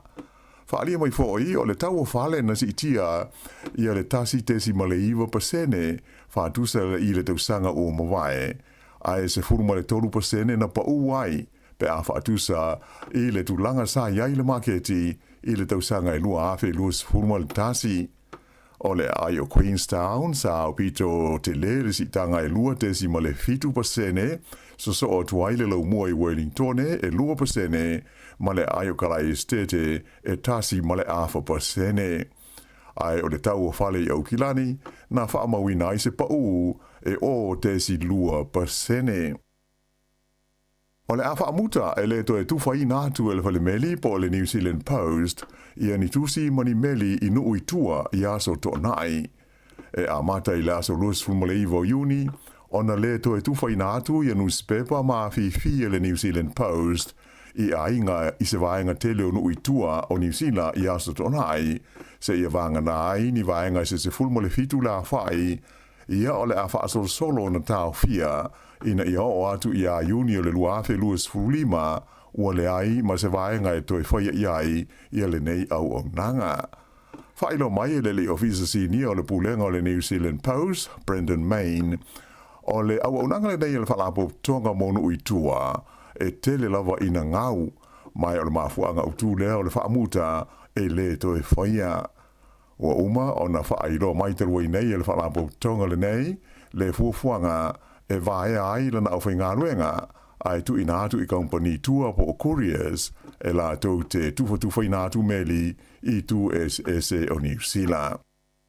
O le masina fau e amatai o na lo mia se li poti wha apitoa e I loa ai la wha ingo ta maiti o loa o onga, ma wha aso solo tu ai le wha asara lawina o ia li poti I aso da itasi e amatai le tausanga a sau. O se li poti mai le walis wha asara lawa New Zealand na ta uma iai, o le nei fuafuanga fau al mtanga luenga wa onga, o le alo mi aini li poti wha ale vai aso, e I loa ai la wha I te maiti e o I le onga, mai a mata I le vai aso lona lua o le kuata lona lua o le nei tausanga. Na wha I lo mai poi le Radio New Zealand o le min stalango lango wa onga ia David Seymour, o le aia wha I lo mai alo ia lea fuafuanga ale mtanga luenga wa onga, I se taimi o le so. E iwa la whae o ni sini au tū o whaatu langa mai e le malo New Zealand, e le tau na lātou whaatino I le tonu o leisi ono tau sanga ua sawalia nei. O le nei fuafuanga whaatatia sa whaailoa e le pālemia ia Christopher Luxon, I le mai ai o le whono masani e le kāpeneta I le asonga fua ana nafi. O nisi o sini au tū nei e iwa, e au fia ai le tatau leo na whaititia o le taimi, e ta au fia matonga fitia ai tangata I le tonu, o le vaenga ho le nei mo mai ma whaalawelawe whaafosei po o le Emergency Department o se whale mai o New Zealand. Ia wawe o na whaatinati ma whaangasono, ia le whainga o te otonga whaapitoa, mo I lātou o lo I le lisi whaatiritari, ia ma ia le silia I le whamasina le umi e whaatali ai se ngase mo sona tautonga. E langa tai lea, ai o loa fia fo I le fuafuanga, ina ia o atu I le tausanga lua afe luas furu maleiva, o whaititia le se furu 5% o te moiti e a fia e ni sori ngā tū la whono mamafa. Ia whapena fo I ana whaititia I le luas furu afe, le a whai o te ngātai a whaina I ni sāwanga, e pei o le whao o lima, e maise le whao mea, ma le whao o lima mātanga, I le lua afe luas fruiva, ia ato ai foi ma le whaititia i le 5 afe o le awha inga o tangata e anga waa i le benefiti su e ngā ruenga. O porokala me umo nei pe o na wha sila o ia mai le pāle mia ma le whainga mālo o lo ia i le whanaunga e le tau o na whaatino ina ma ausia i le tonu o le isi ono tausanga ua savalia nei. O lo whaawo pēr fuanga mo le whaititia o le au whainga ruenga ale mālo o New Zealand. E pe ona polo ina ai le whainga mālo so whaatasi. Whailo mai le suseiete a tangata whainga luenga le mālo po o le pisa a. O le isi mtanga luenga le o ia le whaasolonga. O le mtanga luenga leo le siu manga. Le fo i ua whaanga solo le whaatala noa ina. O tūla ngā tofi ma ngā luenga o le a whaamuta ma vae ai ia tangata o lo whainga luenga ai. E fitu ma le a whapasene le a whainga ua whaatonuina le mtanga luenga. Ina ia whaititia mai ana tupe whaanganga o ngā luenga whai. Ma o lea o mana o le pūlenga. Ina ia ofo i nātu i le au whainga luenga o lo iei nei. E mana na o e whaamuta lātu au nanga i le whainga ho i le neita ua o le voluntary redundancy. Whaailo mai ho i le pisa a.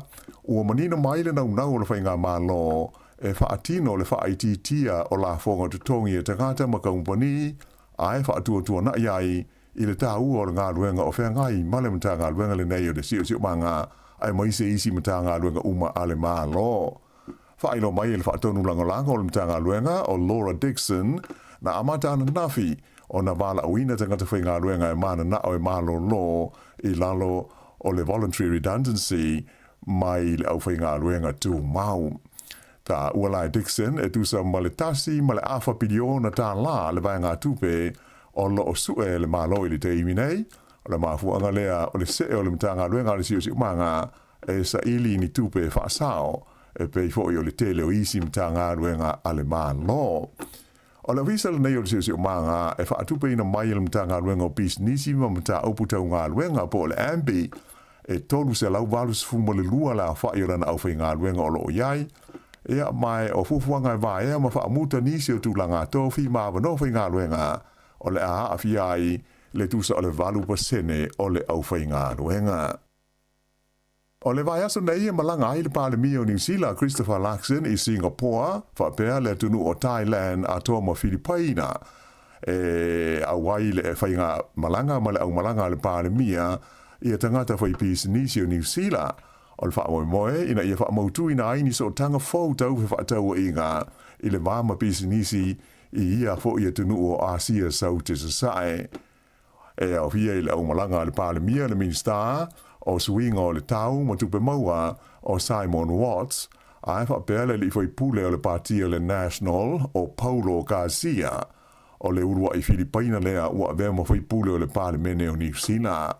Whailo mai le pālemia o le malanga le nei mai le aso sfulwhae o atu le aso luas fulu a perila o se whailonga mautu lea o le nau o le malo New Zealand ina ia sanga whaale leia lona wāwhe alo loai mātu nui whāwho. Na ia tā ua o le itulangi o Asia sau te sasae o se vaenga leo le lololangi e matua tā ua tele i le tamau ainga ai moise o le puipuinga o New Zealand. E luas fulua te usanga le matua o se taule lea o loo sa ilia nei e leo leo e whapena le iloa mai porirua i le masina na te nei o Māti. Whailo mai e whapea o le ingoa le nei taule lea o Clive mai o la soivo Māti o lo ngata ai le vai ia Stasi ia te ia le pito nuu o le Cannons Creek. Mai ua mtua whaapopole ina ilo na ainga ai maise o leo mo lona saonga le mu. Whautua ina nisi o no mawai se whaamtalanga e winga i lea taule lea ina ia whaafsauta ilo viso leo i le telefoni numela tasi. E tolu afe, tolu se lauvalu lima la whai o mai fauko vitis furuiva sa wha mauina i le tono o New Zealand le vai aso ua tua na e tu nei. Ai se fulma le tolu la whai o maliu ona o lea wha mai. Wha lia mai wha maunga le ofisa o le se fua maloloina o le lua afe se laumale iwa o nei mai o nisi na fia mua fo i le vairusi. E o mai le vai luanga o le pole sa taluai e se lau wha lima la wha i tangata sa tau fia i whana mai mo tunga fitinga ona o le koviti. O le tu malo Canterbury sa bito to tele iai mai fou, so o tuai le waite mata, ma le tu malo fa pa mai o le Capital and Coast, fa pe ai ma manu kau.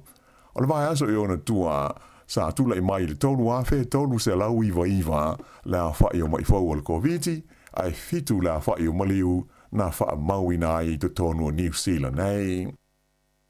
O le fale tele le na mui la sai paneli au kilani pe ona ta ue le tatu tale la songo fua.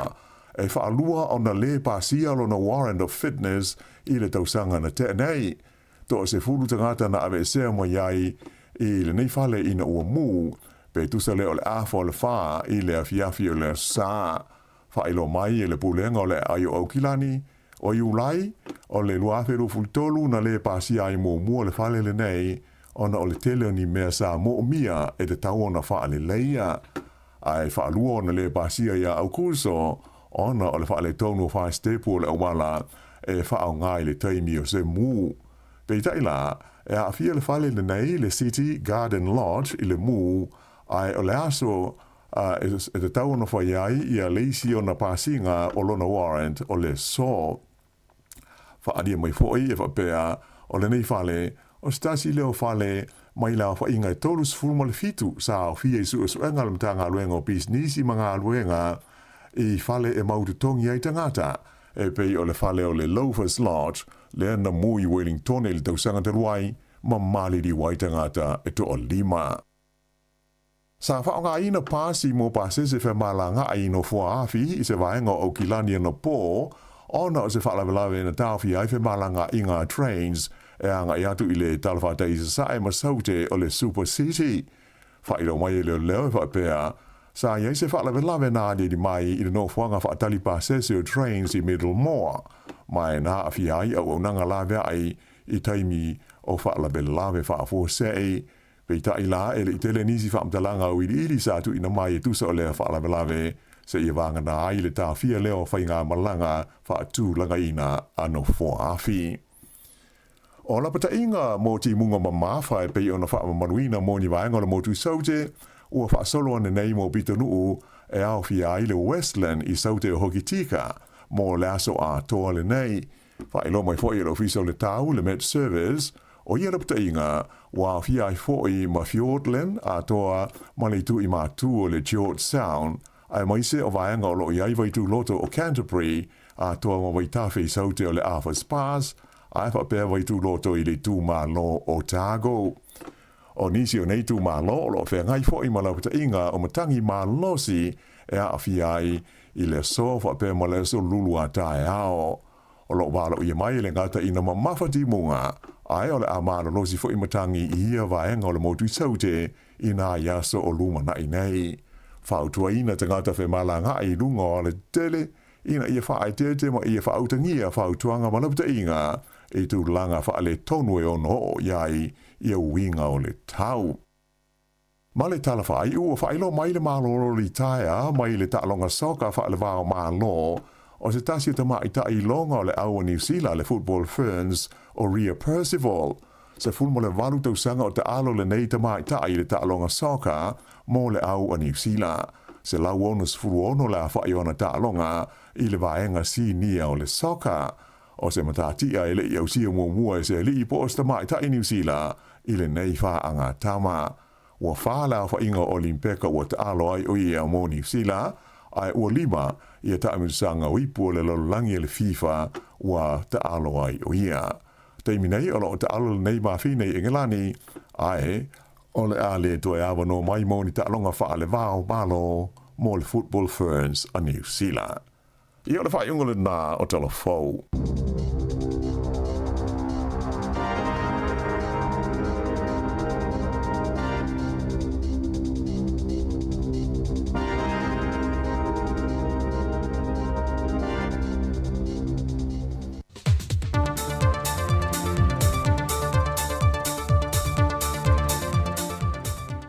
Toi whatal whātulu tātou turu u seisi wha opo ponga le nei o tātou tala fau mai Samoa, se mai al whaafonga. O se whamdianga mo le au whai whaatu anga awa Samoa mai le moto tele i sala whai to lima, le ua mawawa no nei lalo le fesoswani al malo Australia ma New Zealand le ua ta ua le Farmer Plus. Wa fesoswani tua i le au whaifatu a ngā awa le nei. Mo le si tio le tūlanga le leia ngā o singo le aba. Mo le tufu ina ma whaatawina le ngātau tu tono le atunu. Ai mai se lava i maketi atunu i whafo. O nisi o ia fesoswani mai malo New Zealand ma Australia. O lanto fua ina e le ngata masini e wha mamango, ma le masini e tu i wha malu waile ava, e na iau sia le tūlanga mo mia, e te tawe ona maketi atu i atuno i whafo. O le susungu ia e te wati sulu tolu, a naua fui tulialo, ma mawai tani enu nu le tau, o i lato i e to tolu o lato mōri mawina, le tūlanga le leiro lato so tanga ma fesoswani mai le Farmer Plus, na fesoswani atu le tūlanga le wha le leo lato whaatu anga ava, le ua matua mautu le leai i le motu tele i sala whai. O le pepo whaamtalanga mai le official whatupetu te tono Samoa, ua whaamawina i le pau i lalo le fua whaata tau le soi whanga i le atunu. Le ua whaamawina i le palasi i lalo le ono tesima le ono pasene i le maasino Februari o le tosanga nei. E fua le i le pau i lalo tau o loa mai atunu i whafo e whaur whale mai i le atunu. I le lava pepo whaamtalanga wa wha i loai, o loo tūlanga le lele whaatuptupula i o lo tātou tamau ainga. E fua le anga i le se fulu tesima le whapasene le ua CTI, mai i le se fulu ma le lua maasina taluai, pe a fuatu i le tala whaatatau au tua le tupe i le lua felua se fulu ma le tolu. O lo iei le teletanunga o le taringa malolo tātou atunu le tausanga nei e maasina o ki topa, o se tasi leo tūlanga mauti no le si tia lo tātou tamau ainga, e le au su fono le whontanga, e mai se foi i tūrisi a seasi mai sa moa. O tu inatu se lapta inga mai le whaoru lungon tanga luenga le soi fua maloloina i ona tangata whainga luenga. Ia i lantou i oa maua wa ave lua ngā luenga whaatasi mani ngā luenga le malo lo ngā lue ai. O se soli tu la fono le whaati nonga, e ala ili ngā lue le ngā luenga le malo le soi fua maloloina, ma toe tau ave masaisi ngā luenga e lua ai, i teimi whai ngā luenga. Watu ina tu foi se lamta inga le fionga ai ono Dr. Alec ke Roma inisio la whai ngā luenga, ina ia reportiane i le ofisa i la tau ono whaatino ina ia ngā iuinga, o le atu ina tu e loia i la tau ni whaasalanga, e fua i la no ta iala mai le komisio tangata whai ngā luenga wa umana whaamamalama whaamanino, e te tau ona ta ialai le ngā lulue mo le malo.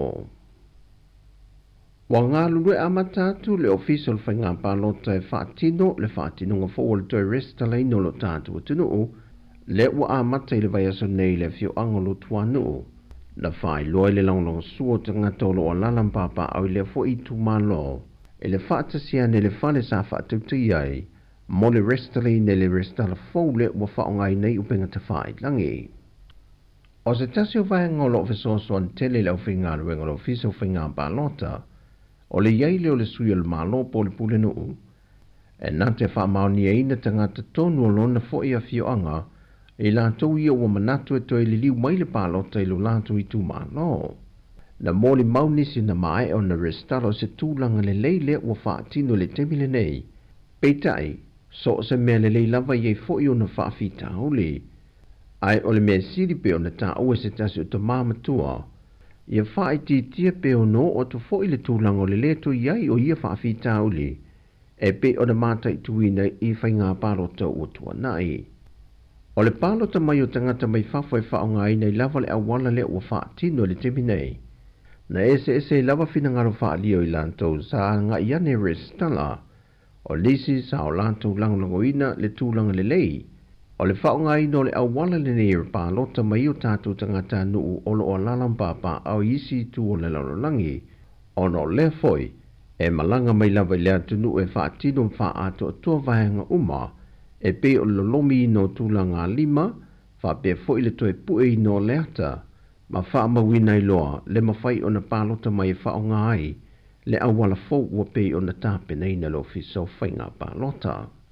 O nisi fo i o lātou na wha adio lātou finangalo, A fai o loo pālota ia tunu o loo alalam papa awe ia lato sitiseni wa mai o na siitia iai. E le te tau o na toe whaadwaina sa lato pālota ni atu nuu se lua. E pei o le whainga fōlea o se e iai lo tātu tunu o e whaatino. Wa whaatulanga le ofiso whainga pālota le neiva yaso po le nei masina e tu malo o la whanga mano whanga o le a whaasolo atu i e mo le resta le ina a tole atu nuu. Na whaalia fo il komisina o whainga pālota o se soli tu la fono mai moli ai le tangata wanga vae te tau una pālota Perry Stella ai ua filifili ele Fieres Stella. Wa ta oto foi au la pel tu la fono e whaatino i le Stella fo o whaanga solo mo i lato umanei. O tala ia mai sa mo mo le nei foi a so lua manuia lo tātu o tunu whaasoi foi a.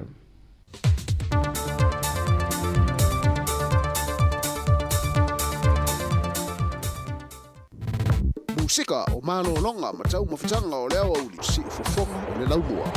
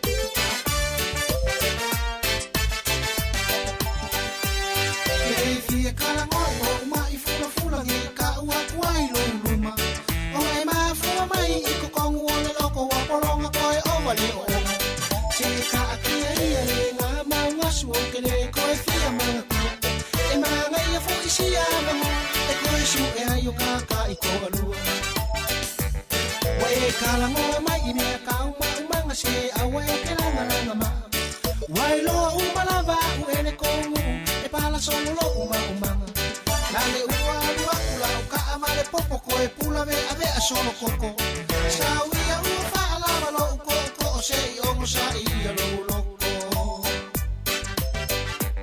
Wai whai mai ua e valea Ua o ia ua nanga E sa oe reisi koia inga Wai fua lava kangaka A whai ai sa o laukana Whaaka akia mai au au ka whai o so ai maso Ai foi a koe a maka Fianga le tai me o le auli ia e mo I lava. E mo I lava foi ni ia upole pese. Io ia ole le fai fu tangata ia.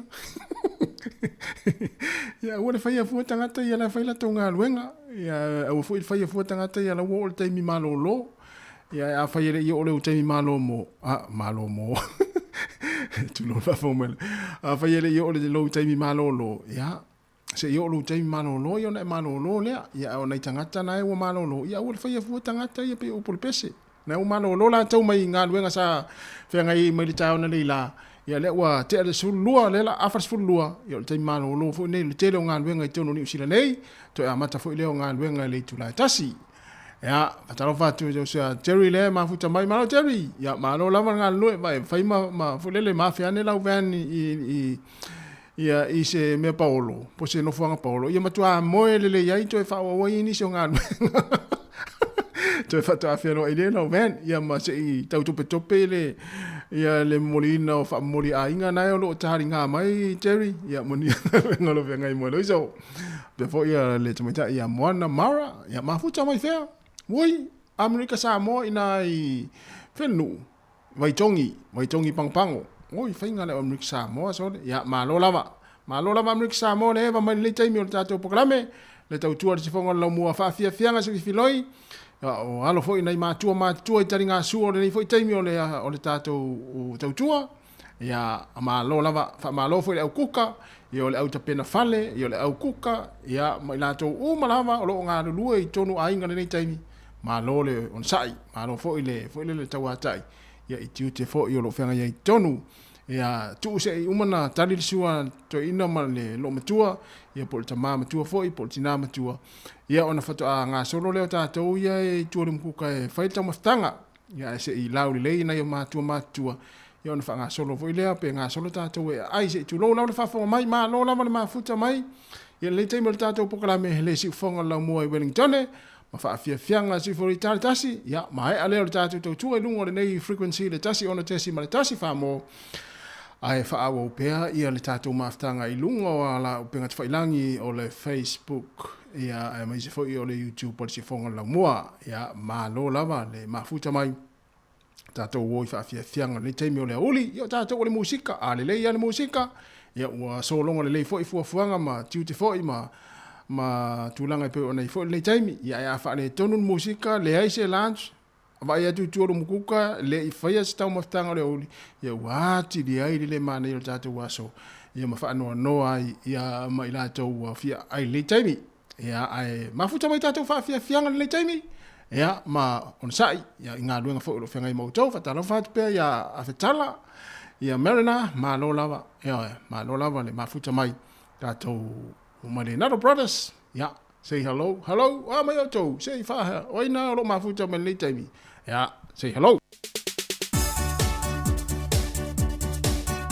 Billy le ainga ya silitina pol tamana fa la fa ile kuka le taimi ya mai fa ye hello han o amai ne ya uli ya pete vili fo yasi wa amai lo nga luenga le yaso say hello yai.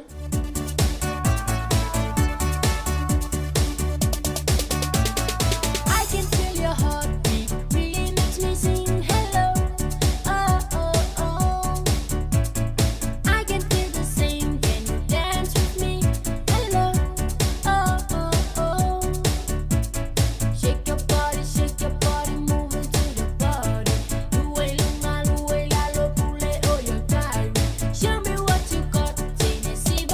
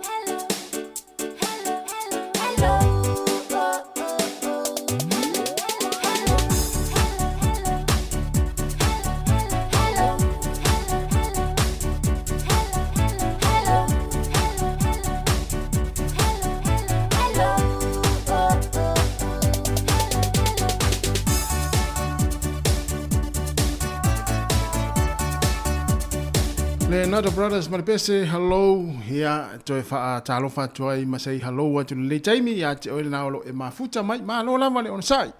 Ia, ai mai se fo I la tau olo o wha awo peanga luenga, ia le Jamie. Ia ma wha longo mai, be wha fonga mai, ia I le tau tua ne ia si fonga lau mua, ia na wha fianga se filoi.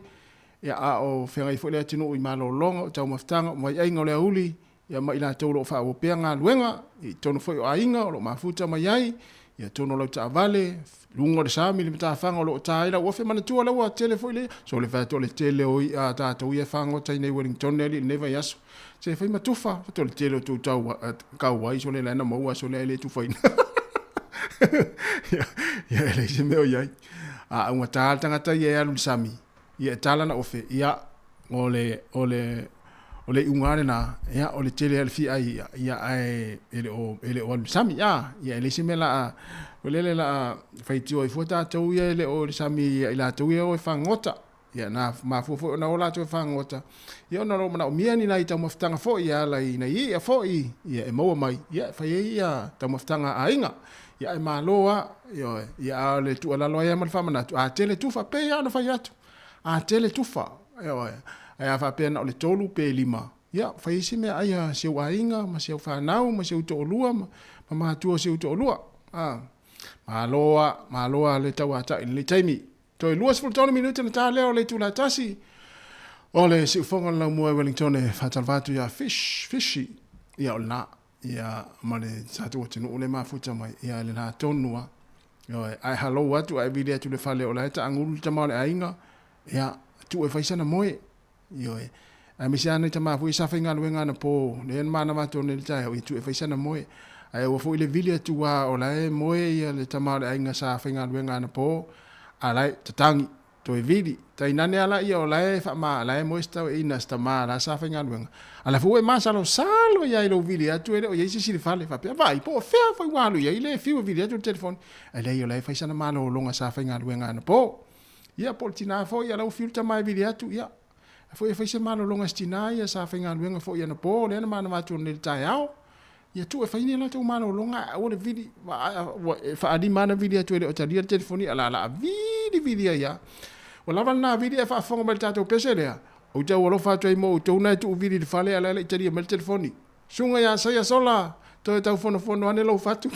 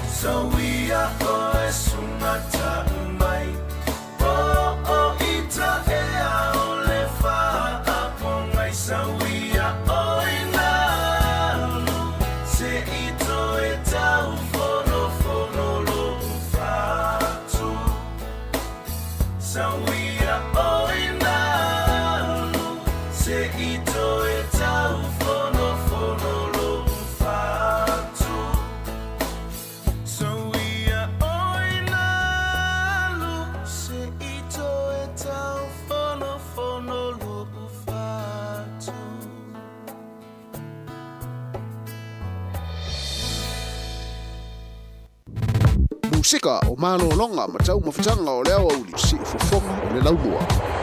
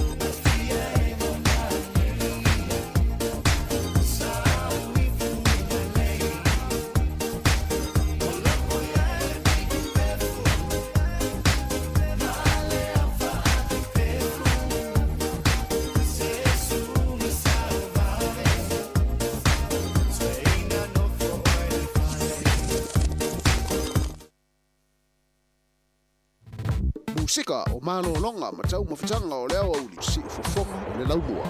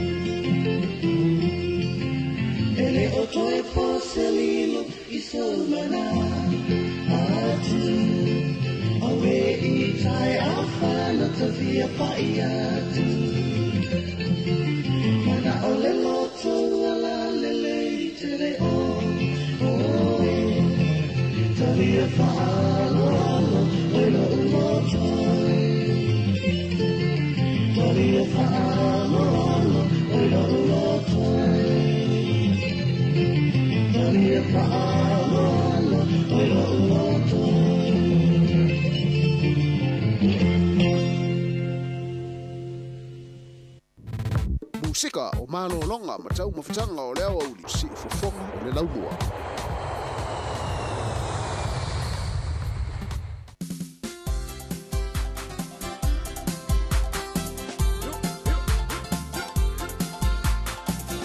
Ia, sa ane le tātou pese na, ia e maise la tau leo le atoi a matanga luenga i le tū la e tasi, ia o le pese na e te tū maalia nea i lunga pia whapea naua e lau li lei, lau tau mawhitanga i tono whawhai ngā luenga, ia e whapea o le tamaita, ia moe ana i o le mele i lau masini, ia whapea o le li, ia a iuli atua i maoi tū o le tamaita i nao le a, ia a wone so na ngā yo nau pia whapea o nau a lau li lei fo i mama ona i fo i tau mawhitanga o le uli.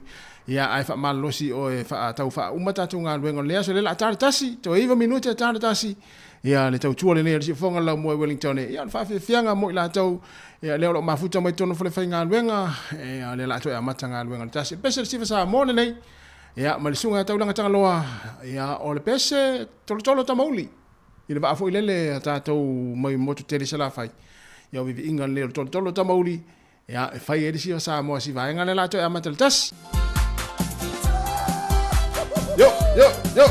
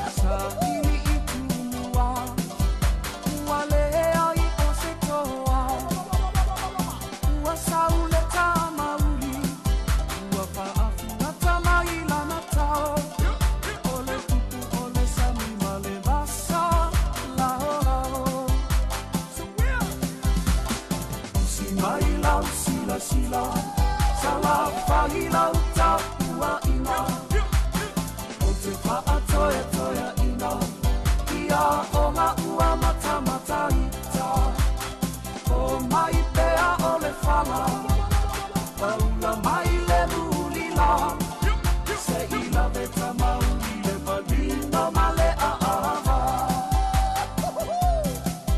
se ila ve tamau i le valino ma le aava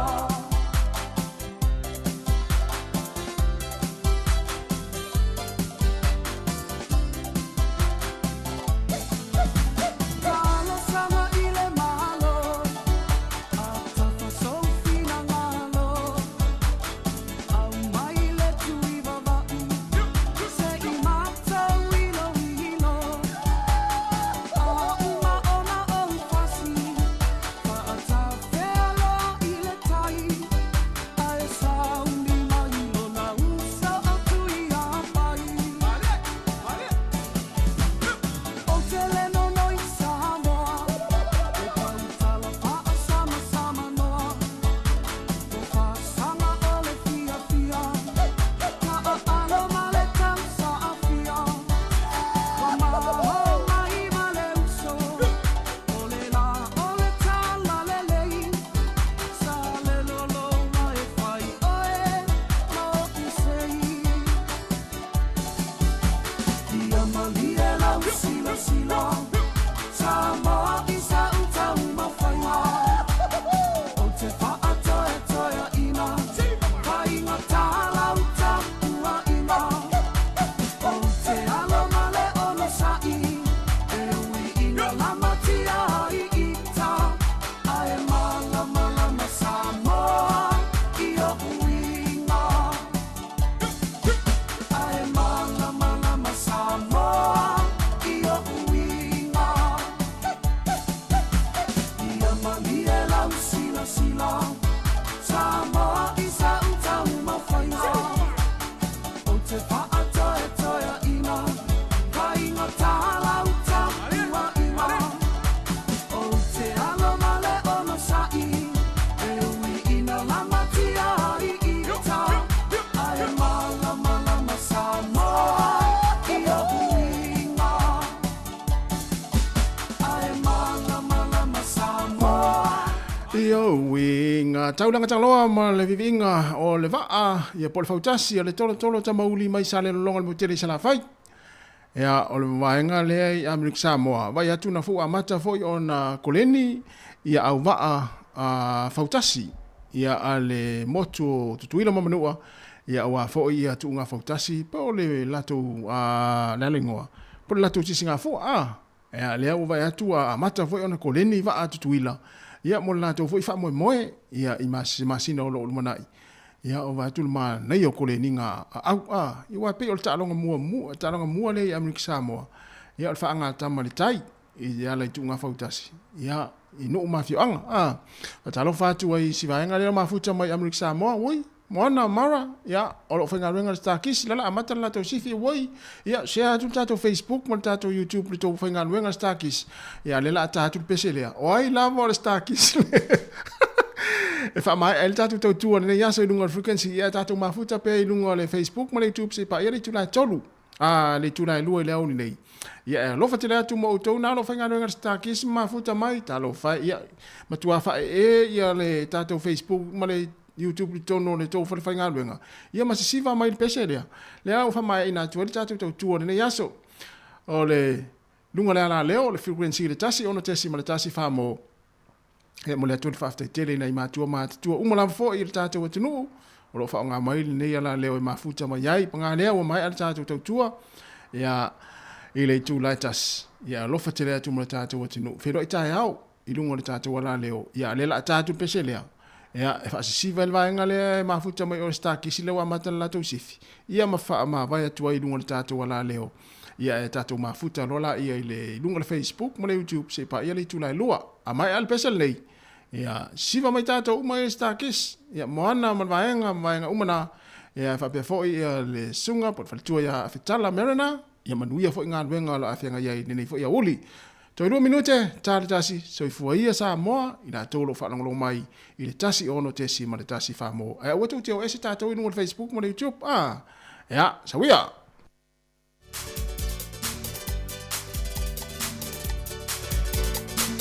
Ia lofa te rea tu manvaenga le whengaru inga le stakis tutuila Amerika Samoa.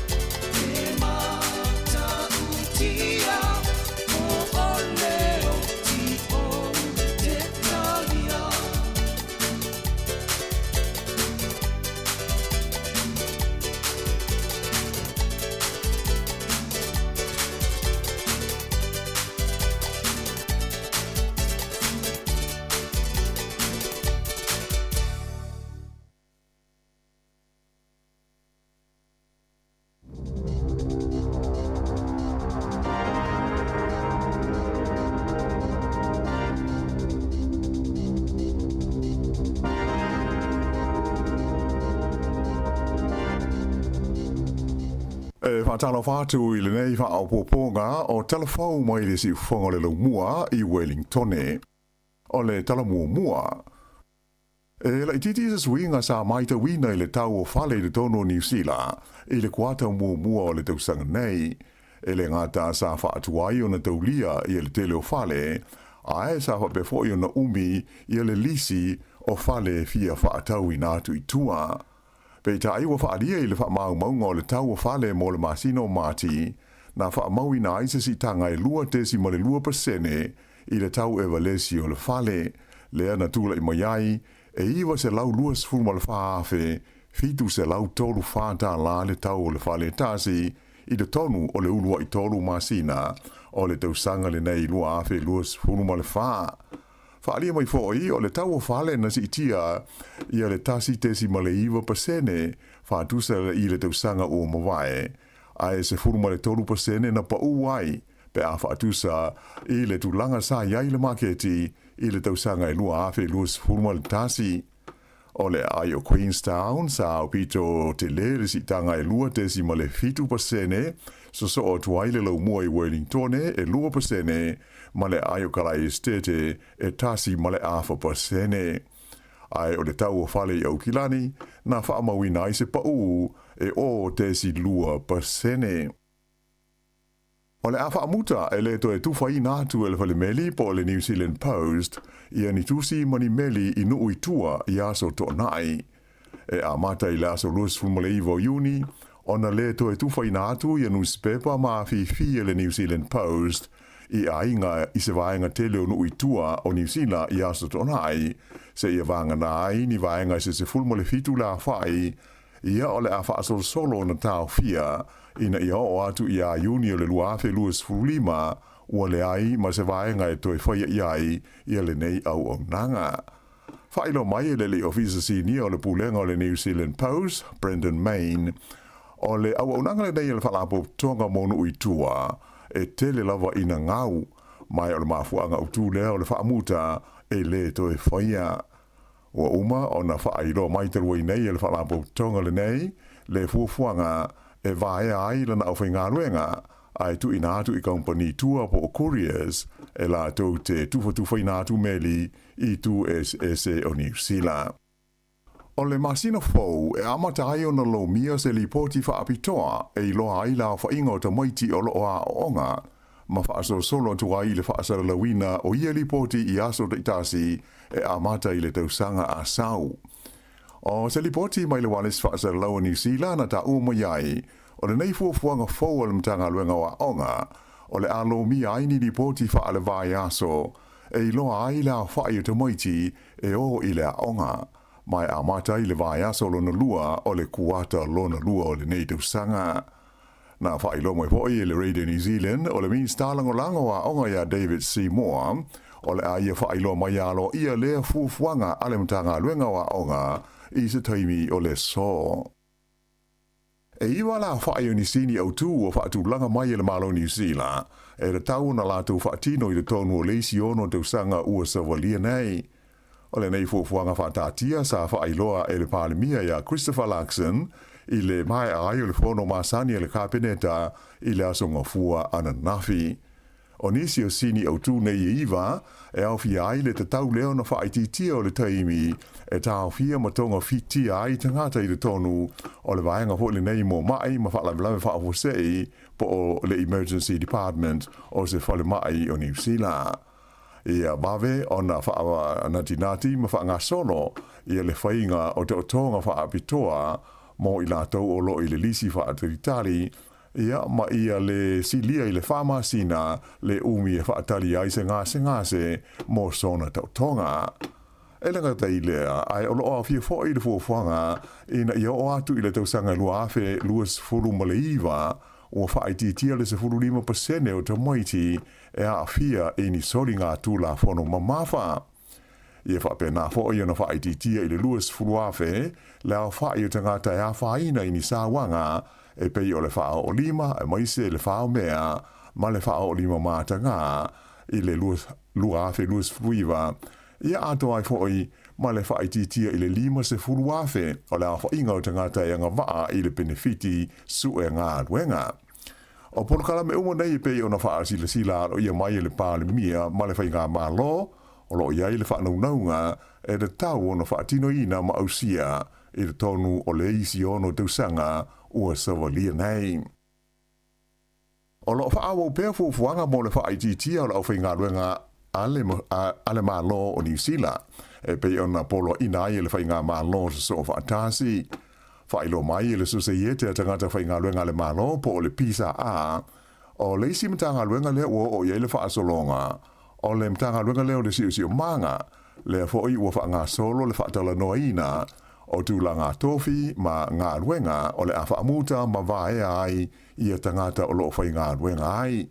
E fitu ma le awha pasene le awha inga ua whaatonuina lea mata ngā ruenga, ina ia whaititia mai ana tupe whaanganga o ngā ruenga whai, ma o lea ua mana o le pūlenga, ina ia ofo ina atu i le au whai ngā ruenga o loo iei nei, e mana na o e whaamuta lātu au nanga i le whainga hoi le nei ta ua o le voluntary redundancy, whaailo mai hoi le pisa a, ua manina mai le nau le whainga malo, e whaatino le whaititia o la whonga tutongi e tangata ma kaumpani, ai whaatua na iai i le tā ua o le ngā ruenga o whengai male mata ngā ruenga le nei o le sio manga, ai mai se isi mata ngā ruenga uma ale malo.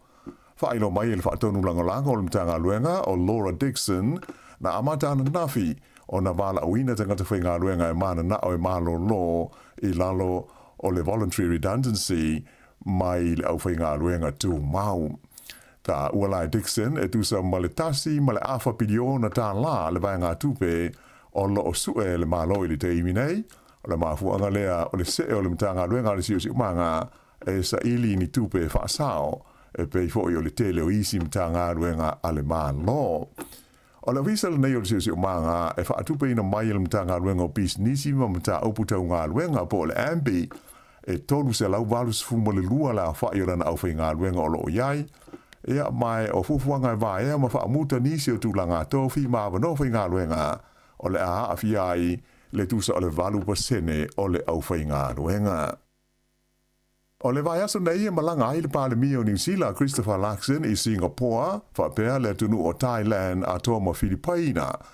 E awai le whai ngā malanga ma le au malanga le Palemia i a tangata whai pis nisi o New Zealand. O le wha moe ina ia wha mautu ina aini so tanga fau tau he wha tau i ngā i le mama pisi nisi i ia fo ia tunu o Asia sau te sasae. E au hia i le au malanga le Palemia le Minsta o suinga o le tau ma tupe maua o Simon Watts a e wha pēle li fwai pule o le partia le National o Paulo Garcia o le urua i Filipina lea ua vea ma fwai pule o le Palemene o New Zealand. Whailo mai le Palemia o le malanga le nei mai le aso sfurwhae o atu le aso luas furu a perila o se whailonga mautu leo le nau o le malo New Zealand ina ia sanga whaale leia lona wawhea loai mātu nui whafo. Na ia tā ua o le itu langi o Asia sau te sasae o se vaenga leo le lololangi e matua tā ua tele i le tamau ainga ai moise o le puipuinga o New Zealand. E luas fulua tau sanga le matua o se taule lea o loo sa ilia nei e leo e whapena le iloa mai porirua i le masina na te nei o Mati. Whailo mai e whapea o le ingoa le nei taule lea o Clive mai o la soiva o Mati o loo ngata ai le wa ai ia Eustasi i a teia i le pito nuu o le Cannons Creek.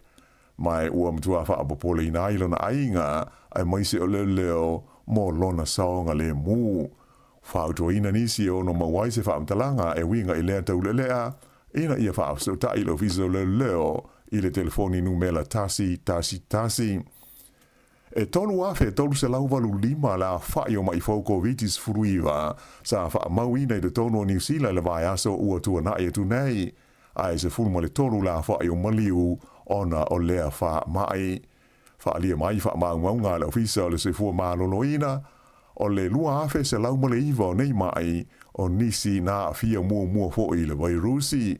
E o mai le vailuanga o le pole sa taluai e se lau wha lima la whae tangata sa tau fia i whana mai motunga fitinga ona o le koviti. O le tumalo Canterbury sa au bito to tele iai mai fau, so o tuai le waite mata, ma le tumalo whapana mai o le Capital and Coast, whapeai ma manu kau. O le vai aso e ona tua, sa tula i mai le tonu afe, tonu se lau iwa, la whai o mai fau o le koviti, ai fitu la whai o maliu, na wha mauina i te tonu o New Zealand nei. O le whale tele leo na mui le sai pāneri au kilani e pe ona ta ue le tātou tale le songa fua, e wha alua o na le pāsia lo na warrant of fitness i le tausanga na te nei, to se fulu tangata na ave sea mo iai i le nei whale ina ua mu, pe tusa leo le afo le wha i le afiafi o le sa, wha ilo mai e le pulenga o le ayo au kilani, o iulai, o le lua feru fultolu na le pasia ai mua le fale le nei, ona o le tele ni mea sa mo mia e te tau ona wha le leia. Ai wha lua na le pasia ia au kurso, ona o le wha le tonu wha stepu le awala e wha au ngai le taimi o se mu. Peitai la, e a fia le fale le nei le City Garden Lodge i le mu, ai o le aso e te tau ona wha iai ia leisi o na pasinga o lona warrant o le so. Wha adia mai fwoi e wha pea o le nei fale, o stasi leo fale mai la wha inga e tolus fulma le fitu sa o fia isu su enga le mtanga aluenga o bisnisi mga aluenga i fale e mautu tongi ai tangata e pei o le fale o le Loafers Lodge le ana mui Wellington e le tausanga te ruai ma mali di wai tangata e to o lima. Sa wha ngā ina pāsi mo pāsese wha malanga ai no fua afi i se vaenga o kilani no pō ona o se whalawelawe na tawhi ai wha malanga i ngā trains e anga i atu i le talawhata i se sae masaute o le Super City. Whairo mai e leo leo e whapea, sa iei se whalawelawe nā di mai i le no fuanga whaatali pāsese o trains i Middlemore. Mai nā awhi ai au nanga lawe ai i taimi o whalawelawe whaafosei. Peita i la e le itele nisi whaamtalanga o ili sa atu ina mai e tusa o lea whalawelawe se i wanga na ai le tāwhia leo whai ngā malanga whaatu langa ina ano fua afi. O la pata inga mo ti munga mamawha e pei ona wha manuina mo ni waenga o le motu saute ua wha solo ane nei mo pito nuu e au fia ai le Westland i saute o Hokitika mo le aso a toa le nei. Wha ilo mai fwoi e le ofiso le tau le Met Service o ia pata inga wa fia ai fwoi ma Fiordland a toa ma le tu i matu o le George Sound ai maise o waenga o lo iai vaitu loto o Canterbury a toa ma waitafe i saute o le Arthur's Pass ai wha pēr waitu loto i le tū mālo o Otago. O nisi o nei tū mālo o lo whea ngai fo i malauta inga o matangi mālosi e a awhi ai i le so wha pēr ma le so lulu a tae ao. O lo wālo i mai le ngata ina ma mawhati munga ai o le a mālosi fo i matangi i hia vaenga o le motu saute i nā yaso o luma na i nei. Whautua ina te ngata whe malanga i lunga o le tele ina ia wha ai tete ma ia wha autangia whautuanga malauta inga e tu langa wha le tonu e ono o iai ia winga o le tau. Ma le tala whai ua whailo mai le māloro li taia mai le ta'alonga soka wha le wāo mālo o se tasi ta mai ta i longa o le aua New Zealand le Football Ferns o Ria Percival. Se fulmo le walu tausanga o te alo le nei ta mai ta i le ta'alonga soka mo le aua New Zealand. Se lau ono se furu ono la whai ona ta'alonga i le vaenga si nia o le soka. O se matatia e le i au sia mua e se li i posta mai ta i New Zealand i le nei wha anga tama. Ua whala wha inga Olimpeka ua te alo ai o ia mo New Zealand, ai ua lima i a ta amirsanga o ipu le lololangi le FIFA ua te alo ai o ia. Teimi nei o lo te alo nei mawhine i Engelani, ai o le a le toi awa no mai mo ni ta alonga wha le vāo malo mo le Football Ferns a New Zealand. I o le wha iunga le nā o tala fau.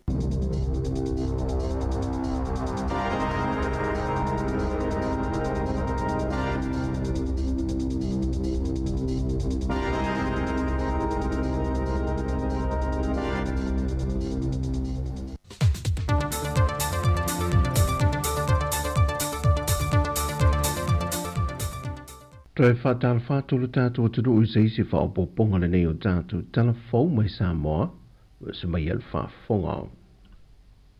O se whamdianga mole au whai whaatu anga awa Samoa mai mo te tele sala whai to lima, le ua mawawa no nei lalo le wsos whani al malo au se tālia mani usila, le ua tā ua le Farmer Plus. Wa whesoa swani tuai le au whai whaatu anga awa le nei, mo le si tio le tūlanga le leira ngā o singo le aba, mo le tufa ina ma whaatawina le ngata tu tono le atunu, ai mai se lava i maketi atunu i whafo, o nisi o ia whasoswani mai maloni usila ma au Australia, o lanto fua ina e le ngata masini e wha mamango, ma le masini e tu i wha maluwai le aba, ina i au sia le tūlanga mo mia, e te tawe ona maketi atu i atunu i whafo. O le sasunga ia e te wati sulu tolu, a naua fui tulialo, ma mawai tani e nunu le tau, o i lato i e te otolu o lato mōri mawina, le tūlanga le leiro lātou so tanga ma fesoasoani mai le Farmer Plus, na fesoasoani atu le tūlanga le wha le leiro lātou whaatu anga awa, le ua matua mautu le leai i le motu tele i sa la whai. O le pepa o whaamtalanga mai le official whaltupetu te tono Samoa, ua whaamawina i le pau i lalo le fua whaata tau le soi whanga i le atunu. Le ua whaamawina i le palasi i lalo le 1.1% i le masina o Februari le tosanga nei. E fua le i le pau i lalo tau o loa mai atunu i whafo e whaul whale mai i le atunu. I le lava pepa o whaamtalanga wa wha ilo ai, o loo tūlanga le lele whaatuptupula i o le tātou tamau ainga. E fua le anga i le se fulu tesi ma le 5% le ua siti ai, mai i le se fulu ma le lua masina taluai, pe a fuatu i le tala whaatatau au tua le tupe i le lua felua se fulu ma le tolu. O lo iei le teltanunga o le taringa malolo tātou o tunu le tausanga nei e masina o ki topa, o se tasi leo tūlanga mauti no le siti alo tātou tamau ainga, e le au su fono le fontanga, e mai se foi i tūrisi a se maisa moa. O tu inatu se lapta inga mai le whaoru lungon tanga luenga le soi fua maloloina i ona tangata whainga luenga. Ia i lantou i o maua wa ave lua ngā luenga whaatasi man ngā luenga le malo lo ngā lue ai. O se soli tu la fono lea whaati nonga, e ala ili ngā lue le ngā luenga le malo le soi fua maloloina, ma toe tau ave masaisi ngā luenga e lua ai, i te mi whainga wenga. Watu i nātu fwoi se lamta inga le fionga ai ono Dr. Alec ke Roma inisi o lau whainga wenga. Ina ia reportiane i le ofisa i lātou ono whaatino ina ia ngā iuinga. O le atu i nātu i loia i lātou ni whaasalanga. E fua i lalo ta iala mai le komisio tangata whainga wenga wa umana whaamamalama whaamanino. E te tau o na ta ialai le ngā lulue mo le malo. Wa ngā lulue amatatu le official whainga pālota e whaatino le whaatino ngā fōle toi resta leino lo tātu atunu le ua amata i le vai aso nei le fio angolo tuanu na whai loa le launong suo te ngatolo o lalampapa au le fo i tu malo e le whaatasia ne le whale sa whaatauti ai mo le resta leine le resta la fōle ua whaongai nei upenga te whai langi. O se tasio vai ngolo fesoasoan tele le au whainga ruenga lo official whainga pālota o le iai leo le sui al malo po le pule nuu. E nā te whaamaoni e ina tangata tonu o lona fo ia fio anga, e lātou ia ua manatu e toi li liu mai le pālota i lo lātou i tū malo. Na mōli maunisi na mai o na restalo se tūlanga le leile ua whaatino le temile nei. Peitai, so se mea le lei lava iei fo i o na whaafita huli. Ai o le mea siripe o na tā ue se tasi o ta māmatua, ia whae tia pe o no o tu fo i le tūlanga o le leto iai o ia whaafita uli, e pe o na mātai tuina i whainga pālota o tua nai. O le pālota mai o tangata mai whawhai whaonga ina i lava le awala le ua whaatino le temi nei.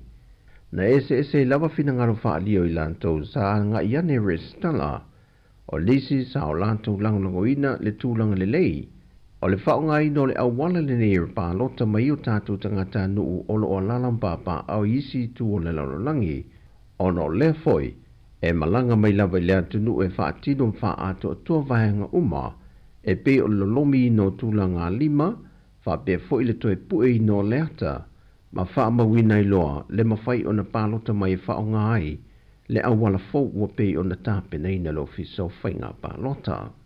O nisi fo i o lātou na whaadio lātou finangalo, a whai o lo pālota i atunu o lo o lalampapa awe i lātou siti seni wa mai o na sitia iai. E le te tau o na toi whaadua ina sa lātou pālota ni atunu se lua, e pei o le whainga fōlea o se e iai lo tātou tunu o e whaatino. Wa whaatulanga lo fiso whainga pālota le neiva yaso po le nei masina, e tu malo o la whanga mano whanga, o le a wha solo atu i e mo le resta le ina ato le atu nuu. Na whaalia fu il komisina o whainga pālota, o se soli tu la fono mai mōli ai le tangata wanga vae te tau una pālota peristala, ai ua filifili e le fieristala. Wa ta oto foi au la pel tu la fono, e whaatino i le restala fo o whaanga solo, mo i lato umanei. O tala ia mai sa mo le nei foi a so lua manuia lo tātou tunu, whasoi foia.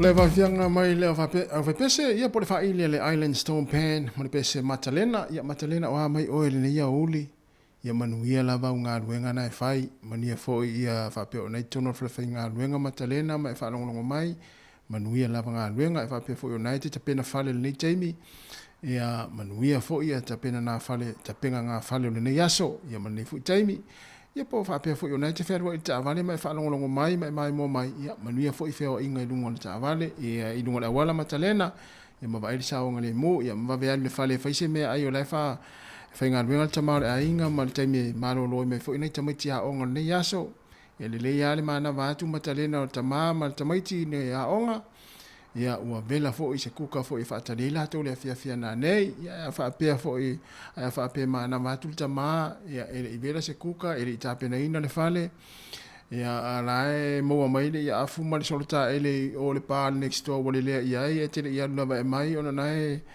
o le te mata TV ia fa mai atu fa fo lauta nga lava pe o fe le yanga o next door Matalena fa mo le lava to luas fu 1 minute na tale o le tu la lua tale lua ia ona mai a fo ile o le tau tu se fonga la mo fa after tele lava le mafuta mai i lungo tata upenga te failangi o le Facebook mo le YouTube e mai se app ia le time o tata klame fa watu fa fia fianga se filoi a wala fo ile mai mo male fa fo mai le time o le oli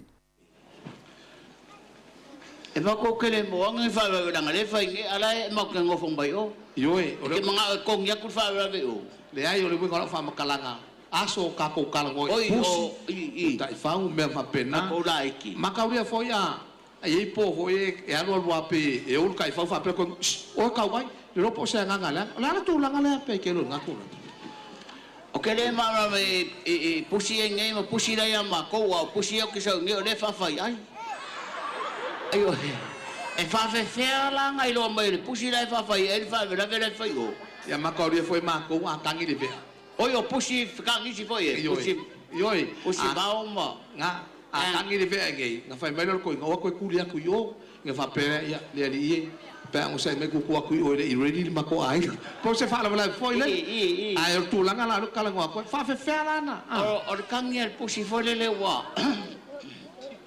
la wai lo la ele me la ku pu o a le ko ke le lo ku ngai a sa o le a kangi la le kama le pusi fo nga le ko inga fo ke le wa baru ka sanga ya ma kangi le fa pe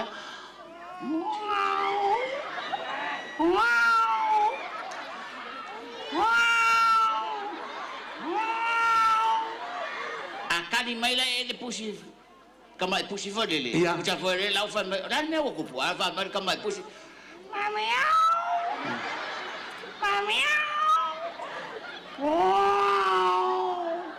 Salah kali merong kama. Iya. Wow. Ele mbak uang kili.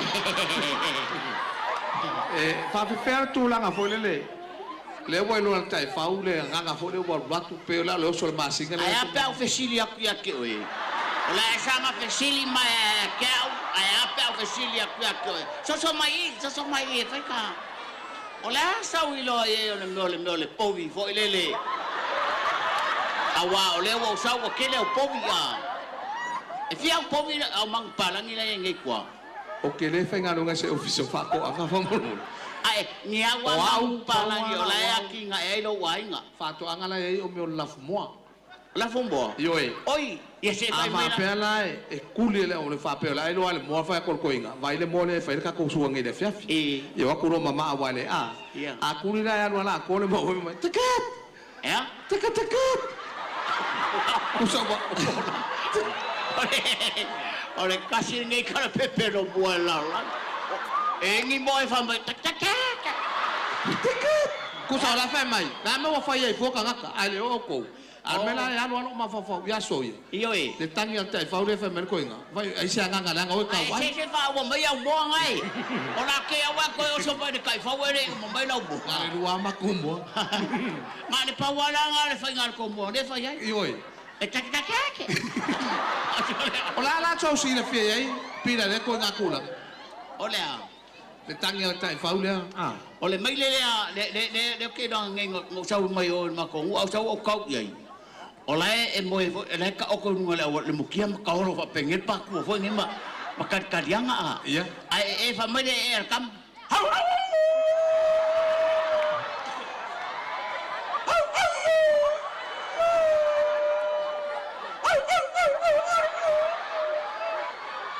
E kal masinga. Ku sa lai bala masinga ko kikia ako a. Po wai loa le tai fa ngia nga leang. Ya que masalo caído que le longa ya que o ko di mole mole fa la ku ma ka fa que popula mai ya. Le o la al kama. Usa fole le la o fole ai po ngai longa nga leanga o fe ya e ora ko dunga. Nga o no la al kama fa mai. Ai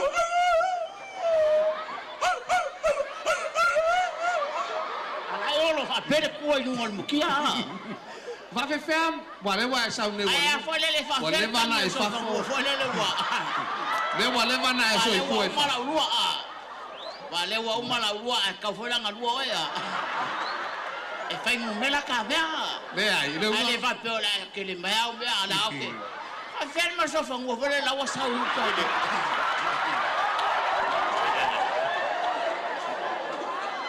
Le wa ka mo fa pe la sa wa fole ma.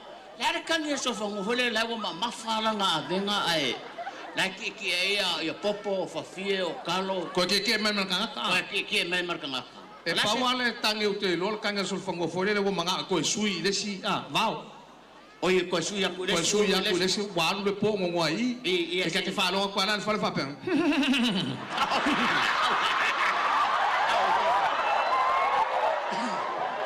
Kuso ala ta mai ata ita suia o ko fi ai ala kanga ka kelo ele o ika ya ka ika ko fi sui ala ka ka ko so fo mo ai foi le si ai ka la ka so fo mo ma farade ai or kanga so fo mo e asola o nge wa ko se ma ko so fo mo pe ya a so fo mo o moranka ma fa fa ma la te foi le fongi le su ya ma fa le venga le sa mo ke ala fa pe ma fakua makiale wali le langi fangen fa kusa leva la fangen yes ai kusa leva la isi sol fangu mai fa ka ko lo yo pero tu la na yo ya ela to no we ma la fa ya ela kan o sola sa pia ka nga mai me ola wa o sola sa le farsa que le fa pepe mere wa nga ya ai akangira so fon au pa ko va ya nga ka chor pare ko la bolilla le pisi de ya la bolilla tu mai o yo la va nga fa so fon wa ya al delle ala nga ka ko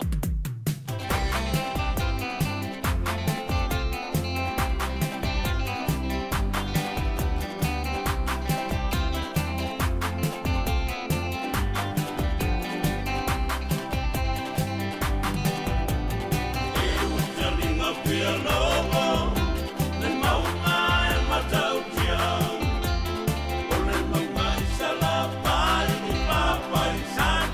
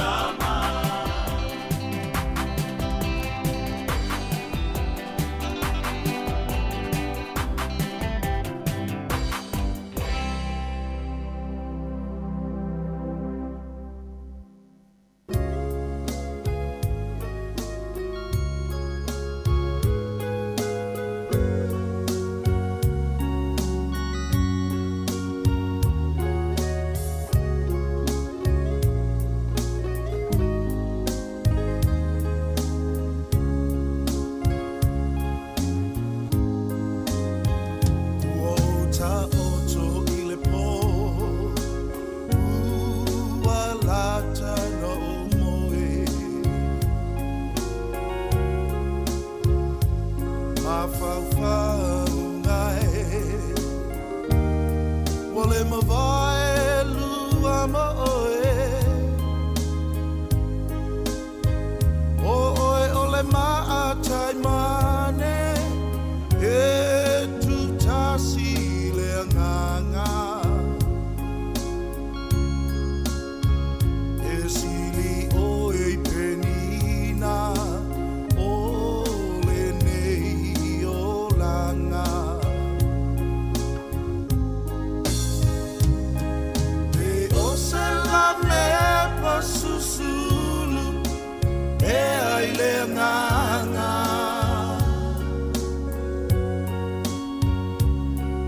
a o se rosa fua matala ua sasala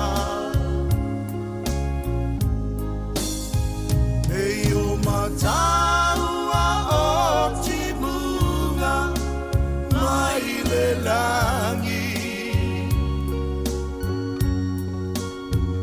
ua fa pena loa lofa una ta ia oe ani e tele sami mawai sa o ta ele ai fa ato anga fua manongi sa o sa vali ai ai ole rosa tutasi sai le maunga o arasi lua ua fai mo sei fai foi mau avei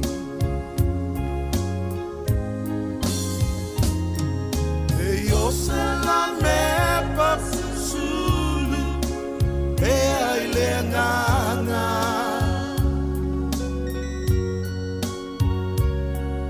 a o se rosa fua matala ua sasala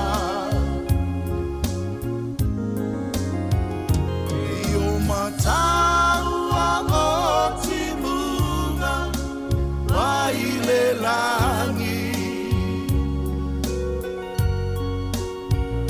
ua fa pena loa lofa una ta ia oe ani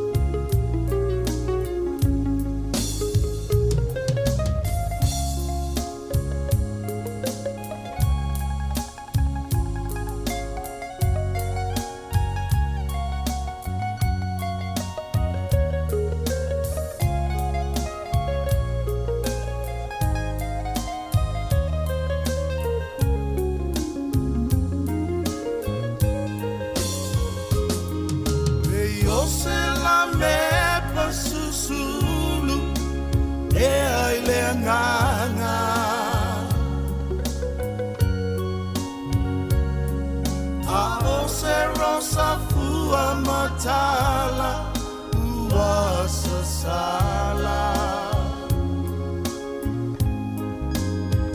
e o mataua o timunga mai le langi ua fa pena loa lofa una ta ia oe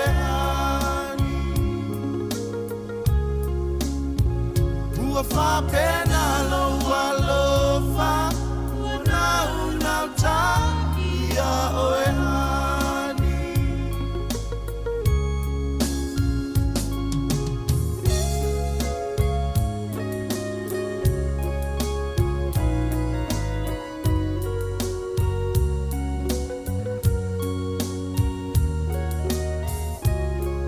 Io fau male la pese ale Powerhouse, ma pese la mepa e susulu ina o toe se 10 minuta na tale o le lua. Ya ona tu mai leo lo au tu ato mato lima tato lulu lima mafato fa mai al tau tu arti fonga la mua mone. Ya so mo atu fa after tele, to tele tato ia mafuta mai i lungo le Facebook, mo le YouTube arti fonga la mua ne taimi. Ya me foi ona lo e mata mai mo mai tu ato le pa. Ya fa after tele lava le mafuta mai ya i le foi taimi. Ya la fa pera fa fianga nei. Ia manuia la fo ile fianga i ngā ruenga fo nei taimi mafuta mai ia i le tautua mpawhia fianga ale si fonga lau mua ia i Wellington.